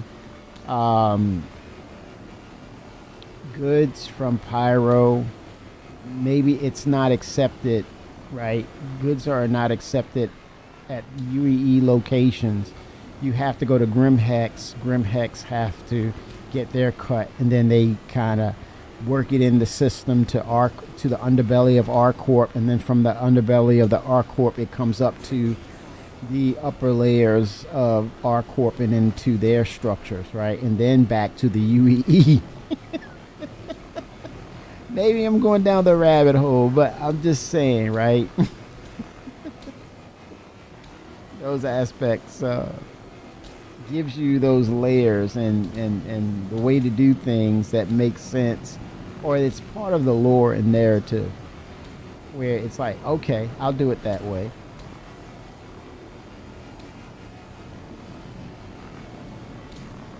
You know, Maze, Widow, you just take it to Pyro, you get full, you get high, you know, return for it because people need the edge to be taken off of them because of that system, right? It's lawless. They're always stressed out. They need a little edge to be taken off. So it makes sense.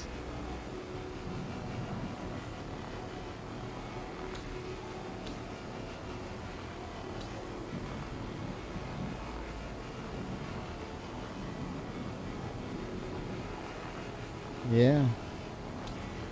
Okay, the hopper, is it working? Let's see. 6.4, 6.5, it's working.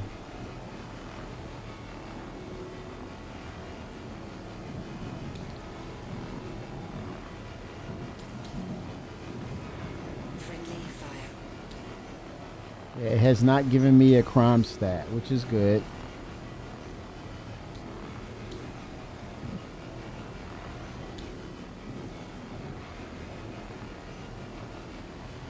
No crime stat. Very, very good.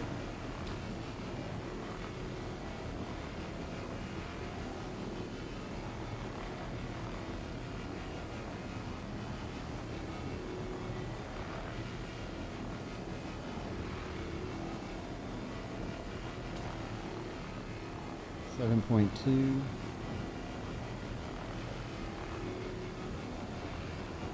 Okay, I'm gonna wait for that next whole number. Instead of a fraction. Friendly I'm gonna get it to 8 and just move the material into cargo.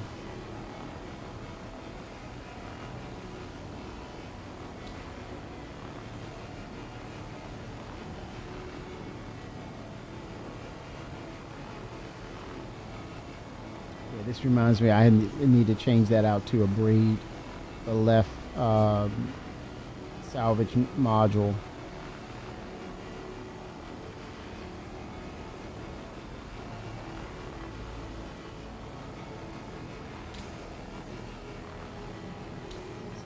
.8.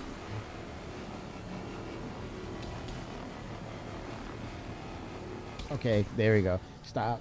And then I'm going to, in turn,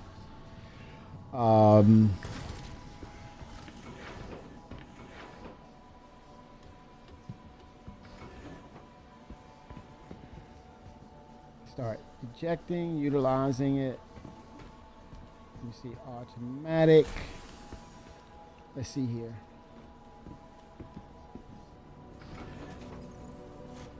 There we go. First one out the hopper. I think this inspired them to use the or come up with the concept for the fabricator. I think this is the early stages and why we have the, you know, I think this was the birth of crafting when we saw this with the vulture and the part where we actually can create the multi-tool, right? That's crafting right there. That's the first. This is the first pioneering game mechanic for crafting, right? Because you can craft your multi-tool, the connecting modules to change it, and then now it's starting to expand. I think now we need an organic version of this to make med gel, such as the pharmaceuticals. And I think when you talk about a gameplay mechanic that's best suited for a type of manufacturer, or if a manufacturer fits a certain type of career aspect because they're a certain way, and I'm going to say it's the Origin brand. Origin doesn't fit as a salvage ship, right? Origin doesn't fit as a mining ship. But Origin fits as a, let's say, a crafting ship for pharmaceuticals, which is a science. That and MISC. But I would say, first foremost, an Origin ship that will have the first iteration of organic crafting, or organic crafting of materials such as med gels, the type of like the medical modules we use. Pharmaceuticals, that would be the first one. The making of proteins. You know, you procure pieces of protein from, you know, creatures. You synthesize them, right? And then you make protein chunks that are beneficial.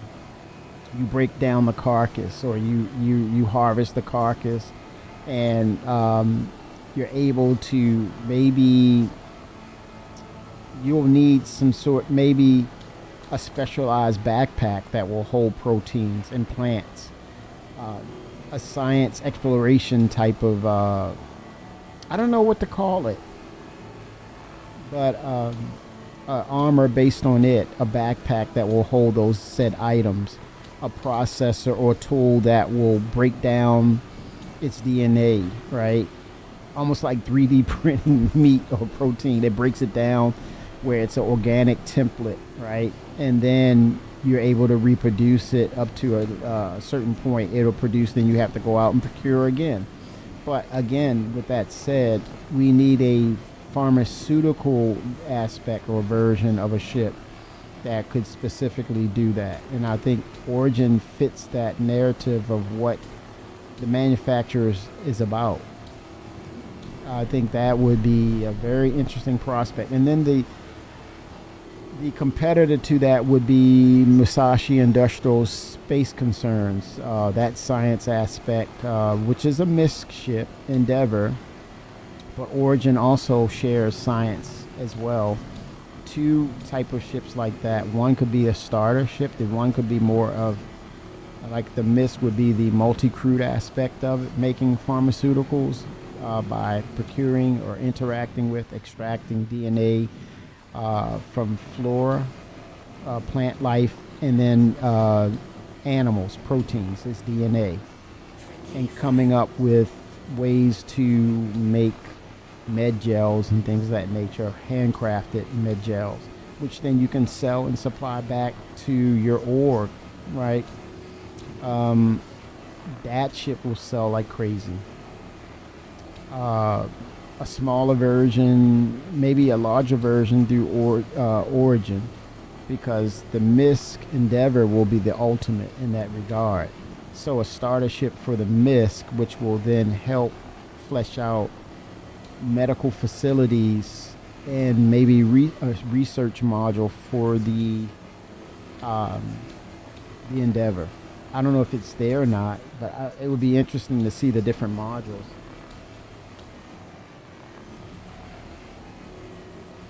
Okay, 1.3, it's in the red. I'm actually almost done with the material. Turn on the light, look at the surface here.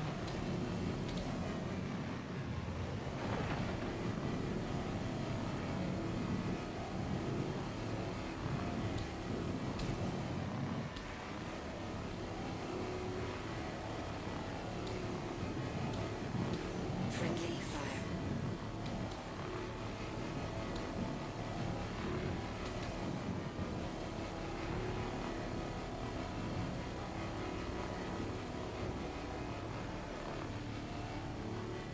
With the okay,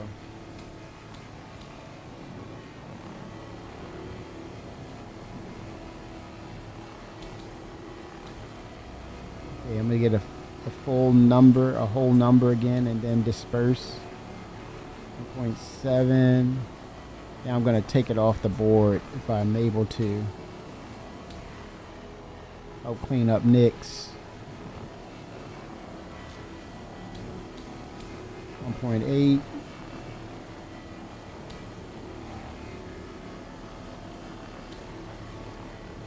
1.9. That's the whole number. Got it. All right, now I'm going to go in, pull the material, put it in a SCU unit, and then I'm going to go ahead and just remove the ship, and the entire ship. It says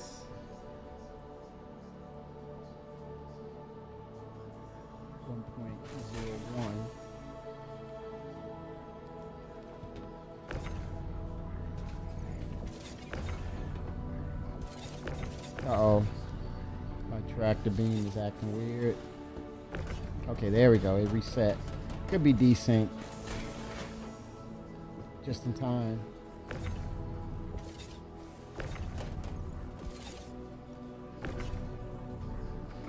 Okay, here we go. Is that it? I think that's it.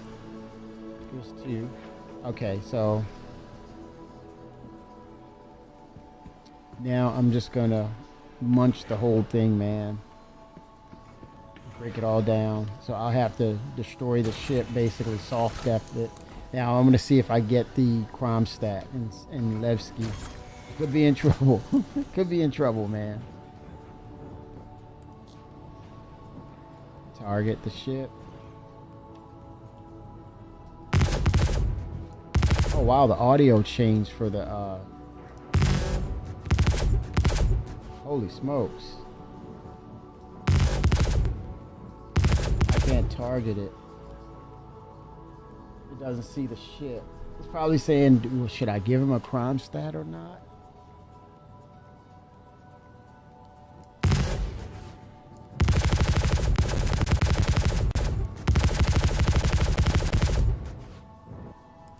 Go back to it.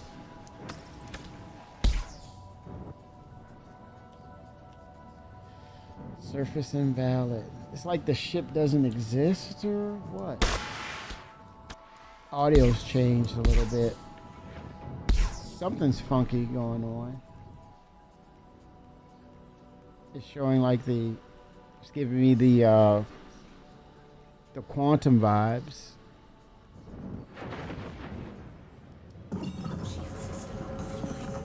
Okay, maybe I was in nav mode. Let's see. Is that the case? Yeah, I was in nav mode. That's weird. Maybe I was always in nav mode. Didn't realize it. Okay. Let me see if I can fracture. What is it telling me? Disintegrate. Okay, fracture. Is it power is on? Okay, that means I'm gonna take it out. Oh, it's in nav mode now. That's weird. Hold on.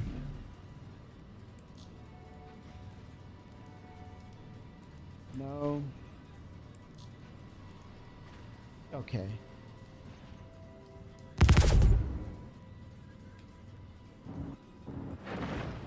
I think there's a bug that I'm in SCM mode, right?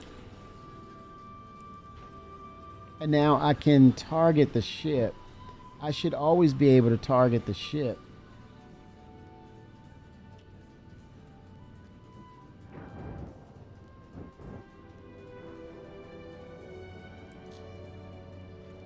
SCM. Unable to target the ship. So if I can't target it,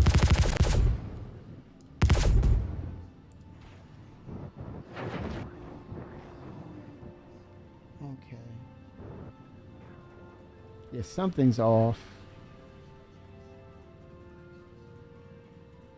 If I go to fracture,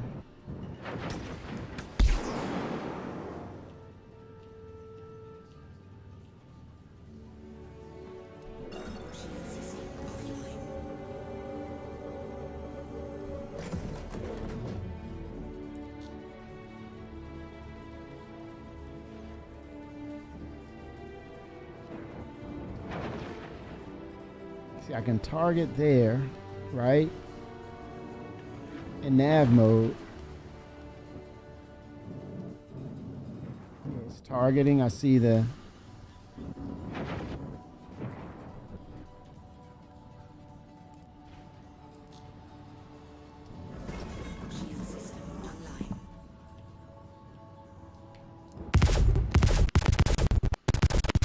that audio is, it sounds good, but it's a problem. It's killing the bandwidth, man. The tech that on it is crazy. It's got to be dialed back. It's almost stuttering the system.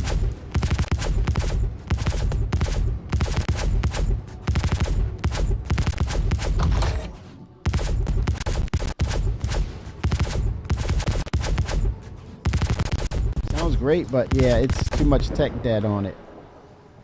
Okay, I think let's see now. Fracturing mode.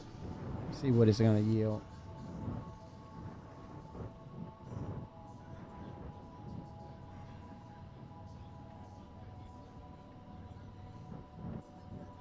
I don't see the process happening yet. Let's see. Okay, there it is, fracturing. Let's see if it's...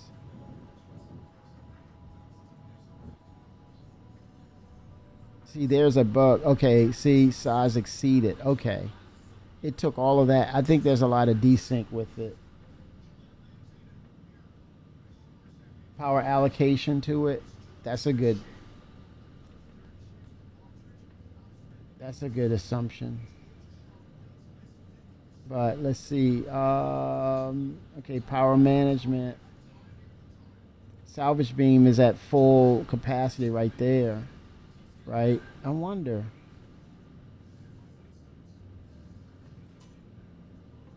Yeah. It's off. Now it's on. Yeah, power. It says it's exceeded this. I can't do anything. I can't. It's too big. Yeah, it's weird, huh? It's again, this is due to us not having Maelstrom.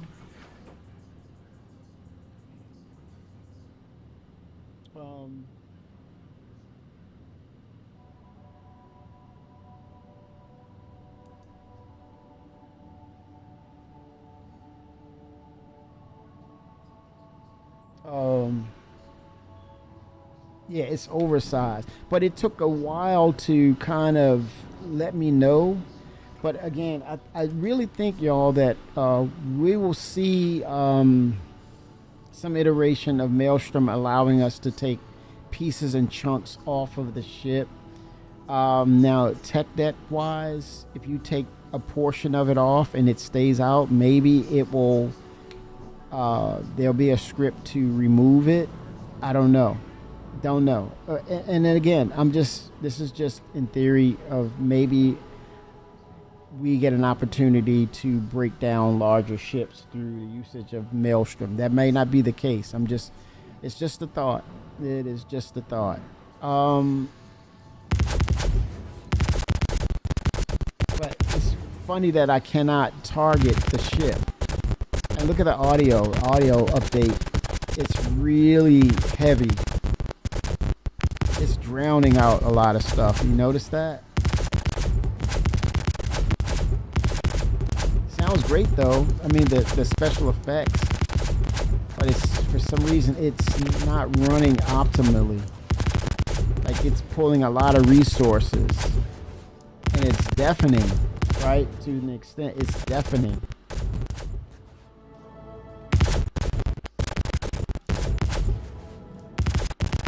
Shouldn't be stuttering like that.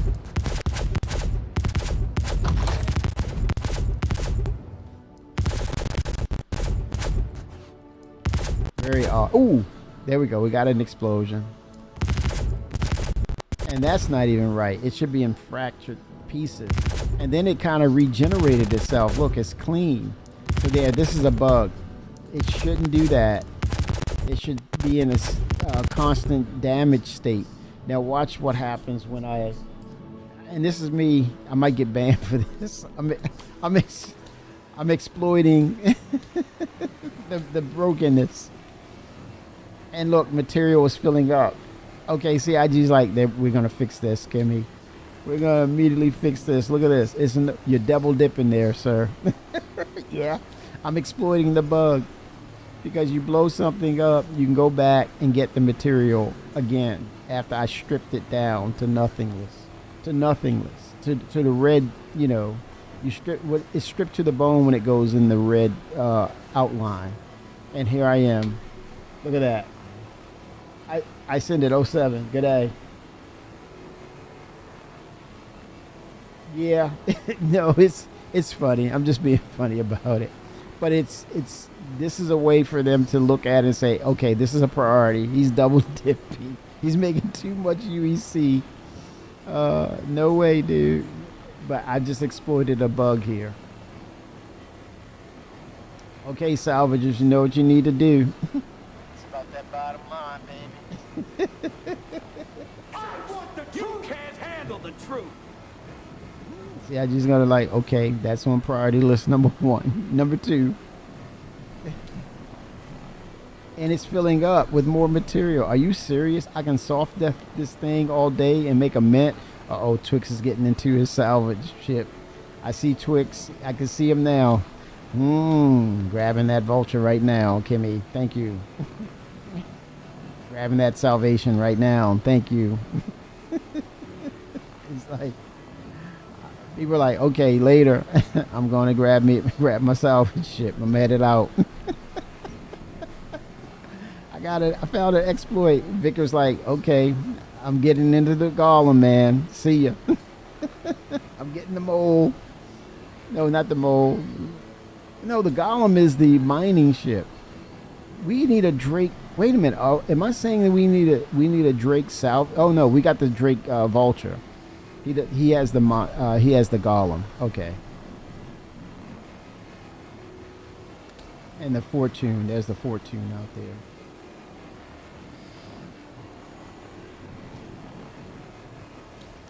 Consolidated outland with a salvage ship, maybe a small one. Ladybug salvage. Yep, we need more. Yep. Okay, now we're talking about generalist. What about a ship that the hub?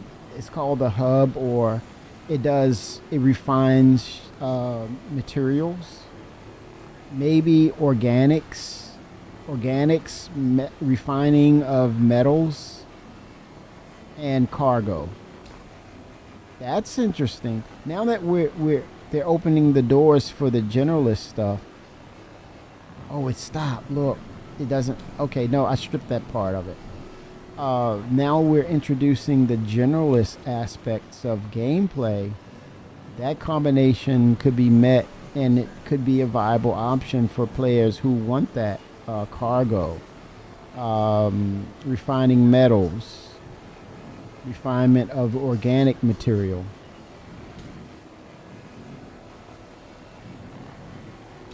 Maybe the Forge will do that. That's the consolidated outland ship. Refining ore, right? Refine it. Maybe synthesize organics. And then cargo. You cargo base it. You sell it.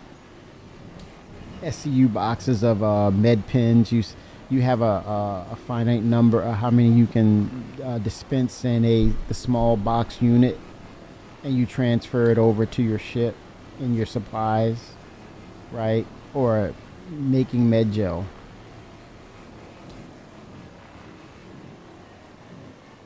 I would want to have that shit.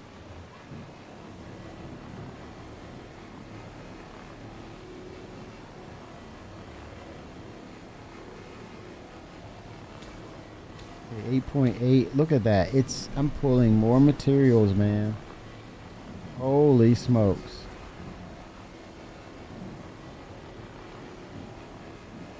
And I'm going to try it again to see if it will pull more material if I soft def it again. But maybe you just get one soft def and it resets the surface. And that's it.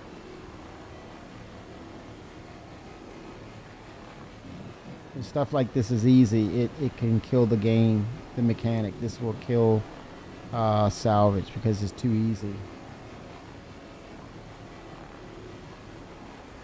Or it's an immense exploit. They keep it like this, which I hope they do not. They're not.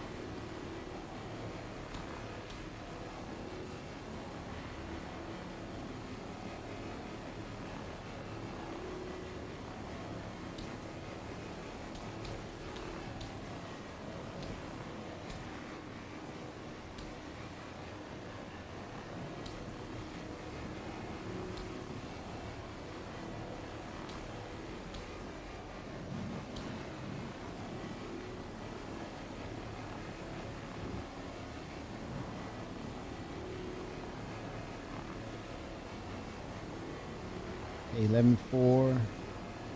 And it's filling up fast too. Holy smokes. I was able to double dip on salvage.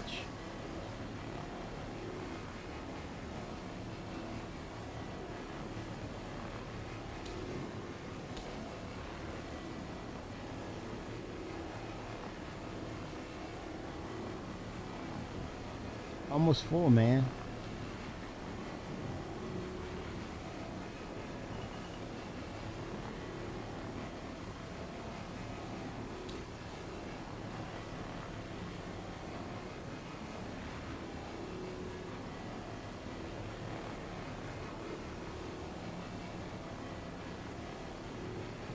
Six, seven.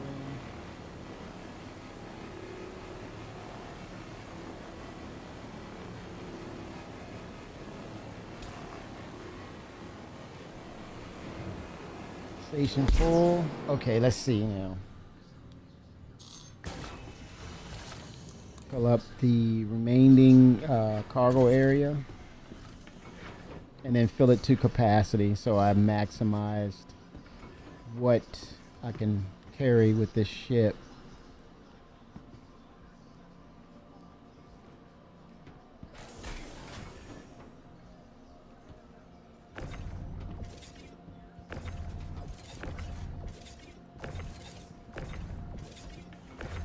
It's like you have to reset. There we go.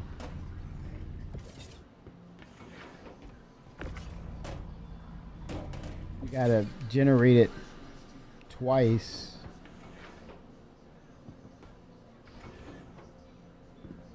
Okay, let's do auto eject. Let's see. See, it's thinking that that piece of cargo is in the way, and it's not.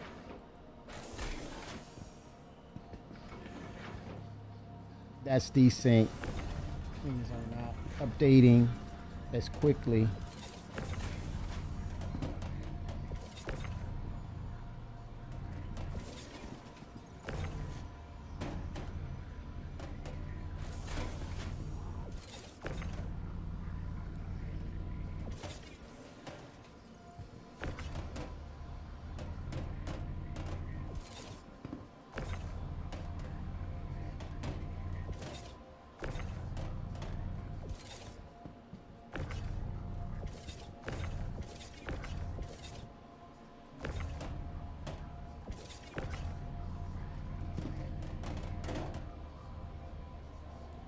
Orientation is off. Here we go. Drop it low.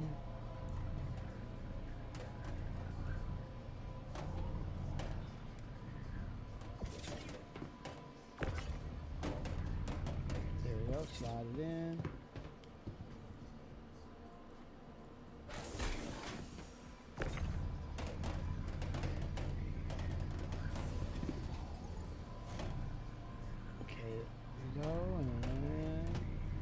Oh man, come on now.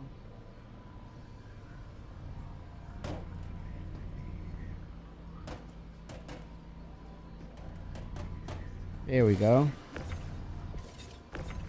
Tucked in there nice.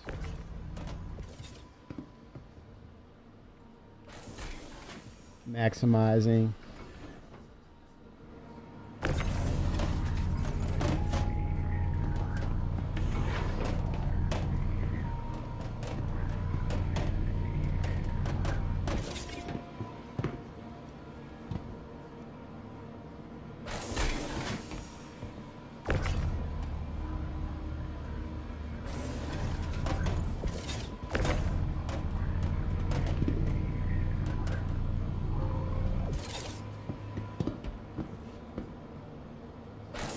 go.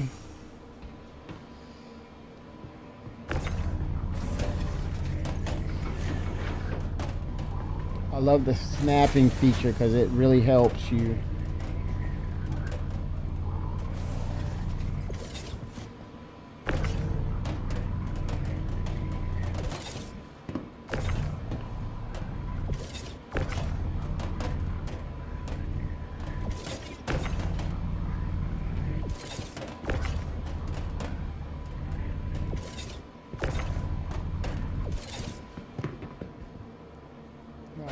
cargo, man. Moving it, filling it up. Just have a few spaces left. And I'm sure there's others who this is nothing for them to max out and then some, even more so.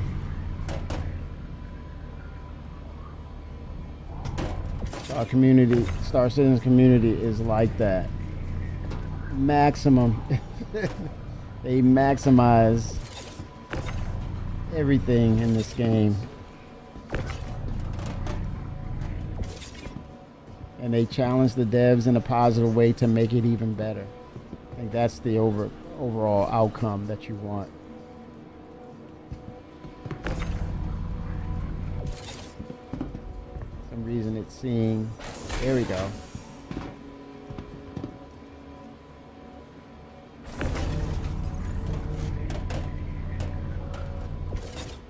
Oh gosh.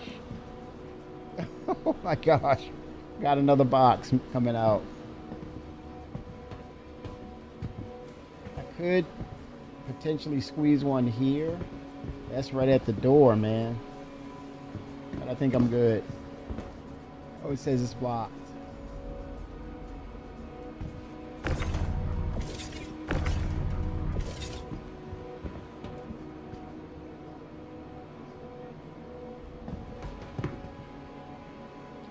Let's see here.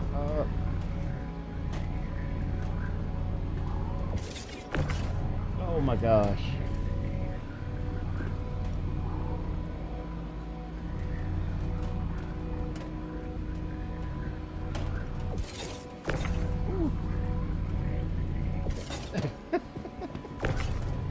Oh my gosh.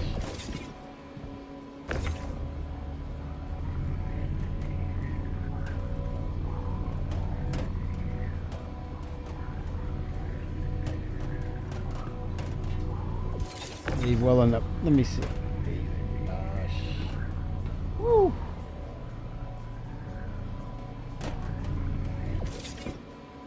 And I lift this up. Okay. Forward. Rotate a little bit.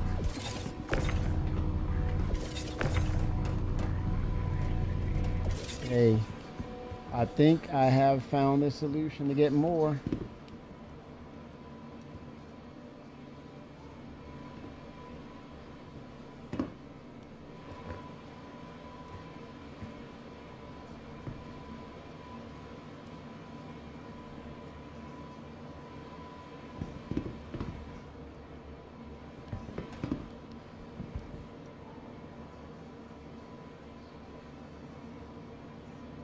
Continue button. Oh, I got it to work. Oh my god. Oh my gosh. I got it to work, y'all. Insane, man. Uh-oh. Let me see. That's everything, man. Woo. Could get another one. I could get another one. Then you fill up the hopper again. Yes. Isn't it? Man, I'm double dipping out here, man. Because I did a soft def and it has more material.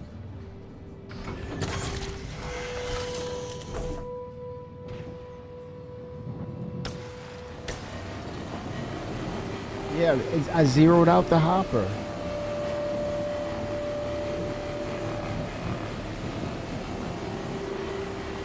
Holy smokes. I mean, that exploit only goes but one way. I think, I'm going to see if I can soft def. I don't think I can soft def this ship again. I think that's the one buff you get. Soft def, and then it should break up, though. It should have broken in pieces, but it did not. So that's a bug. That's an obvious bug in Star Citizen. Exploitable bug. Yeah, it's filling with material. Now the funny part about it is I go to sell and it's not there. That would be hilarious. But it'd probably make people mad. Put all that work to exploit that bug and you mean to tell me I can't get paid for it? Swiss cheesing.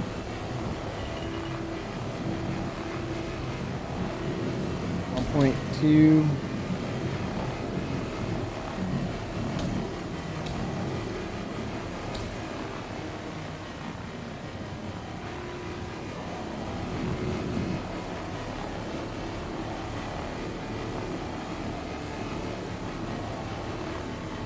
I think there's something in the game settings for audio, like the special effects. Yeah, there you go. I think that could be causing the issue. Master volume. Okay, bring that up. Sound effects volume. Ship computer.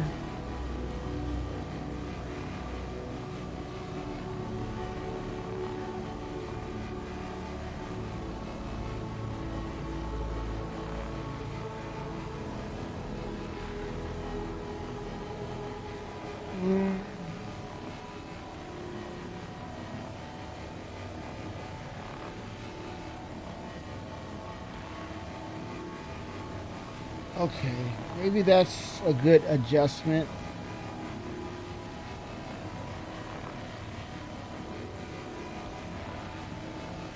Let's see.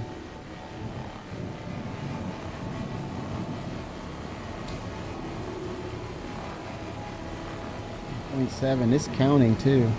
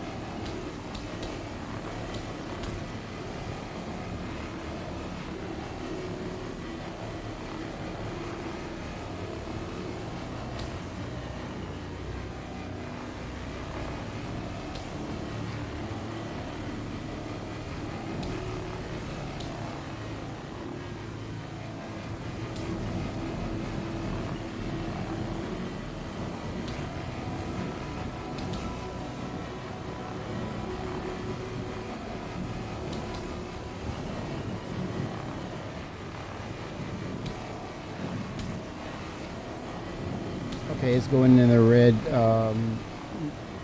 cell shading now, meaning most of it is pulled.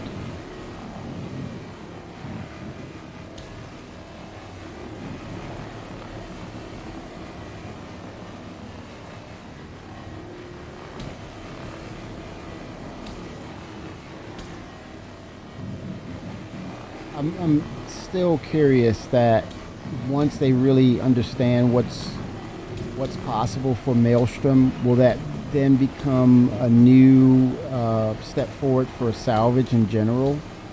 Will we kind of see the claw come back into effect, the hull munching? Will that come back into effect once they see all of the potential of Maelstrom? I'm just going to enjoy what I can play.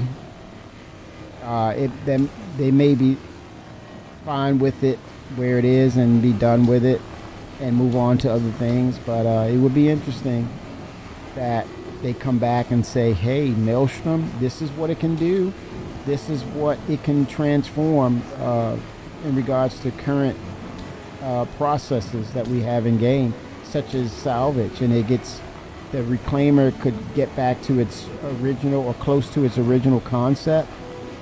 All that's going to say is here comes a resurgence in sales regarding the reclaimer. People will want to, pledge for it again because it's an interesting dynamic. It's what's old becomes new.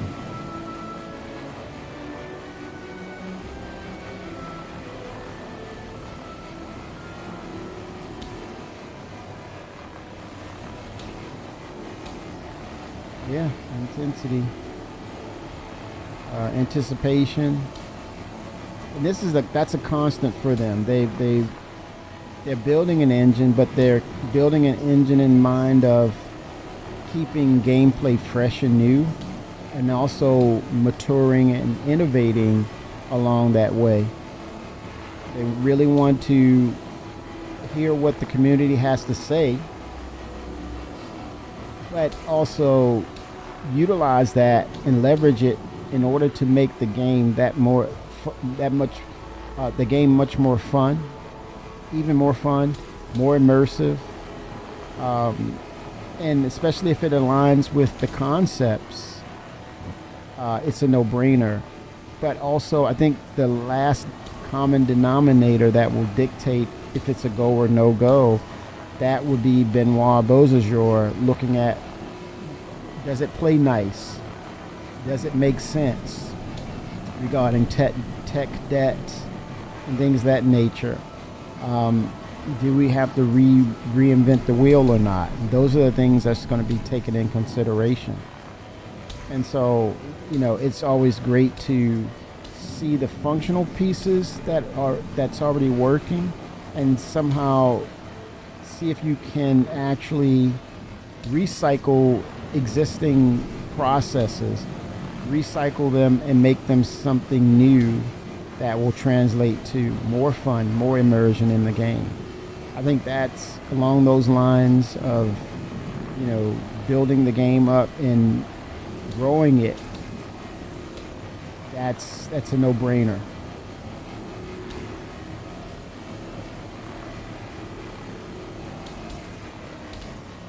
Prime example, you have fabricators, you have crafting machines, you have one for inorganic materials such as metallics, or for your hull, armor, weapons, guns.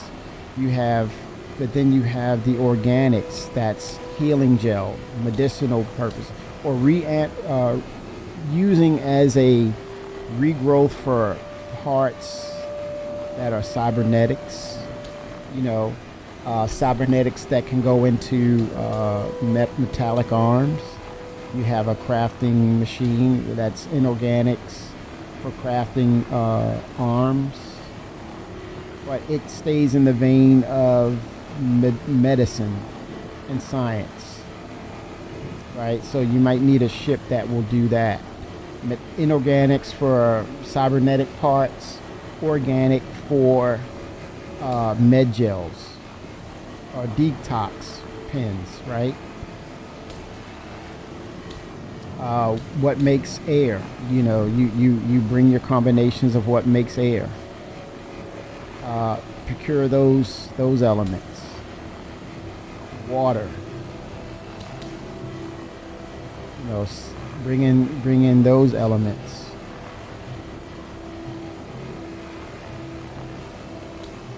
Yeah, organic, inorganic fabricators.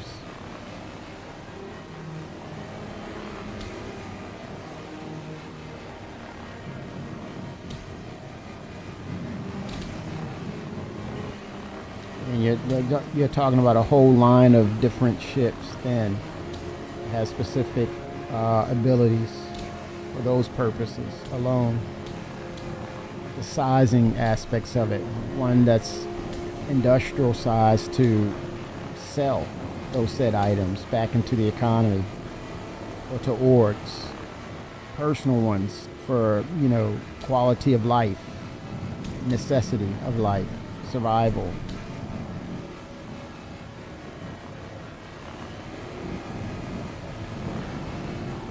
Then it also opens the door for planets to be more volatile, that have sickness, illnesses, right? Radiation, things of that nature.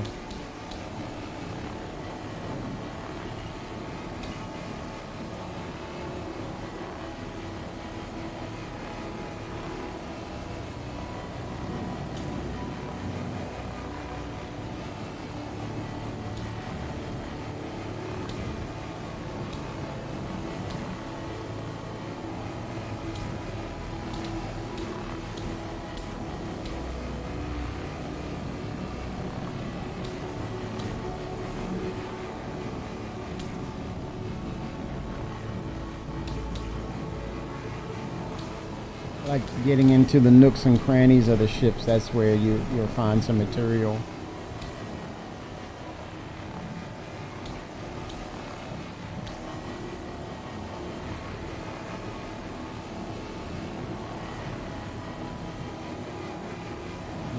.4. Did I get it all? Close to it, right? Holding weapons and everything. Holy smokes.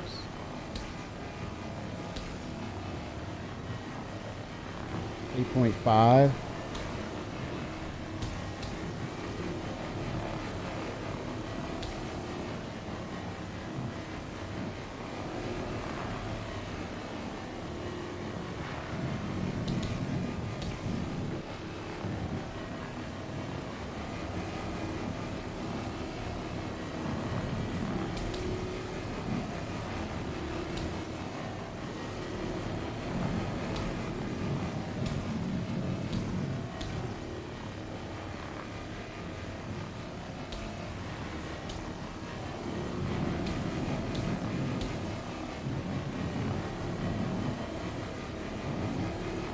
I get 8.8. Have I tried the Golomox? I sent it. I have not, but it's a man. That is a really cool ship. 8.8. I looked at it and I saw the inverted cargo grid, and I said, you know, looking at what it can carry, it's the best versions of one of the best versions of the Argo raft, as well as the what is that lift ship that I think that is it could be Argo. I think it could be Argo. They have different versions of it, and it was part of the silhouettes. Matter of fact, let me look to make sure. I think that is the.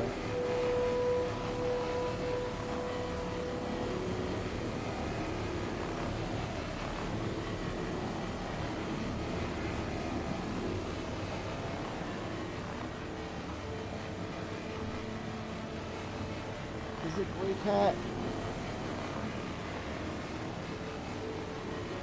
No, it's not Gray Cat.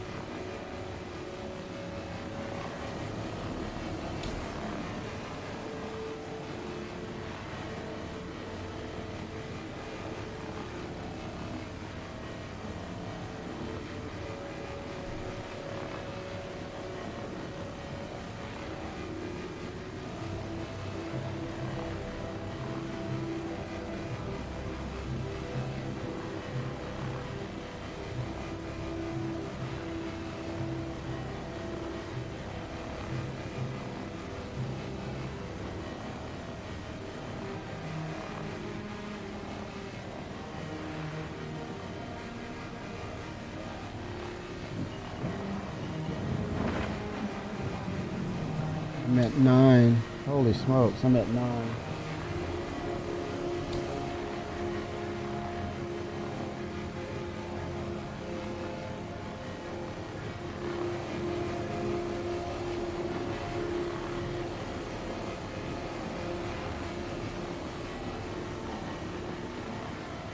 The Javelin is on sale.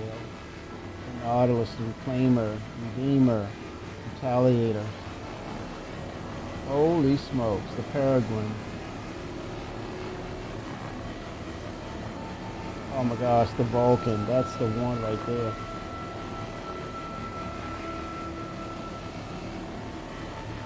I think now we're getting closer to a reality for the Vulcan, where that concept is starting to make sense.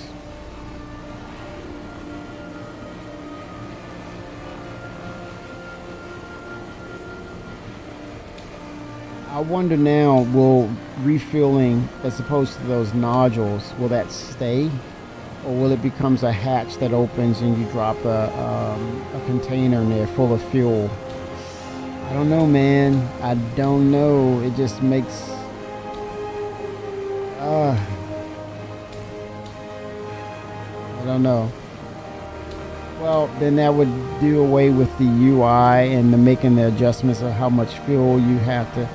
They may have to stick with it or come up with a better way to connect. more efficient way to get it to connect. Don't know.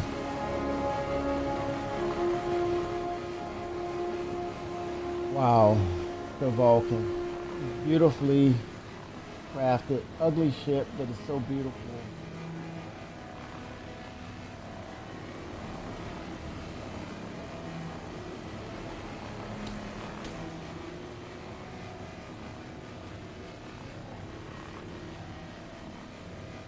I'm gonna go back and look at the larger ships and see what the status is. I'm curious. As people are talking about, well, the Nautilus. That's another concept that's yet to be. The Javelin destroyer. Hey y'all. Chat. The Javelin is sold out. The Javelin is sold out. 2,700 and $3,000. They're sold out. War Bond, 2,700. The other one is Concept, $3,000. It's basically $300 more. Both are lifetime insured, of course, but they're sold out. The Javelin is sold out. And then it has more ways to acquire through the packages. Dude, I'm freaking blown away. I'm blown away.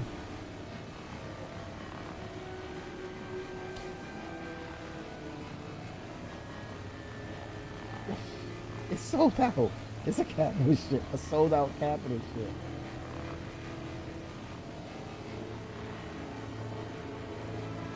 Mind blowing.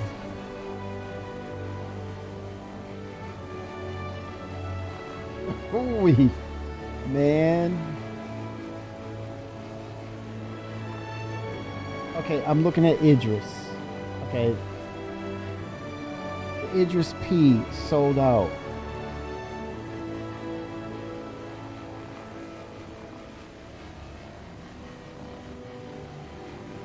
Okay, let's look at the Nautilus. Okay, it's still available, but it's a landmine. It's a landmine ship. I mean, mines, like not land, but space mines.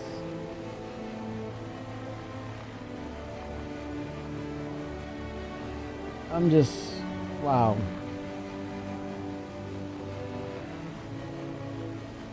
Hammerhead. Still available.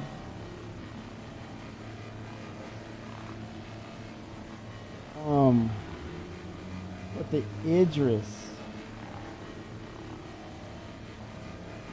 sold out.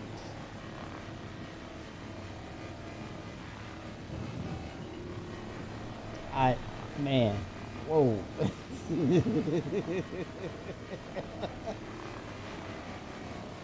They sell in seconds, and of course they're sold. It's that way every year.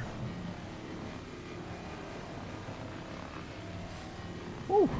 That's just nuts, man. No wonder people would be pissed off. Advertising. It's still not. The game's still not out yet. Looking at that. Oh my gosh. They cannot unsee that. The hit magazines, or whatever you want to call it, the media websites that report games, and they can't unsee that. The hate will flow. But yeah, Chris he captured that vision, man. He captured the imaginations. Again, I think this definitely gives them an advantage of procuring the talent and the extra help that's required to get this to the finish line. That sets them up very nicely whether it's a hire or a commission person, pay them what they're asking for to actually come through with the tech, and I don't know, or just hire them on board. It's up to them. But they have options now. It's gonna really pan out, and I think the person, who will lead that charge, and along with Chris Roberts, will be Benoit, Aaron. I mean, all the VPs there, they know exactly what they need. Now they can go after that talent. And I think, we don't mention that enough, but that's, the sales is, the revenue accounted for. That's a part of the process of making the game more of a reality, not a concept. Even to the extent that they could hire even more people to come on board to make the ships, right? And come up with ship concepts. There's a lot of talent out there. A lot of game companies are folding or letting go of talent. So, yeah.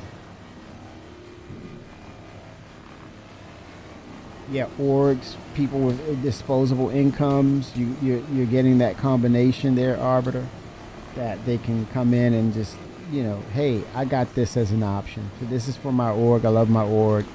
Or the org itself saying, hey, we got this in funding. We've actually pooled our finances, and this is all for the org. Don't care. This is disposable income for the orgs as well. Well, that's the question I said. That's a good question, but it's a always constant moving question, because the moment you say 2 years, right, or 2 years at least, what happens 6 months from now? What happens next year? Does that really decrease that number of it being far out? Especially when, they're able to procure even more talent. Then all of a sudden that's a constantly moving question. I think, you're locked in.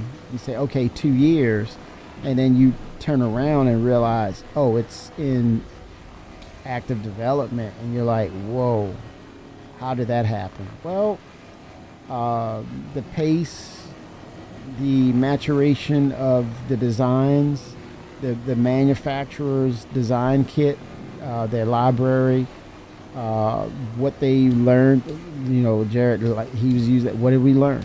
The things that they've learned from the other ships. Like now, for a case in point, the prime example was Polaris came out. Everybody got their Polaris, who pledged and who thought they wanted and needed a Polaris. It was there for them. They picked it up. And fast forward, in comes the Perseus. Oh my gosh, look at what you've done to the Perseus. And now they're having conversations of what they see with the Polaris, the shortcomings. Case in point, I'm not going to make fun, but the case in point, prime example was, hey, the Perseus will allow the pilot to shoot their torpedoes. Didn't have that with the Polaris. Oh, now they're going to double back and allow the Polaris to utilize that. That's just a small sample size of, as they forge and they get better with their processes, they go back and they reattach or relink some things to make that other ship better. What they've discovered, what they're looking at as far as the crafting, now, people who looked at the Carrack, looked at the Perseus, melted the Carrack, because the Perseus was, it had all the newest, all the shining bells and whistles to it. But then fast forward, they've just recently stated that with the crafting aspects now more in line with what repair is, because the similarities are so minute that we can replace repair with crafting. Now it's going to be incorporated into the Carrack. Now the people who melted the Carrack are saying, yeah, I'm going to go ahead and do that buyback, or I have these LTI tokens with these smaller ships that I purchased. Purchased enough of them. That'll be my LTI token, or my buyback will take care of it. So I'm going back and get the carrot. 3,000 in the stock market in 2 years, could pick it up without shaking a finger. There you go, I send it. If I recall correctly, that's already been declared by CIG. Yes, yep. When Squadron 42 is released, that's when the Javelin will come out. Very nice. Blackwater go 07.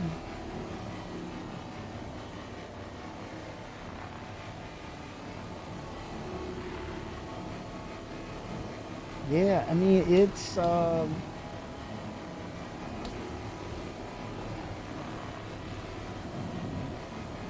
Christmas bonuses have been anticipated for the hard work. Yeah, man, they showed out this year. CIG, love it, hate it, lament it.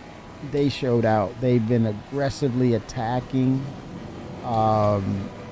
these patches, these features. Man, they've earned it every bit. And Chris is not stingy. He's not stingy. He's happy. It makes Chris happy. So good look there, CIG. Ooh, that was loud. That audio, whoo, it's rough. Let me see if I can. Yeah, that audio, man, is rough.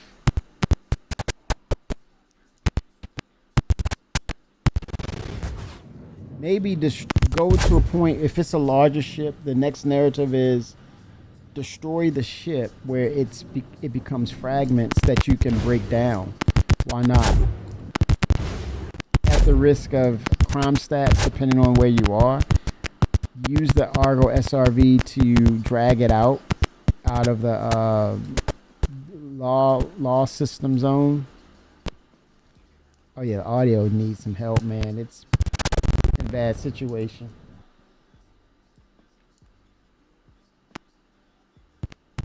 I don't want to crash the system. Okay, I'm gonna get back to the Shield system offline. get back to Levski. Okay, I'm too close. Fly there fast in the navigation.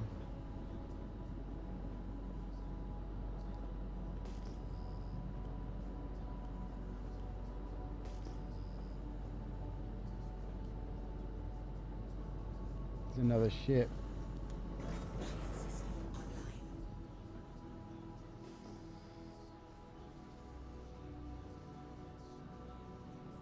I think after IEE, we may start to get the Vandal patrolling the area, so there's going to be that element of danger.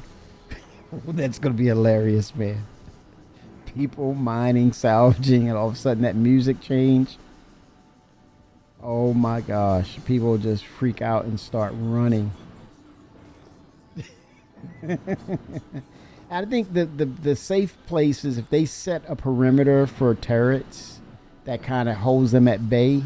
That would be cool, as opposed to they randomly come in super close and lay down, destruction while you're on a pad or something. That'll mitigate that. Yeah, that kind of like the safe zone, run into the safe zone. What is that? Shit. Oh, it's the Cutlass. Okay, let me get to work.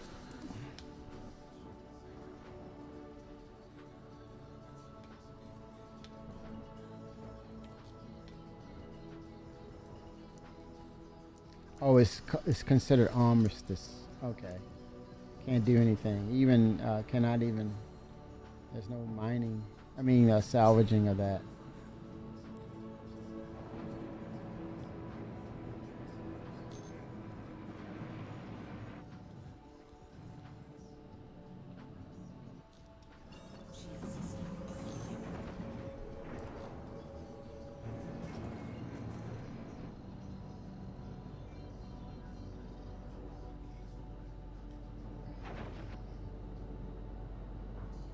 It's is Idris Elba. Someone called this shit Idris Elba. Oh my god.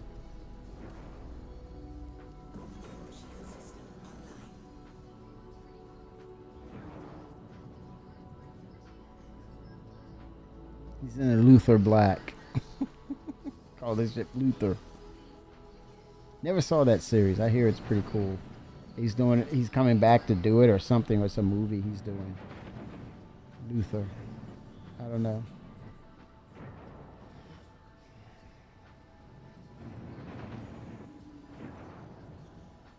How beautiful is Nick's, you know? How beautiful, right? Okay, I'm gonna sell these goods. Put them on the freight elevator.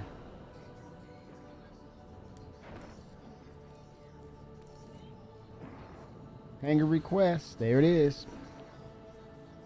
Okay, wait. Oh, I'm over here. I'm over here.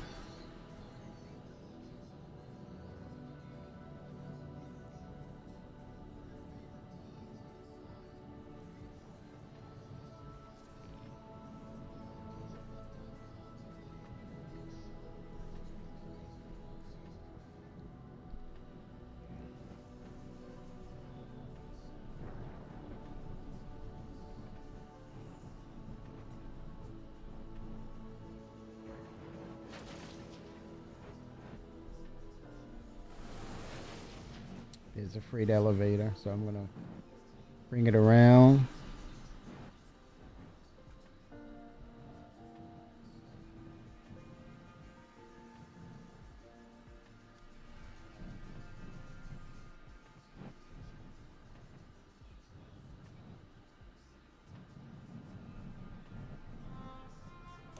Okay, let's see. Landing complete.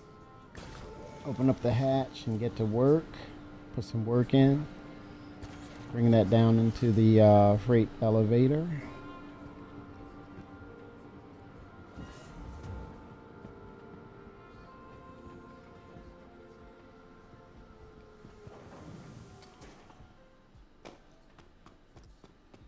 Okay, here we go.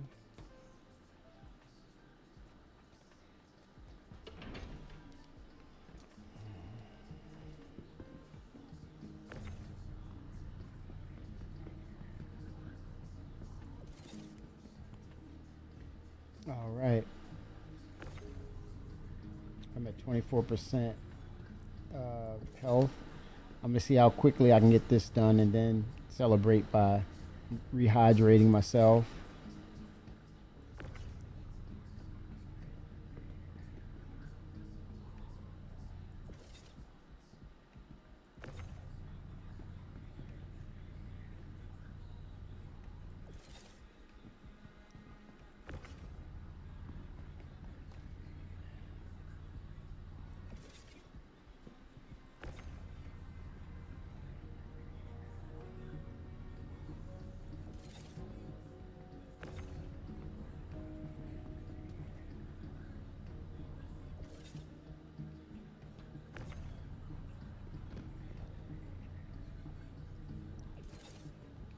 All right, moving that cargo, y'all.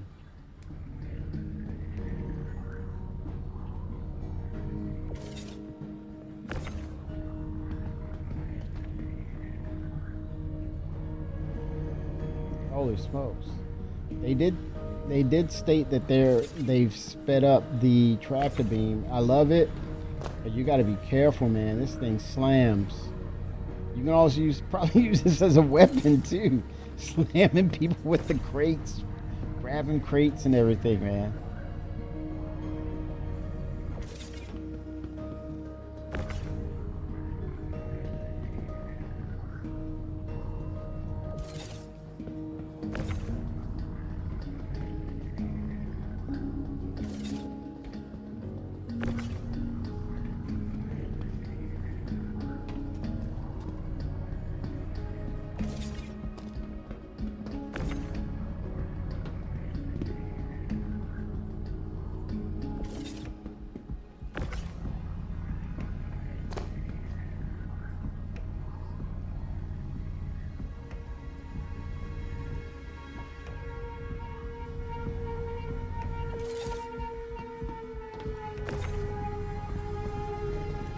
customized it. Um,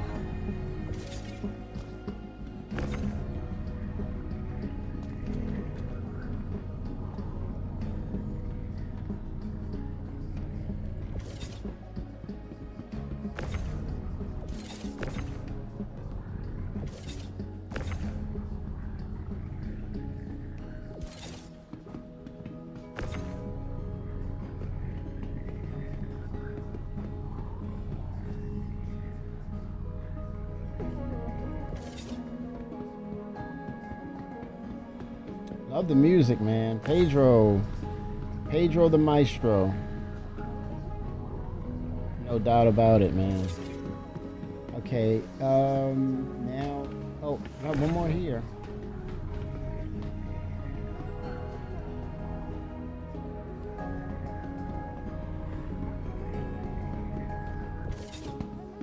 Let's see what the number is when I go to the freight elevator.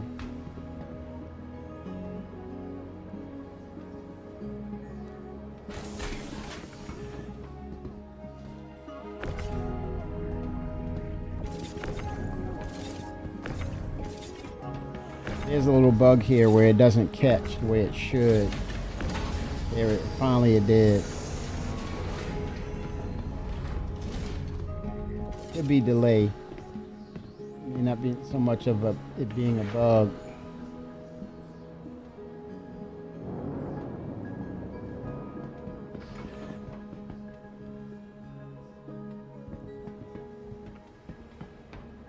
See? It thinks that it's something there. That's definitely a delay, desync delay.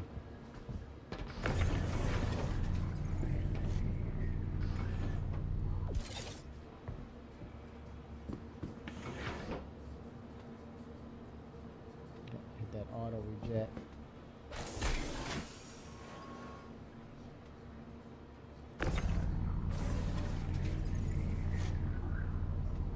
There you go. Yeah. Yeah, moving cargo and then having that extra bit of a protection as you do things. It's nothing wrong with that. I think that's smart. I think that's being frugal with your investments. So if you're like, hey, look, you come in to do this and do that to me, then you're going to have to work for it, bro. Or ma'am, you're going to have to work for it. I'm going to make it hard on you. But I'm going to still be able to jump in the game and kind of throw caution to the wind because I'm setting myself up for success because I want to be able to protect myself. You win that battle, fine. I'm good with it, but I will continue to do what I need to do because I have this particular ship. So it's going to be rare occasions. It's not going to be the norm of, hey, they just see an industrial ship. They're going to, and here's the thing, now that we're getting engineering, there's going to be, pros and cons on both sides of it. There's going to be prices to be paid on both sides, right? So it makes a lot of sense. It's a great decision on doing that. It's how you want to operate. It's what? It's about that bottom line, baby. Yes, truly.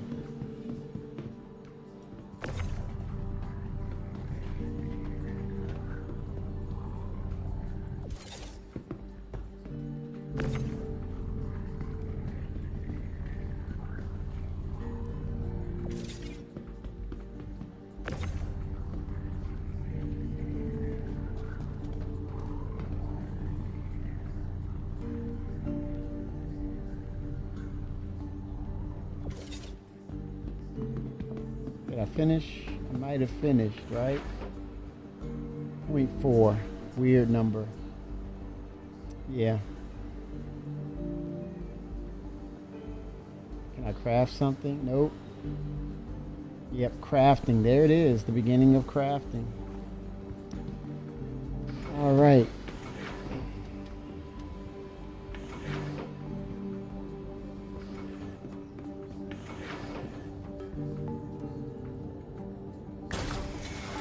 Yeah, that's a great decision to ascend it. A lot of people will fall into that, follow that, and mirror that narrative of how you're doing things as it should be.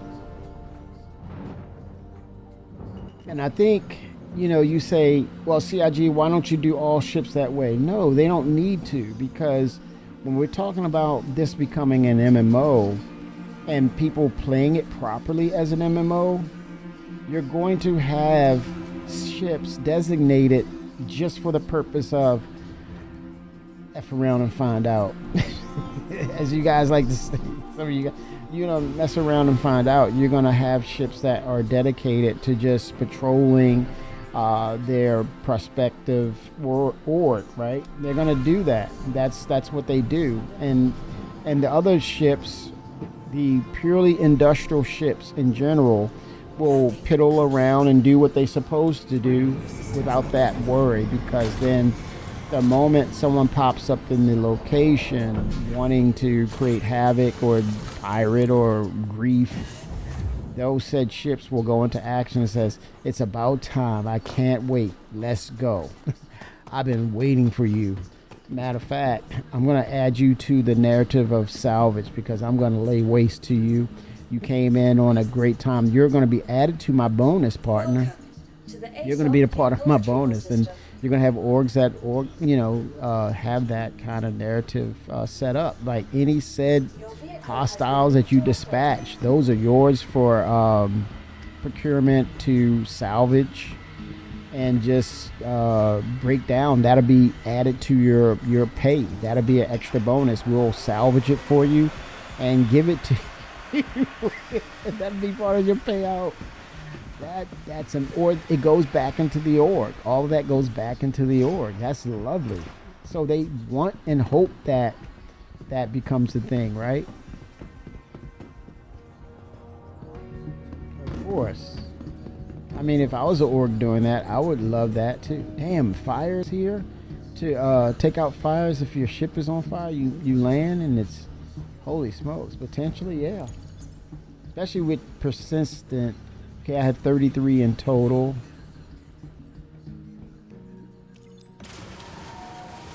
Nice.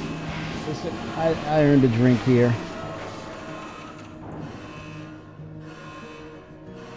Earned a drink.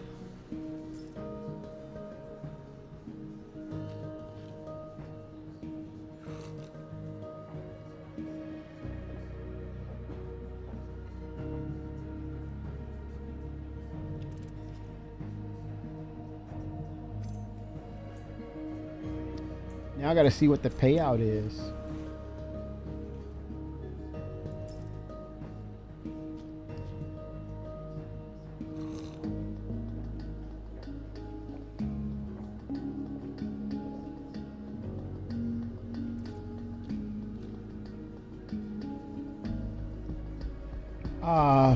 Right, it all depends on that ship, right?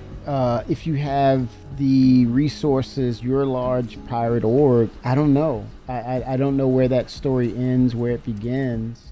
It's going to be interesting because you can't rule it out in its totality. The moment you do, the moment you see it happen, right? The moment you see that happen in game, because the potential lies there in that happening. So I don't know, that's gonna be interesting though. But I did like Ascendant. What there's gonna be, put it to you this way, Ascendant, there's gonna be opportunity for that to happen, because at some point because they've changed some of the concepts of how the hull D and E will hold their cargo at the sacrifice of that number dwindling down. But due to the new the X configuration, as opposed to the X or the square, the cross symbology, the cross symbology, now it's the X configuration. Okay, there's a Pico bouncing around. Yeah, look at that desync. Now I need to see where I'm gonna sell goods. That's okay. I gotta check the refinery. I'm going up 01. I don't need an airlock. Alliance residencies, home hearth habs. So, borehole station, ventilation system. So that's refinery is at the bottom. Ore sales. What about a cargo? Supplies. I guess supplies is going to be there. Cafe Musain, Cordy's Armor, more. Conscientious objects. Yeah, so cargo services is up. Okay, yeah, I need to go up. Cargo services. That's do I sell my salvage there, I think? Maybe. Yeah, let me try. Let me give it a try.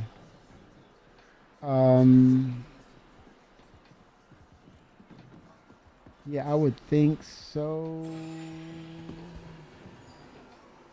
What's conscientious objects? Let me try the cargo services and see if I can. And then there's supplies. Let's try. And then just once it could happen. Never seen a pirate org with anything bigger than the C2. Yeah, but then we're still waiting for things to scale up accordingly. Hey man, I was about to say the desync is much better, and then here we go. Let me be quiet. Anyway, what's new with you? Things are getting pretty desperate in the UAE. I'm one back border away from joining an outlaw pack. I hate that thing with the mouse. Bloody apply. It's on its way home after work. It's on the low. Things just getting harder and harder around here. Are they talking? Right between the eyes and set the guy running just like that. Now, I'm not saying violence. Cargo services. Let's see. Let's find out. Commodity trading. Let's see here. Okay, here we go. This is what I want probably. All right, loading. Let's see. Select location. Maybe here.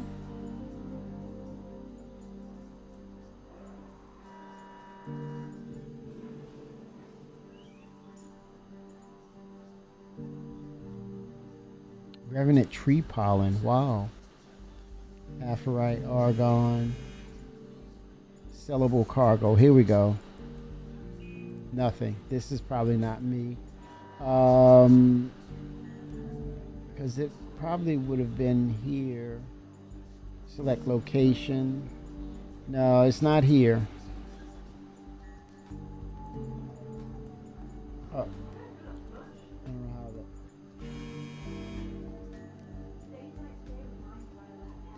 Okay, that's not a go. Commodity shop. Okay, let's go further here and here. Supplies and equipment. It's probably not going to be here. Cargo shop. Let's see. Why is that merging like that? Let me see if these buttons are Drake Orb Pod. Sell. Nope.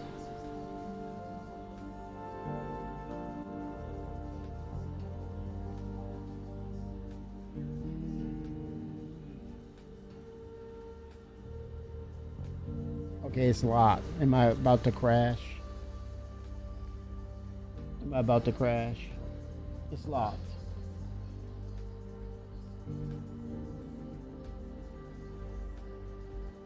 We're about to find out.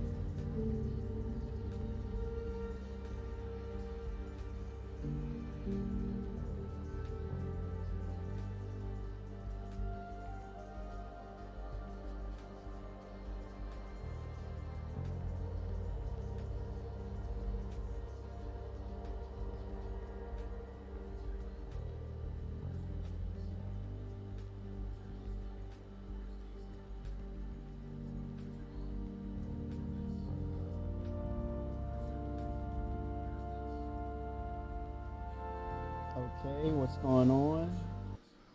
There it is. Here it comes. I heard the audio there. The audio was a clue. Okay. CTD for crash. Oh shoot.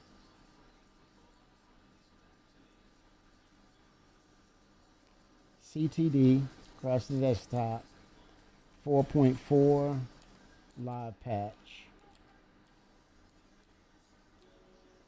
Submit. Okay, launching. 07 toys. Love you, brother. 07. Happy Thanksgiving, man. So what do you thought? Have you been keeping up with some things? The Star Citizen Live event, a lot more ships, of course. There's going to be engineering, wave one by potentially Saturday for engineering toys. A lot of stuff has been going on. A lot's been going on, man. Has anyone in here purchased gift cards from CIG? Is it considered new money or store credit? That's a great question. That's a great question. You should be able to purchase with that if you're using. You should be able to.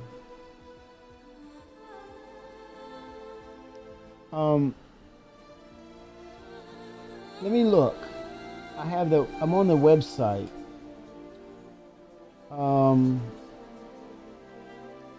Let me look at shop, pledge store.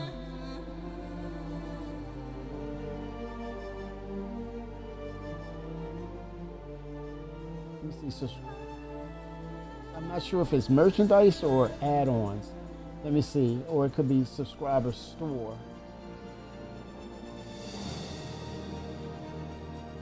Nope, not merchandise. Gift cards. There it is. $50, $100. Okay, well, let's see. I'm gonna look now. Okay, here we go. What do you get for the Star Citizen who has everything? The Star Citizen gift cards make a great last-minute holiday gift for your friends and family. Let the newcomers choose the perfect game package that's fit for them, and let experienced backer get that one ship upgrade they had their eye on for weeks. When you buy a Star Citizen gift card, you'll be able to send it as a gift through your My Hangar section. Please note that if this is the first purchase on your account, there's a 30-day waiting period before the gift can be sent to another account. Star Citizen gift cards must be exchanged for store credit from their recipient's My Hangar section. Store credit. This pledge does not include access to Star Citizen. To play, a game package is required.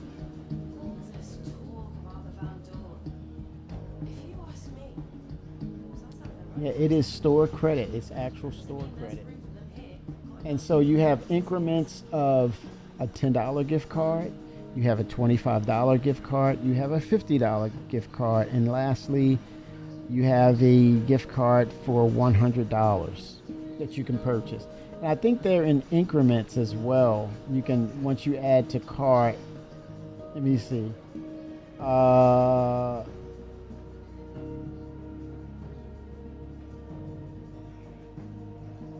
Yeah, you can set the increments too. From one to many. Yeah. 07. It's vague. I'm a gift card collector because I almost never use credit cards. Right. So, yeah. Yeah, they're definitely credits. Whoa. Walking to the sign, that's what you get. Man, these views, man, are really cool.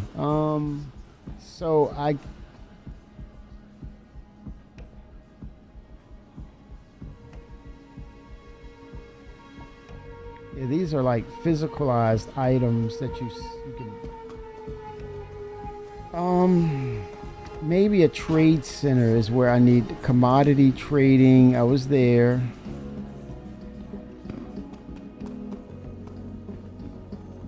Useless room. I don't know what this is going to become, or a door here. I don't know. They're going. Maybe that's to the lower depths at some point. Service. Oh, get out of my office. So, I would have to. It's definitely not from here, from the commodities. To sell goods.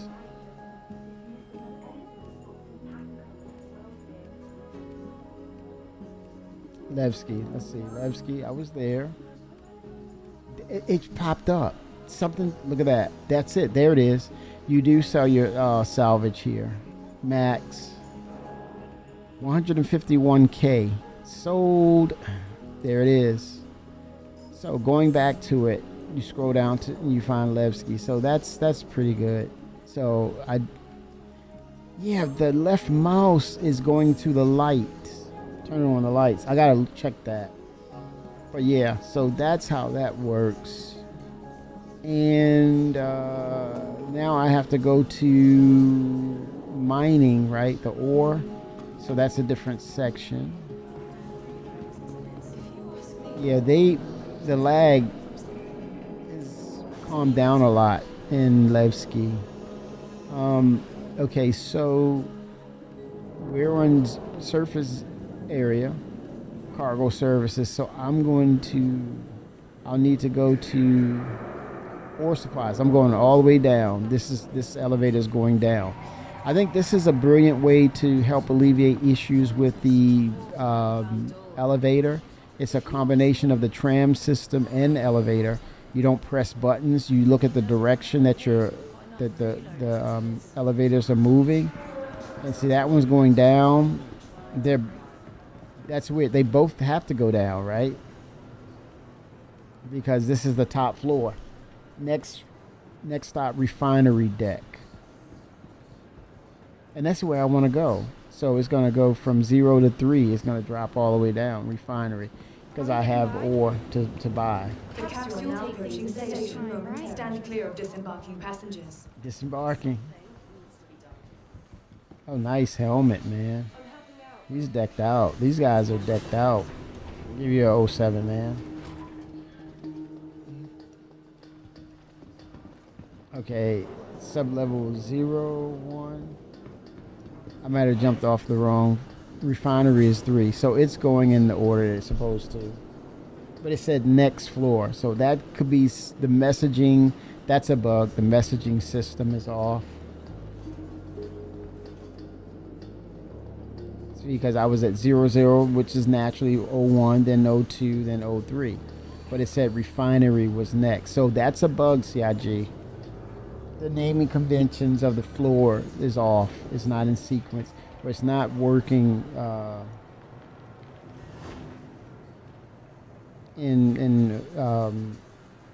it's not coordinated with the actual floor. What's CO? Crafting 0 is tier 0 is weapons. Yeah.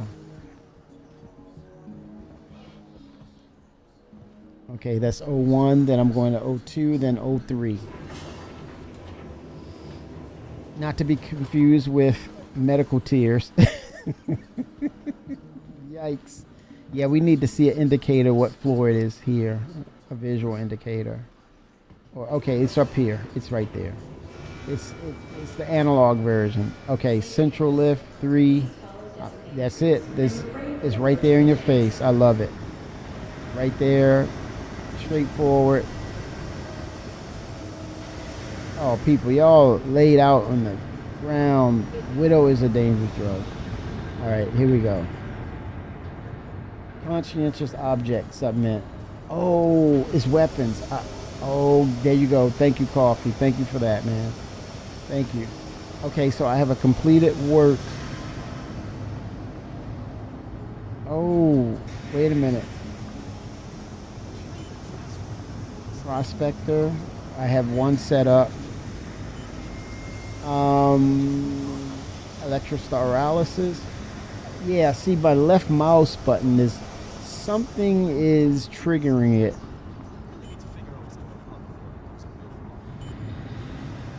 Okay, nothing there in my. Oh, wait a minute. They were in the Safety notice. Rodolevsky. Remember, it was in the refinery Approaching the tanks. bags, I think. Okay, this is complete. I'm gonna have to store it in something. Can it fit in the Mercury Star Runner? Yeah, I think so.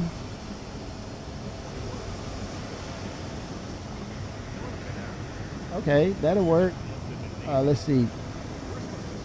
Levski, there's 0 there. There's nothing there. I don't have it. Nothing in the mole. And nothing in the prospector. So that's everything.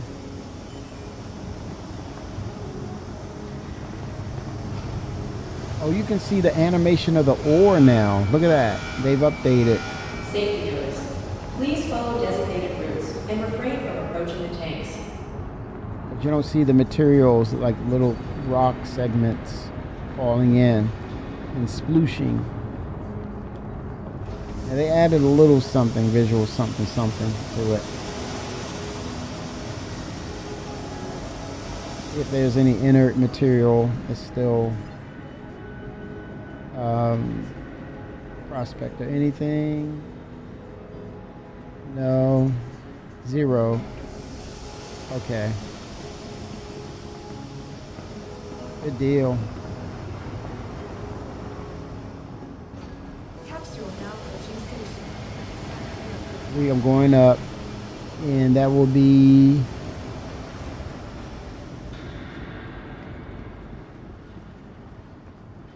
I think it's 01.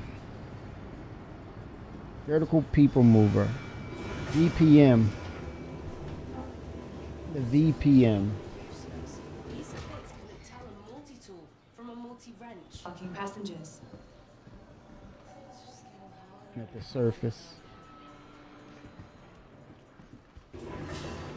Going down now.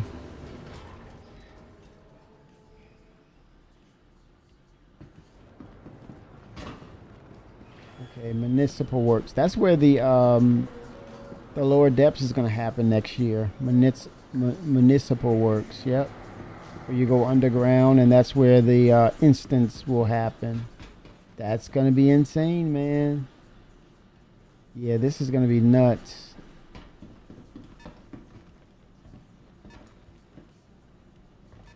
Let us breathe. The filtering system, things happening to help the system. Maybe in some instances you run out of air and you need helmets. I don't know.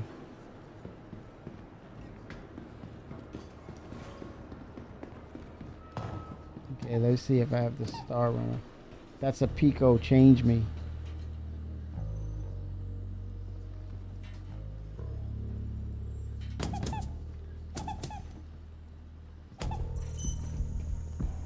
Welcome Oh. to the ASOP vehicle retrieval system. Oh no, that's a die. That's a die.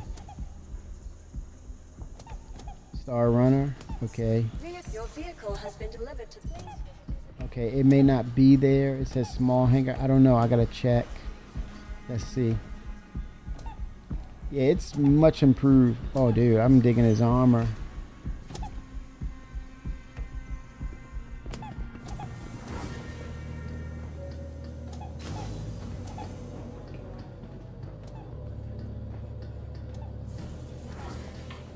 Okay, it said small hangar. It may work. Let's see.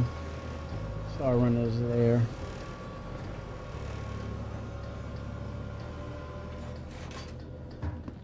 Nope. Better go to the next hangar. Medium. That's weird. It told me it was in a small hangar, right? But the medium was there. Yeah, CIG's gotta, next year they gotta really get that figured out. Okay, I don't see this Star Runner. Okay, let me go back here Welcome to the ASOP vehicle retrieval system. and store it, I think. Hopefully I don't lose it and lose the cargo.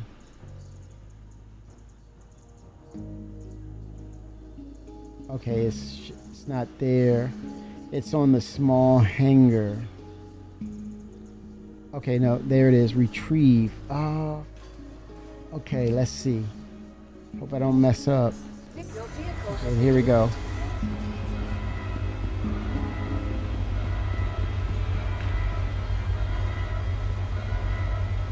We're about to find out.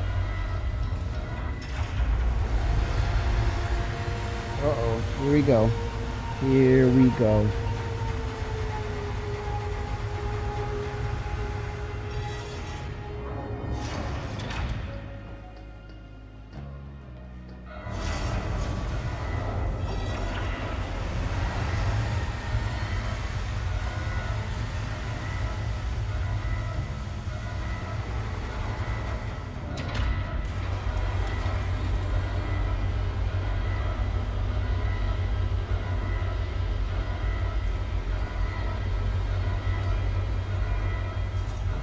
There it is. That's a strong light right there. That's the ship? Is that the ship emitting that light?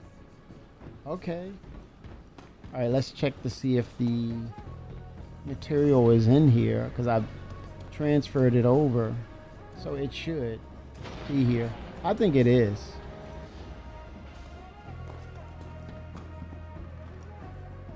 Is the ramp a little taller, or is it me? Has it changed a bit? Well, there's the cargo.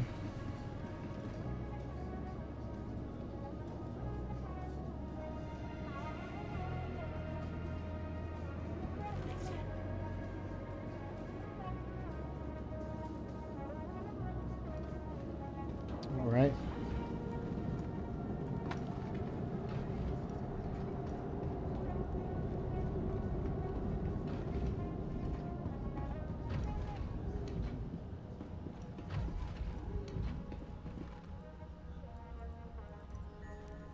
Yeah, I gotta look at my controller. It's something, it's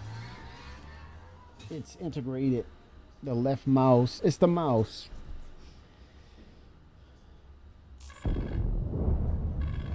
Crusader Industries, a journey worth Yeah, I gotta look at that. It could be a Systems button on. crossed.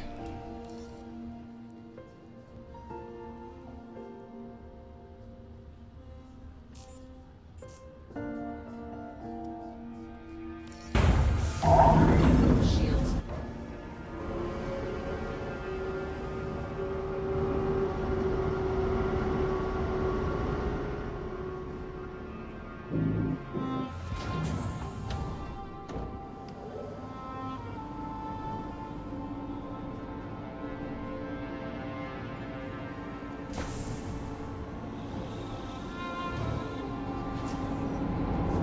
Oh, did I hit something? Oh, wait a minute. I hit something. That's out. Something invisible.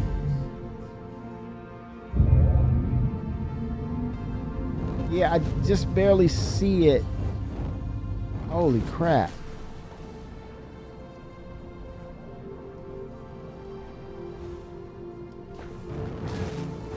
Cargo bay is open. It knocked my cargo bay open.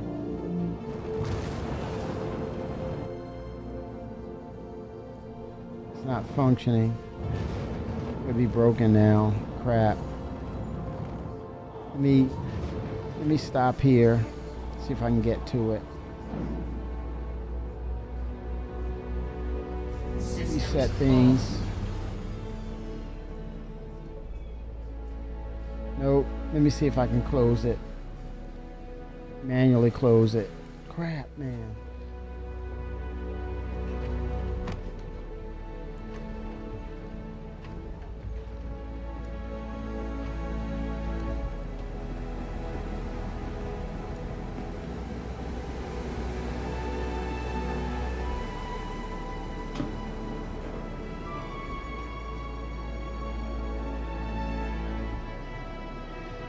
Broken.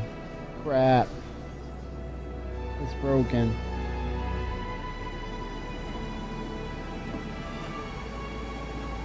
from the damage.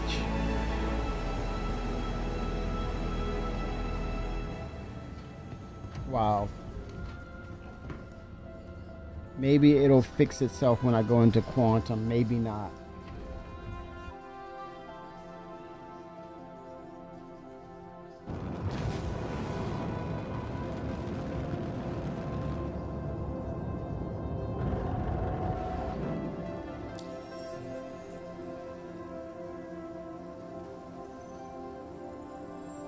Stanton Gateway.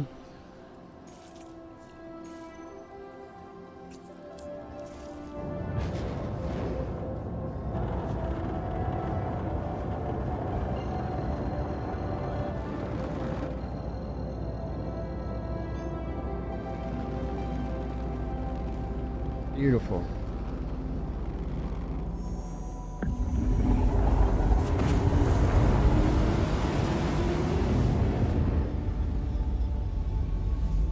There's Vandal space over there. Red splotch.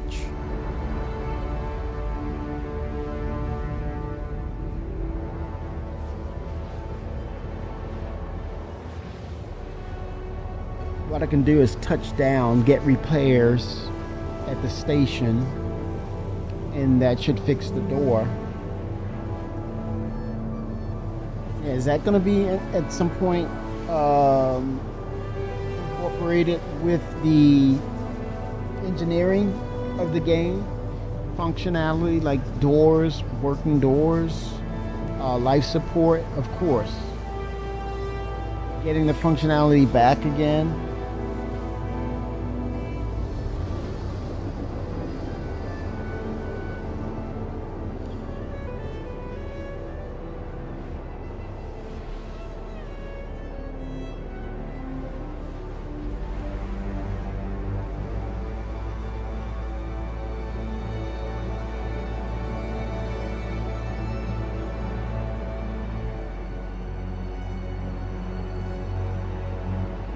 Here we go. I see it.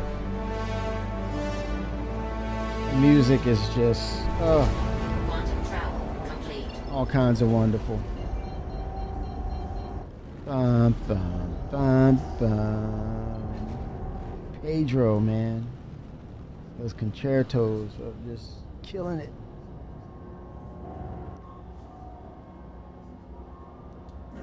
Shields on. Okay, here we go.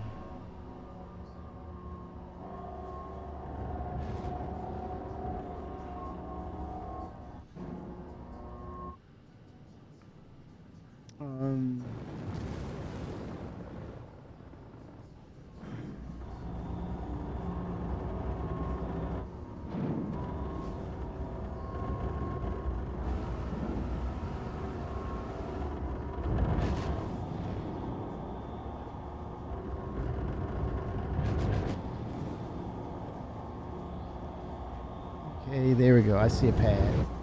Okay, now I know when I see this, look for that red hub. That's going to be your landing pad. I'm going in for repairs, y'all.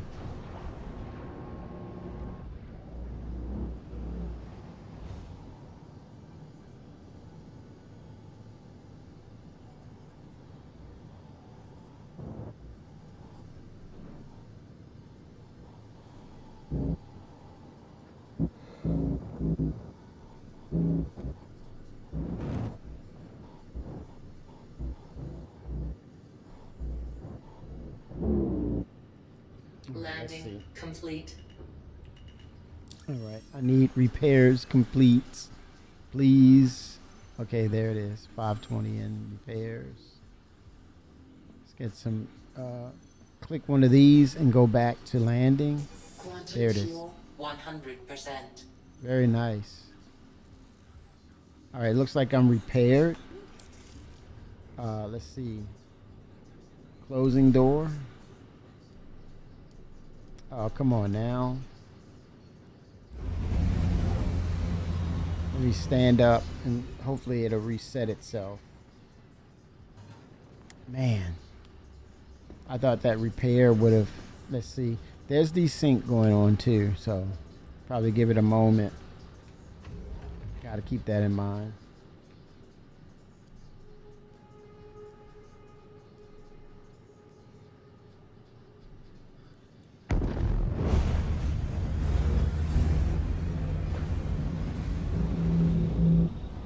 Systems on.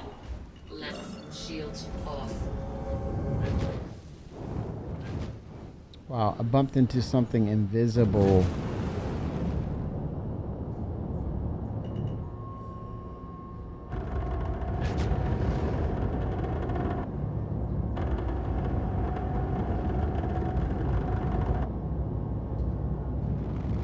All these goods.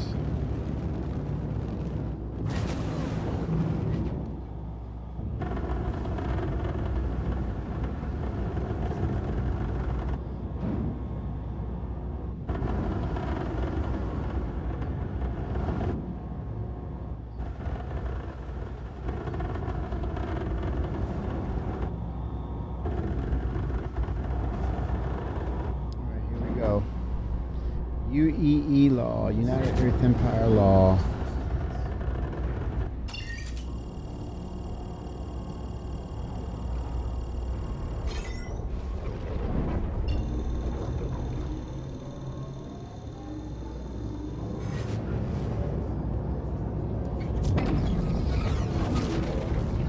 Activating jump point.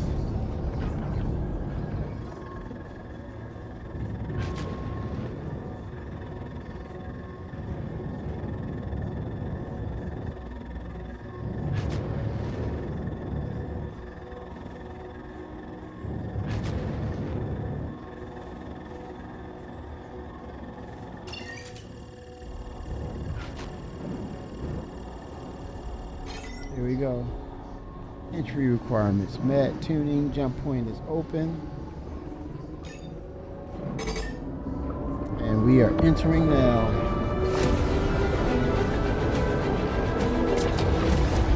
All right. Get your head on the swivel.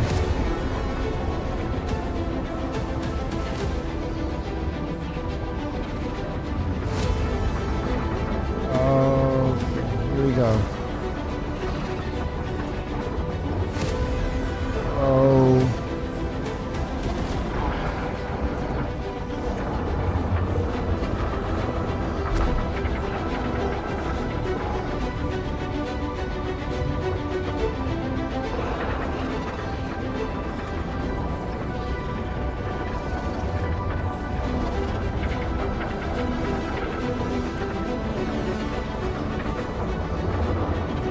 All right, here we go. Here we go.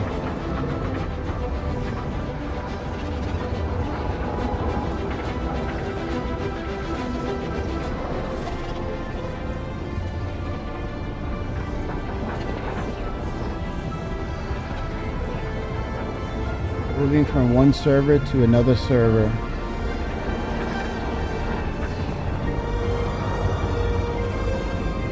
And the gaming features makes it feel so seamless, the experience. The experience from one server to the other. Gameplay experience. Totally seamless. Totally. It's a different level, man, of when you know, games you'll have a pause or cut screen, and that's what you call tradition. They've changed the narrative of moving from one server to the other in multiplayer games. This is just so brilliant, the way it's done.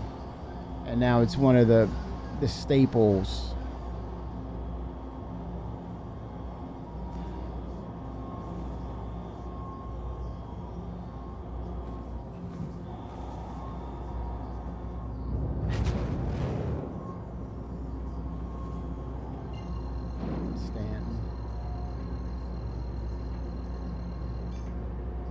Quantum travel engaged. Wow.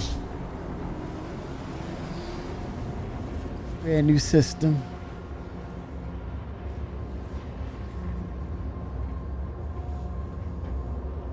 I wonder if, to some extent, when you enter Vandal space, if that becomes a thing. you run the risk of just randomly being buffeted with a full-on attack that just decimates you, or the randomizations of they don't detect you right away, they don't come to attack right away, so you have a small sliver of space and time to go to a location or planet and realize, oh, this is the wrong one to actually land on. And the number of times that you do it, it's a thing of, hey, I've landed. It's rare. I've had a chance to land. Now I'm extracting data or rare items. But at the risk of, will you make it out alive? That opens the door for some very, very, very interesting adrenaline rushed based gaming possibilities, to the extent that you going in there with the Idrises or Idris eyes, I don't know, a military fleet, just to say, I want to look and see and procure valued items. And even then, you're getting hit with the nastiest type of stuff. And I think one of the things that would really help promote Chapter 2, introducing some things that will be in Chapter 2 when you traverse, like ships that's coming, right? And you see those things, like, wait, what is this? This didn't happen before. And it's a prelude or the prologue to Chapter 2. CIG, you make it happen. Let's make it happen, Cap. Interesting stuff, by far. I mean, it would just be, and then let it be word of mouth. Of course, there'll be leaks on it, but let me not go into the sun here. Okay, let's see. Area 18.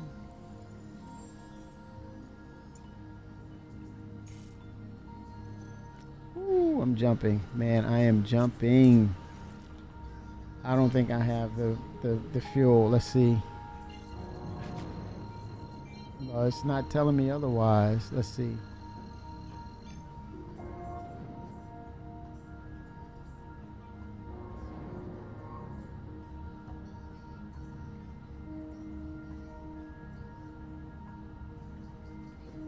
Quantum travel.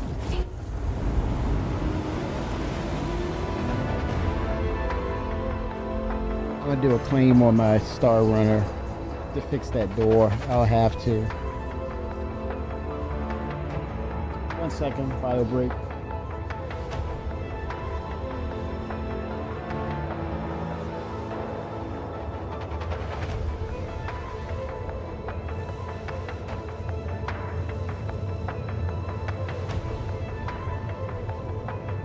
Right back.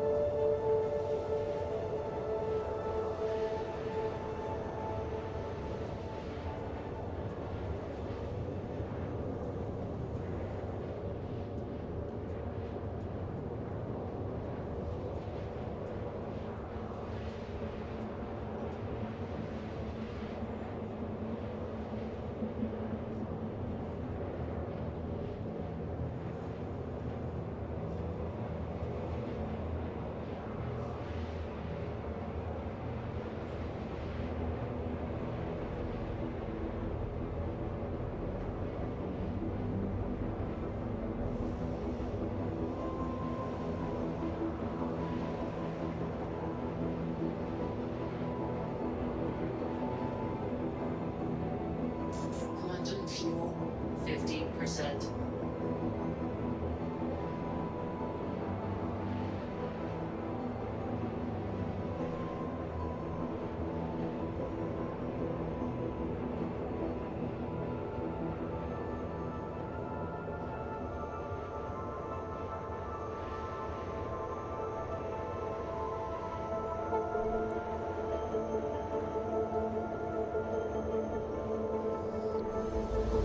Oh, 07.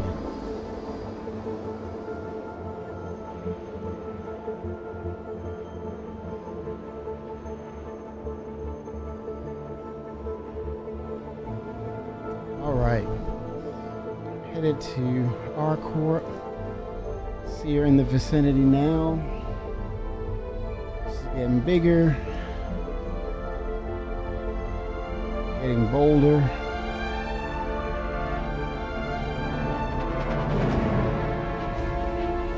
And Genesis is going to revolutionize visuals in this game to the point where it's going to be the destination. That Genesis update for next year, oh my word.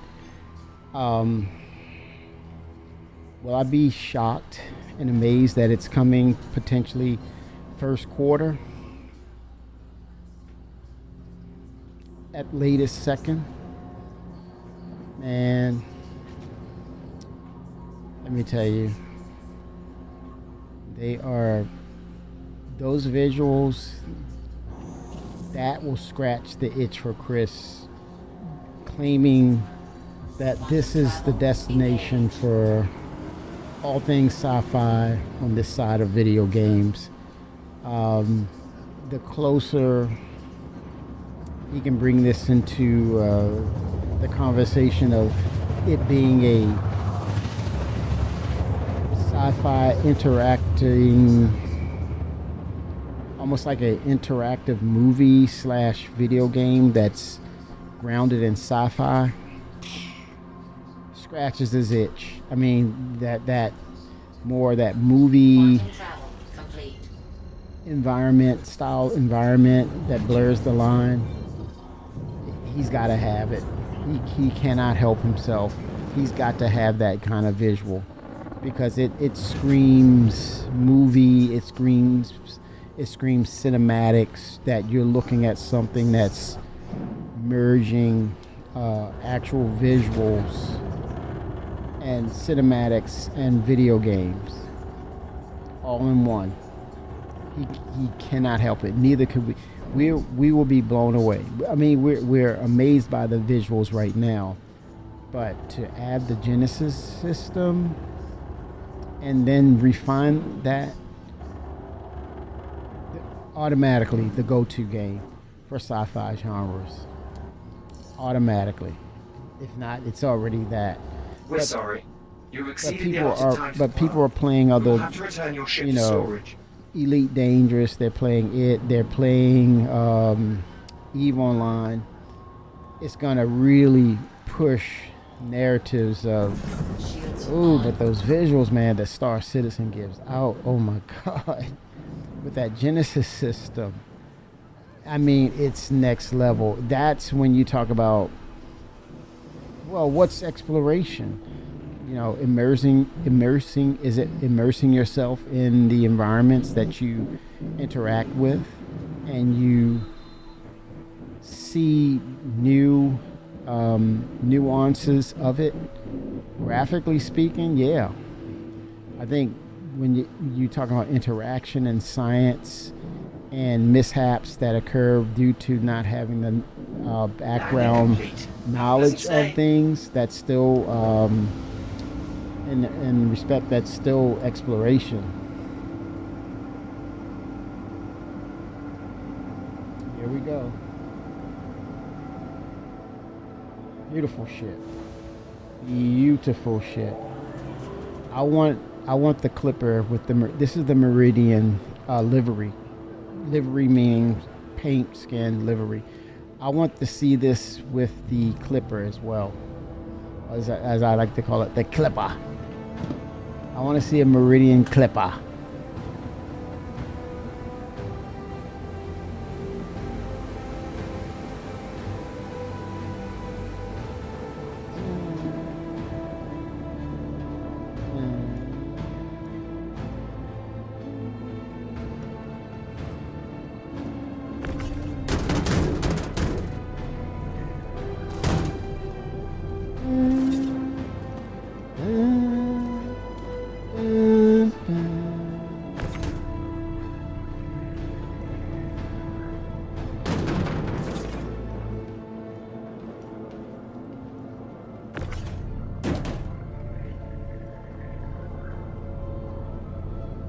Torite.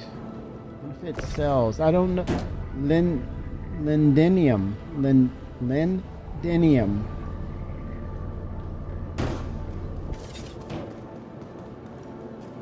Still cannot manually shut this. It's broken. Got to do a claim on it.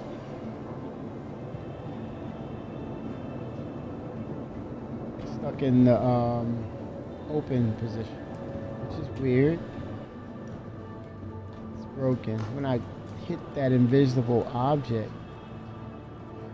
All right, I'm gonna do a claim on it.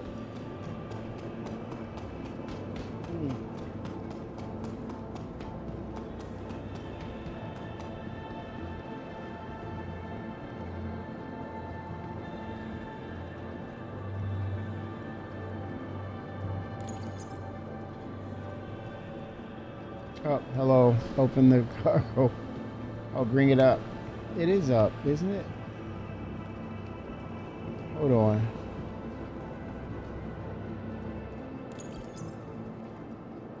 There we go. That was odd.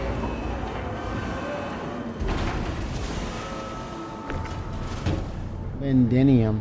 Lindenium. See what the values are for that. And then because it's that size, this will be great to see torite.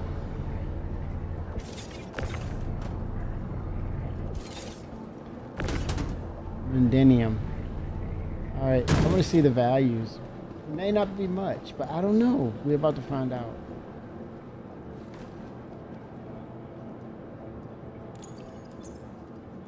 Send it down.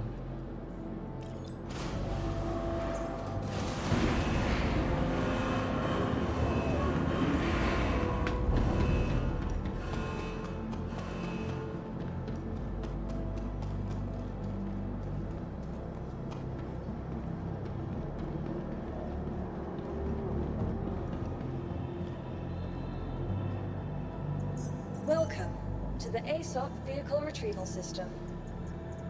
Alright, I'm gonna store here. Your vehicle has been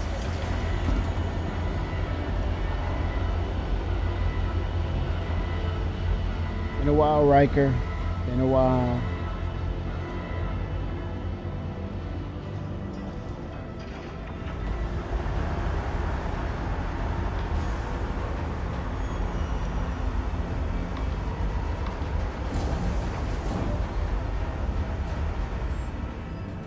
Yeah, I think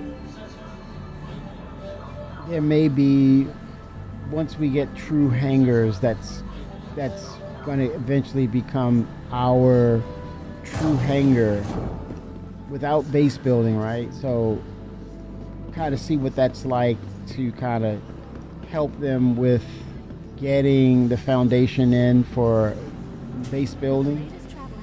I wonder if we get a opportunity to see or make a choice of what type of hangar it will be based along those 4 type of style guides. AVG, that was the one I pledged for the asteroid. We paid real money for that selection. You have the Revel in York, which is that wood and panoramic. I mean, just clean, luxury style hangar.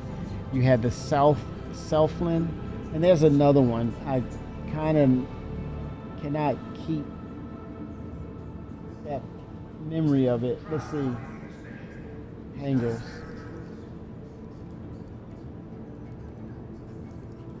Glad there's Wiki, man. It's starting to come in handy for me.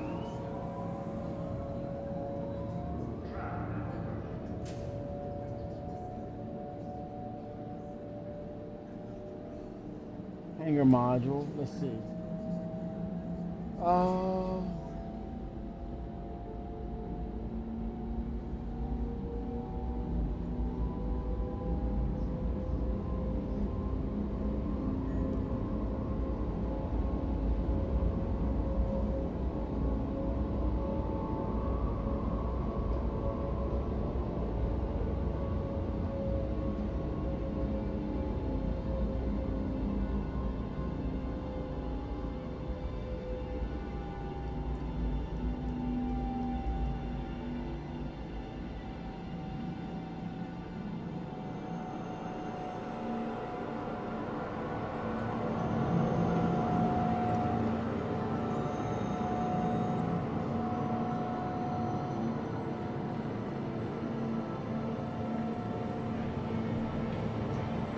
Okay, AeroView was that one. AeroView.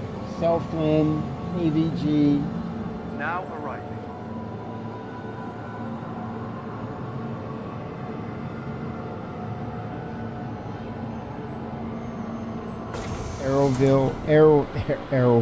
AeroView, which I think that's the one we see in Orison. Then you had the Selflin, I believe that's here in Area 18, possibly maybe Louisville as well. And AVG, which is now a part of Nix, or let's say better yet, Levski, the asteroid hangar. And then we've yet to see the Revel in York, which I presume would be or appropriately placed in Terra that's coming on board. Oh man, the 890 jumpers are gonna be like, oh ho ho ho, ho. The luxury, the luxury, the luxury. Yeah, it's gonna make sense to have it with the 890 jump, 600i, any and all things that are Origin. Terra.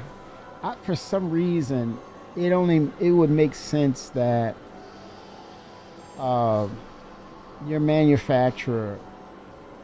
Where's Origin manufacturer? I gotta look that up. It would only make sense that they're in Terra. Did I have that right?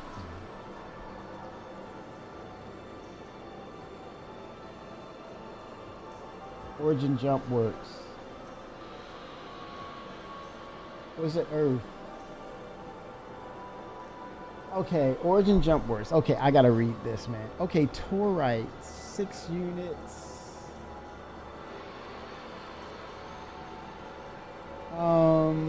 Area 18. 3K, that's it for that? That wasn't a lot. Lindenium. Ooh, Lindenium is like that, man. 43K. Lindenium is like that. Holy, that's not bad, man.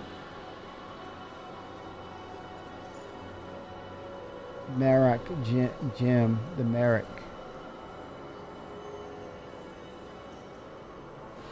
I'm about to get another crash desktop. I might. Okay, it stopped.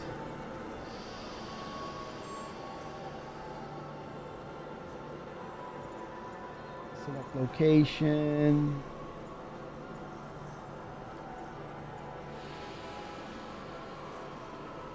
Area 18. What's here? Oh, I can sell that now? Yes. Getting rid of this. Awaiting manual delivery.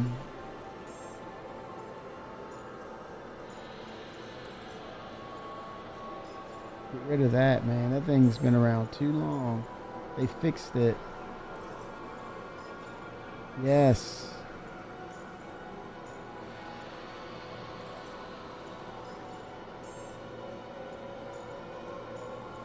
Merrick Jim.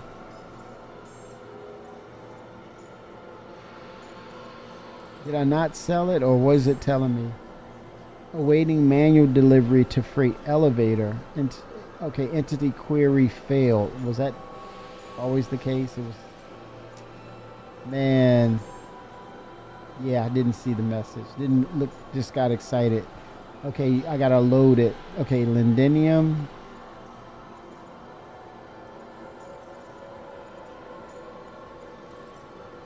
$34K, that's not bad.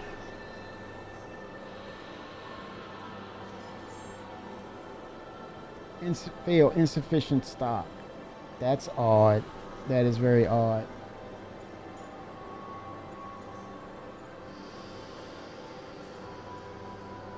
Not sure what's going on here. Okay. Okay. So Origin, let's see. Origin Jump Works. It is a spaceship and engine manufacturer of high quality and luxury products. Their headquarters is, I was right. Their headquarters is guys, you knew this and you didn't. Their headquarters is based in Terra. It's a natural.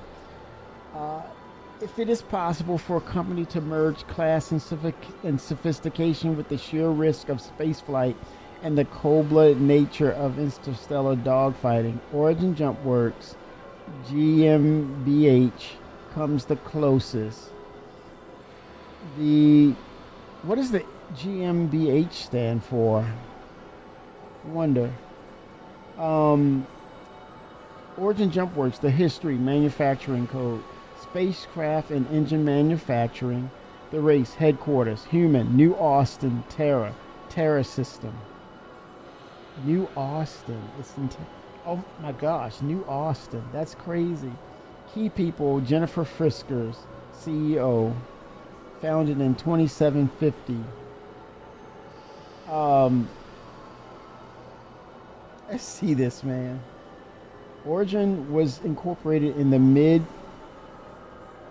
28th century. For their first decade, the company produced high-quality fusion engines used by the UAE military and mounted on the ostentatious Robert Space Industries and Aegis dynamic star yachts available to the public, at least the well-heeled public at the time.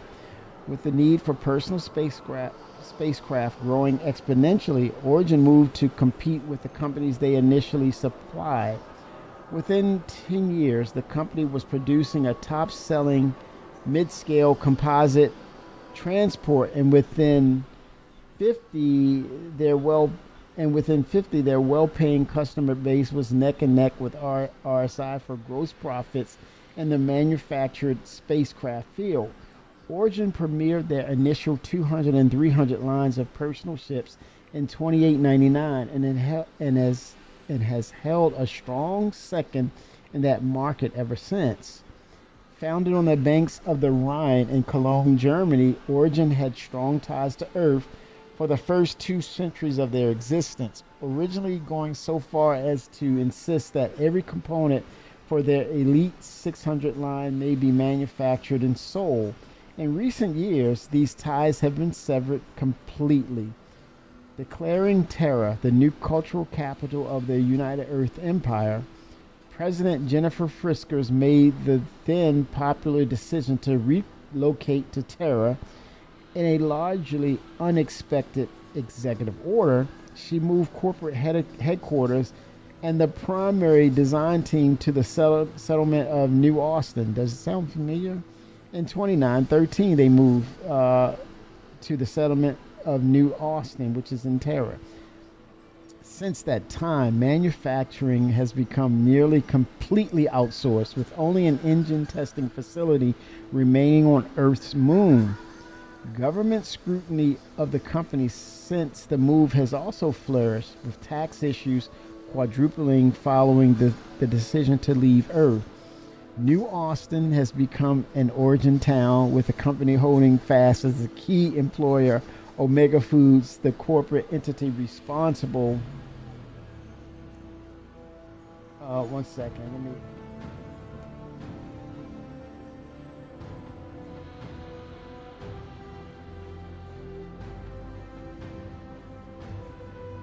Okay, had to move the screen over.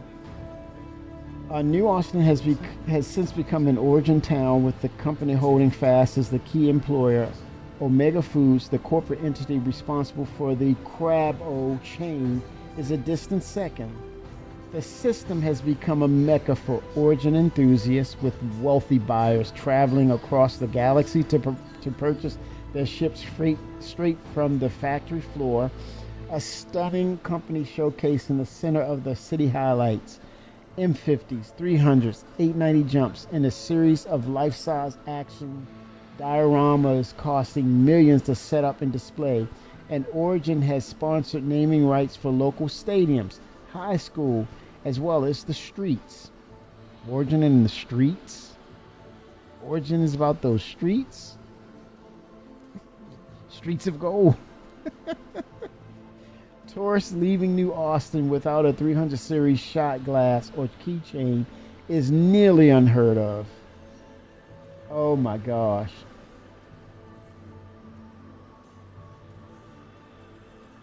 $890 jump with an elegant, sleek exterior that belays its spacious interior. The 890 jump is a true engineering marvel, crafted to impress from every angle by combining a unique, innovative design with the finest materials and the most advanced technology. The result is a vessel that is in a class all of its own, a masterpiece worthy of the name Origin. Origin Jump Works GmbH was one of the Star Citizen's first ship companies, and CIG named it for several reasons. Working in reverse order, the GmbH is present because CIG wanted the company to seem German, or at least to imply that its terrestrial beginnings were German. GmbH stands for Gesellschaft Mittelbrauchsschwanker Haftung, the German version of the term limited liability company. Sounds Drake to me. This was a small tribute to the dedicated German fans who helped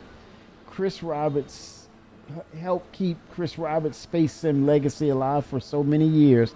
Frankfurt, Germany?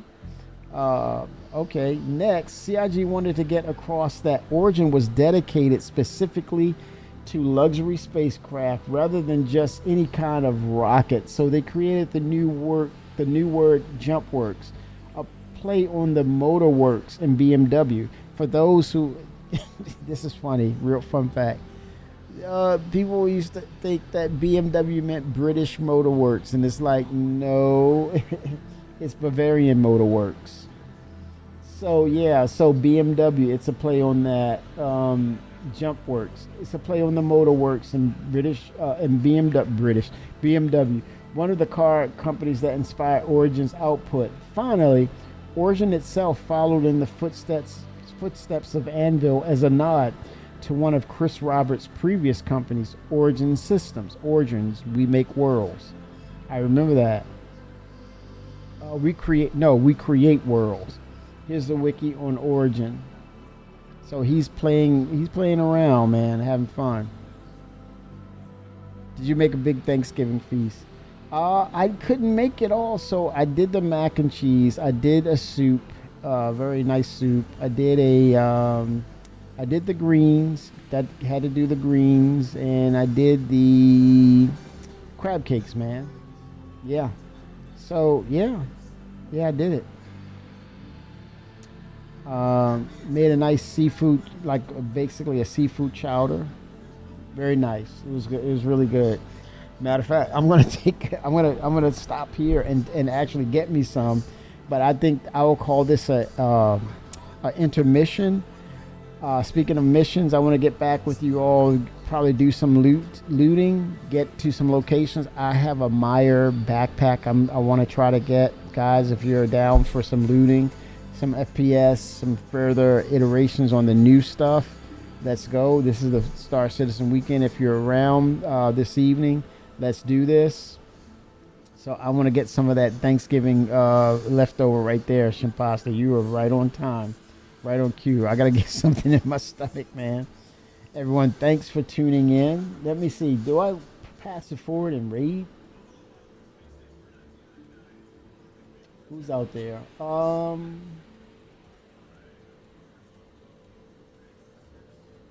Let's see, man. We got some players out there.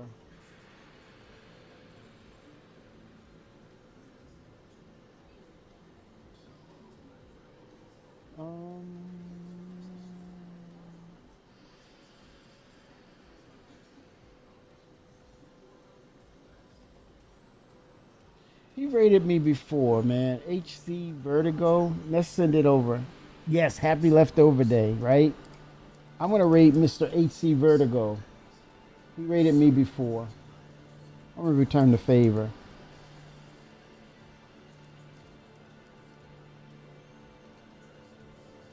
Raid has been created.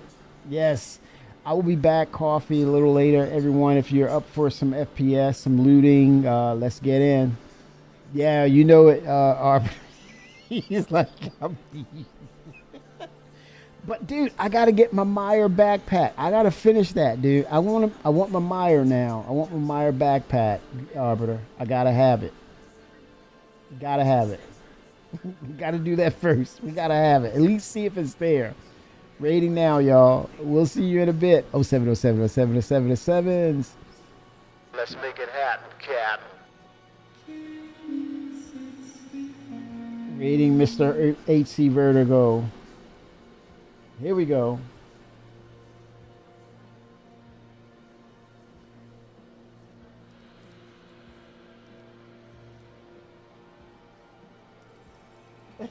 It's like, uh-oh.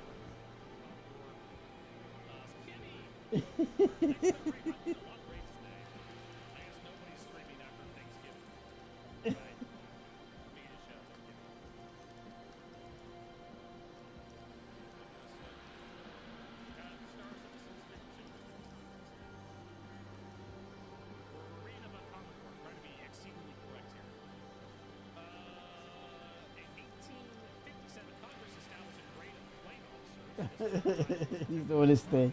Everyone, thank you. Thank you so much. I'm gonna stop here and I'll be back this evening. Let's get this raid. Let's get this this loot, man. Let's get it. 07s are. Be back in a bit.